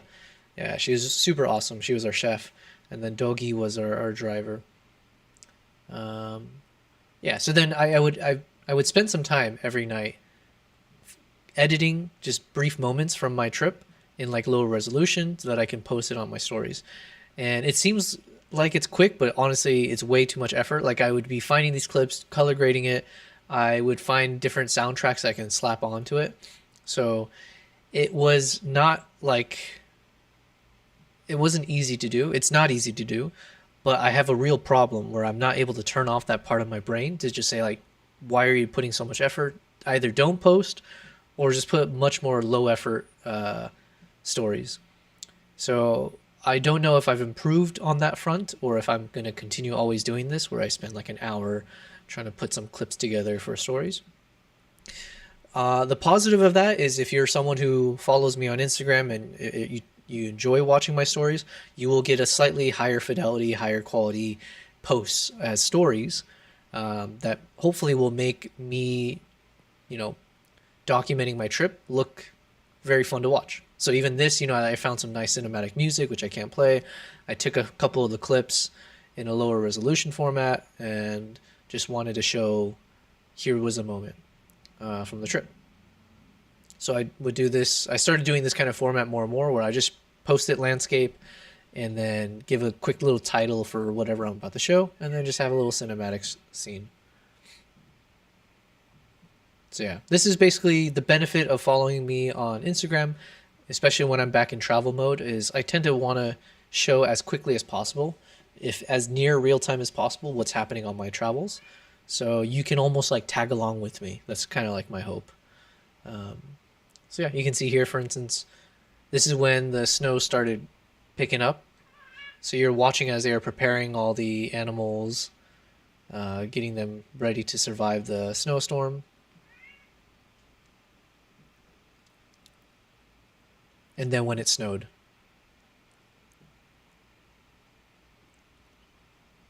And so the cool thing is, like, I put in all this effort, you know, when I was on the trip to make these scenes. And it's not just for a one time. I will, as I'm making the vlog, I will refer back to this to kind of get a sense of what kind of music did I use? How did I cut up some of the clips? And it'll just remind me, or I'll think about, like, I can either replicate this or work off of it. So yes, I put in a lot of work while I was traveling to make these kind of shots, and it might be overkill. I mean, it definitely is overkill, but it can serve a purpose beyond just the moment. You get, like I said, hopefully if you're following me, you can get these really cool travel scenes. But now that I'm in edit mode for my travel vlog, it will inspire me further as to what do I need to do from an editing style. This is an example of one of those reels I mentioned. It was from that snowstorm, and it just looks super cool on my camera. That was the -40. Yeah, so like for instance, I would rewatch this and see what soundtrack I used, if at all. And then I would think about this when it comes to when I'm telling this story on that, you know, whatever episode I'm on. Same thing here. Let's see if I use the transition. Yeah, so like, okay, I'll be like, oh yeah, that's how I did a transition. I have a good example of it where you can see how I faded to black and then, or fade back in. So I might even just copy paste the exact same thing.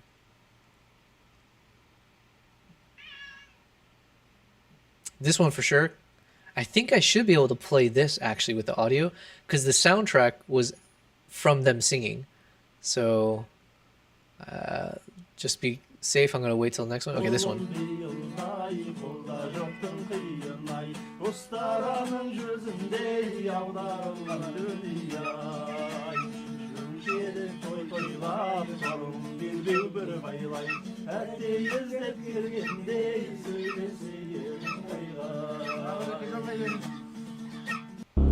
Yeah, so I would look at that for a little bit of inspiration of how I might have filmed something in the past. My cat's going crazy again, so we're going to turn back. What's going on? Keep up, what's going on? Look at you. Are you a good boy? He's alright. He never listens to me, but I'm assuming that's all cats. Good boy.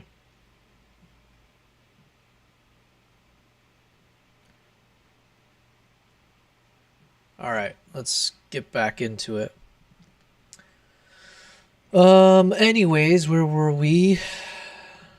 Oh yeah, so this is kind of like my workflow when I'm traveling. So I think there's a misconception sometimes, at least with my friends, and until I explain it to them, they're assuming sometimes that when I'm traveling, it's all fun and games. Like, man, look at your lifestyle. You're like traveling all over the world. I'm so jealous and blah, blah, blah, this and that. No, they don't all say this. I'm this is conjecture a little bit, but it's like whatever is like perception versus reality. Reality is these travels are not relaxing. I'm usually not traveling to, I'm not traveling to resort style, beach, whatever, relaxing kind of vacation style places. I tend to go to places that are like fairly remote. I'm going for like photography. I'm going to like capture adventure. So if it's for wildlife, you're literally in the middle of nowhere. I might be staying at good lodges, right? Like luxury lodges, but you're still not in civilization. So you kind of have to make do with whatever you've got. I'm there to film, right? I'm capturing things. So I'm my own cameraman. I have no one else with me. So I have to always film every moment, which is like mentally taxing as well as it's physically taxing because all that gear just weighs down on you. And it doesn't matter if I'm on a hike, if I'm walking around, at all times, you got all this gear just, I've got these straps and it's just weighing on your shoulders. After a day of shooting, sometimes you can feel it. Like I can barely lift my arm or like everything's sore. So it's physically not the easiest. And then my day is so jam-packed usually, and it could be a day where I'm driving for 7 hours to get to the next destination. It could be I was up from sunrise because that's the best, like you're trying to be out shooting with the best lighting conditions as a photographer and videographer. So I might be out before the crack of dawn, and then I'm not coming back home until post sunset, where we had the nice golden hours. And then once you get back, you have just enough time to eat, and then I'm spending 1 to 2 hours editing and doing all the things I mentioned. And by the time I'm done, maybe it's like 11 p.m., midnight, and I have to go to sleep and wake up the next day at 4 a.m. So this tends to be kind of like how my travels are, without exception almost. So as an FYI, sharing a little bit of the behind the scenes, traveling is not easy. The way I'm traveling is not easy.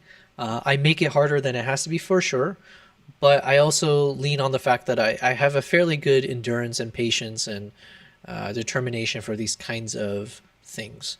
So yeah, with all of that in mind, that's why I do what I do. That's why I've been doing it for a number of years now. And yeah, it lets me create and capture the things you see. So that was my little inside scoop behind the scenes of just my point of view. Anyways, so I don't know if I'm going to include any of this in the trailer just because the quality of it, and it's more like, yeah, it's not necessarily what I need to add. Do I want to add these in now? I'm not sure. I'll take care of that off stream. Okay, what else do we want to keep? Obviously, I need some clips of the actual eagle flight. Not this part. I'm just watching this to see if there is anything.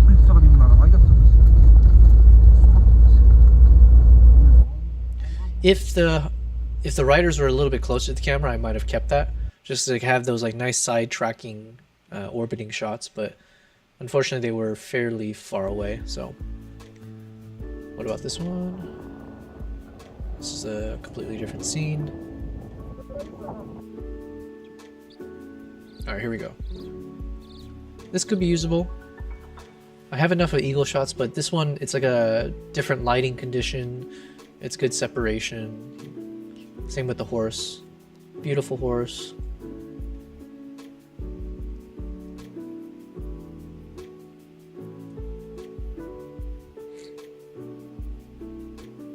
I don't know. Yeah, so again, it got so cold. I literally I used one of those jackets or whatever, the fleece, and I would wrap my camera with it because it would get so cold so quickly. My camera would start getting drunk from the cold. Like you would see everything it's like almost it was delirious. So you would see on the monitor, everything gets fuzzy and it's blurring together. So I was doing my best to allow the camera gear to survive long enough to get the shots. So for sure, this will be in the trailer. I mean, how can it not, like any of these moments here.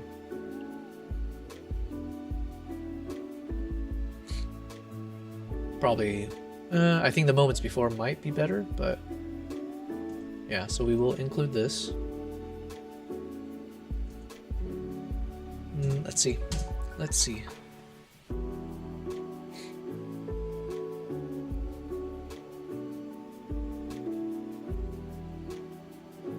This could work as well. Obviously, we'll see if it gets closer. Oh yeah, this one I think it landed off to the left, so.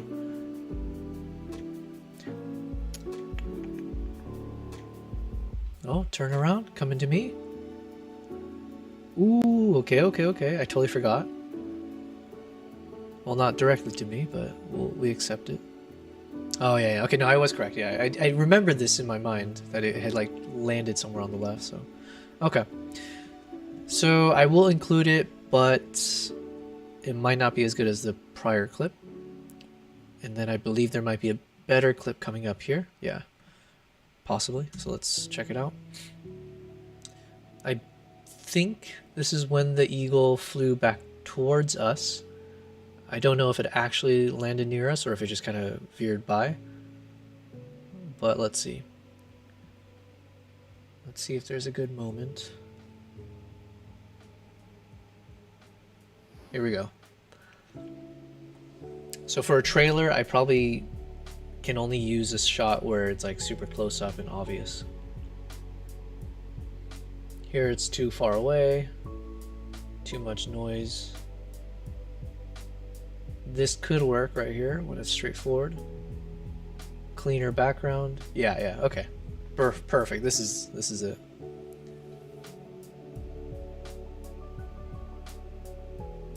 Nice. Okay, there we go. And then we had a horse riding scene already. The problem here is it's so much darker, so I don't know if it necessarily blends. All right, well, what about this one? Okay, this one might be better. All right, but just in case, let me just drag both over as possibles. And then we do have a lot more of these flying clips, so let me go ahead and slow down all of them that haven't been slowed down, which are these guys, to 20%. And now we get to enjoy watching them and see which ones we want to keep.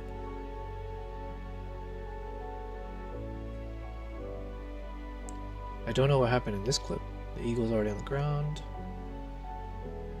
Oh, it just happened towards the end? Here we go. Oh, okay. In this clip, nothing happened. So I can probably delete this entirely. I'll do it later. Let's just see in this one. All right, here we go. Off she goes, flying. It's always cool when you can see the shadow on the ground. So there's a brief moment there, which is cool.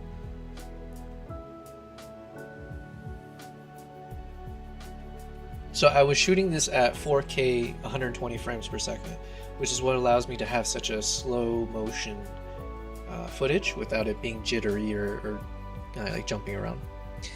Now, some of these moments here, the focus was wrong, but now, okay, you see I've locked onto the eagle here. So this portion is definitely usable. And the question is, in this moment, did it fly straight to the eagle hunter? We'll see. Slightly out of focus, but perfectly focused on the rider, so good landing shot. So yeah, I think this is a potential for the trailer. Let's look at another version.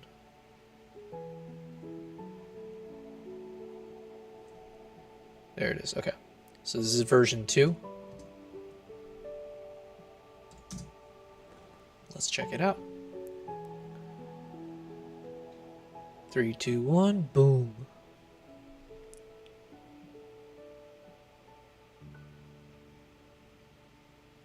Here we go. Low angle, which is always cool. You can see that shadow effect as I was mentioning. It's looking over towards us. Course correcting.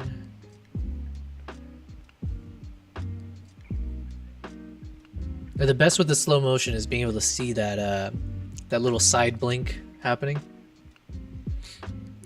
I don't know if I already watched one of those clips where you can see it really well, or maybe it's one of these ones, but...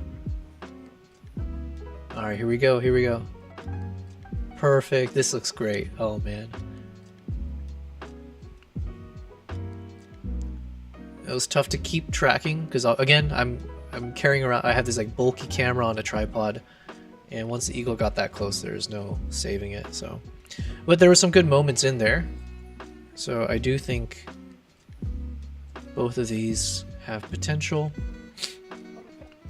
This is version number 3. Let's see.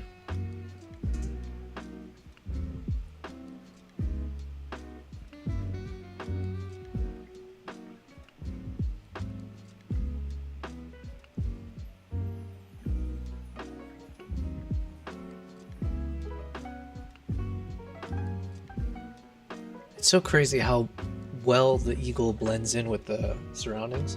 It's like perfect camouflage.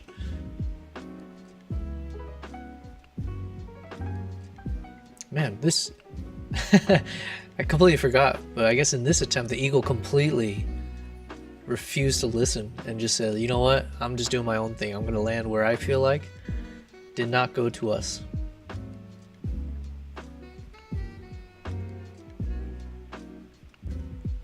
All right. Oh, there's 2 eagles this one. How cool. All right, let's see. This might be the last attempt from this shoot. This is kind of a cool shot because somehow in this single shot we got, I'm assuming those are birds that just flew by. I don't think that was like snow. So we got 3 birds that flew in front, and we had another eagle come through as well. Low to the ground, second eagle. And then the big question is, did I have good focus?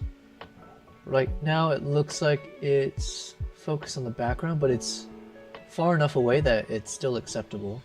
And then here we do have focus, so we've locked onto the eagle. Coming straight to us, yeah, looks good. There it is, back on focus. You can see the eyes, oh, that's, okay, so this is probably the best one. Because you can see the blinking more straight on, and the eagle's coming straight on. And I had a decent amount of it in frame. Wow, well done, cameraman. Well done. Whoever was that camera guy was just spot on, yeah? Oh, and that's cool because you can see the way the wing is like resting on their hat. It's kind of nice. Cool, so we know which one is probably the best one, but we'll pop it up there. And let's continue. What else do we need to keep? Oh yeah, so this is towards the end of the trip where we visited the house of, like, he's like a celebrated Mongolian throat singer. So that's a clip I was showing, I think, earlier today. Alright, so we got some selfie talk. So right here, this is like kind of like my ideal meals. Fried rice is like my kimbap is my favorite. Fried rice is like probably number 2 or whatever, because I just love, give me a lot of rice and a lot of meat and I will always be happy. So anyways, so anything here to keep?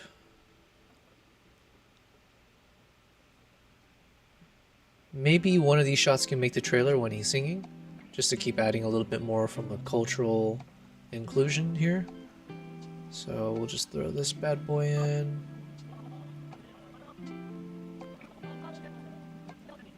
Maybe this could be useful as a shot, the close-up.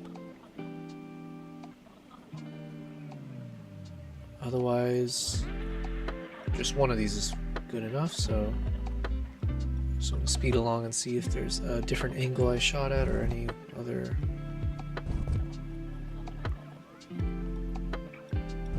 Okay. And here we are, I think, heading back into town. So let's see if there's any good nature shots. This could work.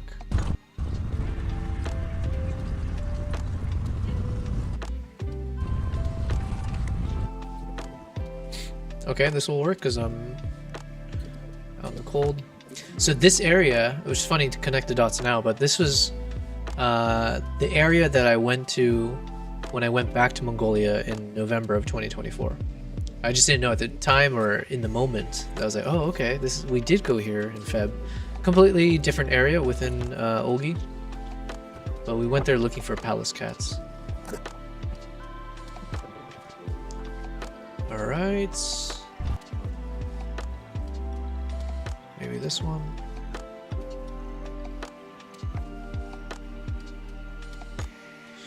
This could work, I don't know.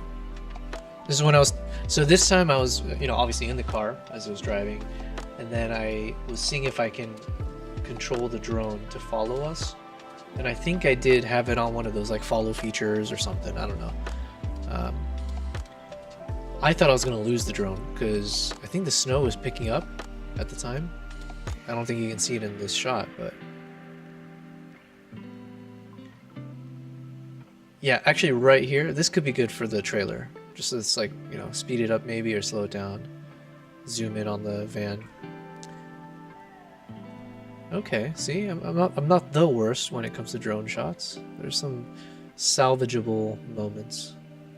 But the cool thing about this shot is just to show like this is what we were in, right? It wasn't like you're just stuck in the middle of a blizzard at times. So that means you can't really see the landscape sometimes, but it also means it just feels that much more dramatic.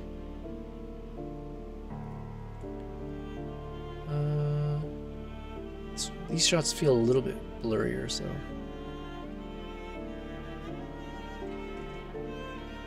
Okay, I might keep... Actually, no, it probably makes sense to have this towards the end. This might be like a shot when I'm talking about, like, okay, you know, as we're closing, you know, and wrapping things up, I might show this shot to be like showing how we're closing up shop, essentially. Because initially I was thinking, oh, should I put this towards the beginning when we first arrive? I might still do that, but... This also technically can come in the beginning, but I kind of think it will look cool to have this towards the end of the video as kind of like a final send-off, where it's like, you know, the dog came by to say goodbye to me. I think that's a cooler or more heartwarming ending, I think. This is nice, but it's a little too dark and it wasn't as dramatic as the other shot where the dog was in the snow, so... Do I want to include this scene? This was just a very surreal shot where you see this, like, you know, makeshift basketball hoop in the middle of this, like, patch of snow.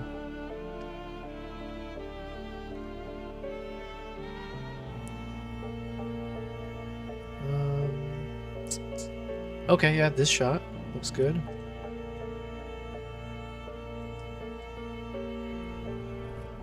Oh yeah, for sure.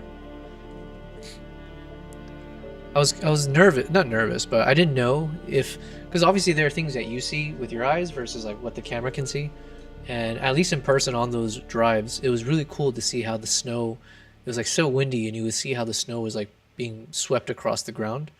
So thankfully, it looks like I was able to capture that here. I'll just need to slow down the footage, but then you'll be able to see again. It was a cool effect. We did see some of the ibex, but it was just briefly, and it was very, very far away. I think that's all the usable clips, because now this is when I packed back up, and I just remembered a very, very side story, whatever. But when I landed back in Dubai, I saw my bag. This is my bag, right? I have this yellow. I bought this intentionally because I was like, I want a bright colored, soft case bag that I can use for some of my trips, but then also it just stands out. So anyways, at the airport, I see this, and there's a reason I was recording this. I was like, what the heck? Because I never wrap my bags. I never do this like saran wrap thing. So I got so nervous. Like, does that mean they did like some kind of a TSA type check to see what's in my bag? And then they wrapped it up afterwards. Like, okay, fair enough. So I was like, I need to record everything just in case there's something missing or whatever. I just got to document it. And I record the whole thing. I rip off the whole annoying saran wrap. I unzip it. I'm like, what the like? What is that? That's not something I recognize. And then, did I open it? Yeah, I did. I did open it. And then it finally hit me like, this is not my bag. So, so all of that to discover that I just opened up some random person's bag. Whoops. But I swear, like, I have the exact same bag. I just didn't expect. You can see here, right? So this, I eventually found my bag. I just, you know, it just didn't occur to me that, of course, other people can have the same exact bag as you. You're not like special. But yeah, so this is my bag, right? So yeah. Anyways, so this is my old apartment. I love filming when I arrive back to see if my cats even care. Usually Kimbap doesn't care. He just kind of, he's like, oh, you're back, cool. Nala will be a little bit more vocally anxious, but I tend to like ending my videos with, you know, obviously being back home and seeing my cats, if possible.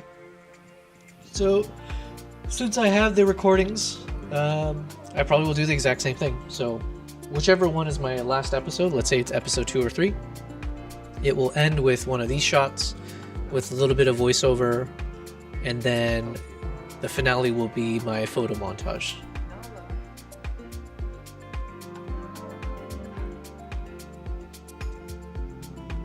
and then I need to put this one a little bit in order. So I'll put this over here. And there we go.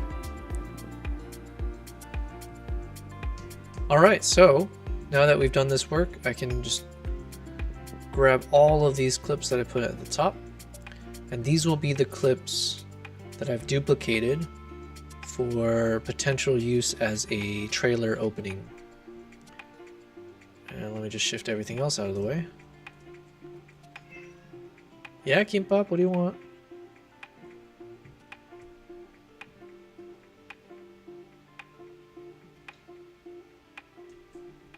What is this?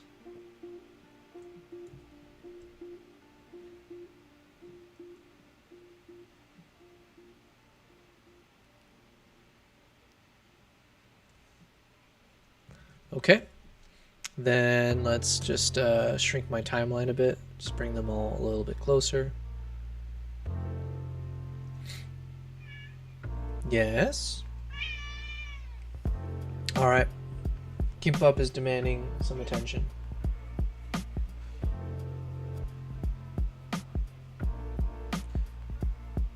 Man, I need to know if there's some kind of a pill I can give my cat that will make him not shed, like just 100% remove that feature of cats. I just don't know how to explain how much this guy. I could keep petting him and keep trying to remove the fur that, you know, like the loose fur. I don't think it ever ends. I think it'll just go on and on and on until he's bald. And even once he's bald, I think he'll just keep shedding. Just defies logic.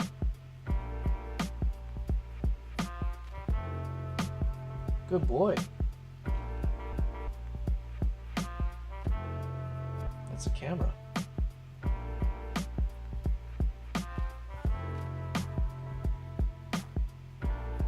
I'm assuming he wants to be fed. Okay, anyways though, let me just do my final task here. And I think once I drag this over,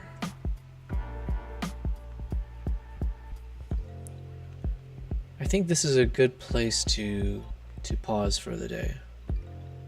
I'm thinking, just because I didn't eat all day, so I do need to like actually make some food for my body, for myself. But also I feel pretty good about the progress I've made here. So obviously I have way more steps to go. Like I say I made good progress, but I have a lot more to go. And this is, by the way, you're seeing, and some people obviously can work much faster, more efficiently than I do. But you're watching why I take so long to make these videos. So this is why I gave myself a 2-week deadline to say it's going to take me 2 weeks to have a finalized video that I'm posting onto YouTube. And it's because all these steps are not the quickest to get through. And there is a world where I can get faster and faster and faster. There's a world where all those little like roadblocks get removed. But you're seeing here, even for me to have gone through this to figure out what clips do I want to duplicate that could work in a timeline or like for a trailer, has taken, you know, a decent chunk of my time. And we're not even done. Like we just, all we did is slim it down from the 9 hours of clips to however much we see here. And so I think tomorrow what I'll do is I'll go through the next exercise of prioritizing some of those clips. I might also use this time now, actually even before that, I might just dedicate a time to figure out what is the best soundtrack. That's a strategy that worked for me last time, so I might just do it again, where if I just can find a soundtrack that really hits, where I can almost imagine this section right here, I can imagine those clips being placed in and it will work really well. If I find the right soundtrack, it makes the rest of my life so much easier, because then that becomes the skeleton, the structure from which I'm constrained. So let's say that soundtrack is like 30 seconds of clean start to finish, boom. Then I have no choice other than to make all the clips that I want to use fit inside 30 seconds. So, and then it can tell me how long are each clip, because, you know, it's based on the beats in the song and the, you know, like whatever moments in the song. So yeah, I think that's what we'll focus on tomorrow. It's almost 8 p.m. my time here. So I do want to make some food for myself, and then I also want to post that reel, the one that we worked on together. So maybe I will show it one more time for, you know, for everyone. Where is that clip? So, yes, Nala.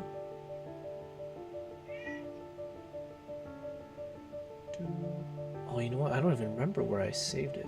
Derpy derp. I think it was here to upload. There it is, okay. Actually, that is not where it is. It is here. Alright, so as a reminder, this is what we worked on in the beginning. Is it my best work? You know, who knows, who knows. But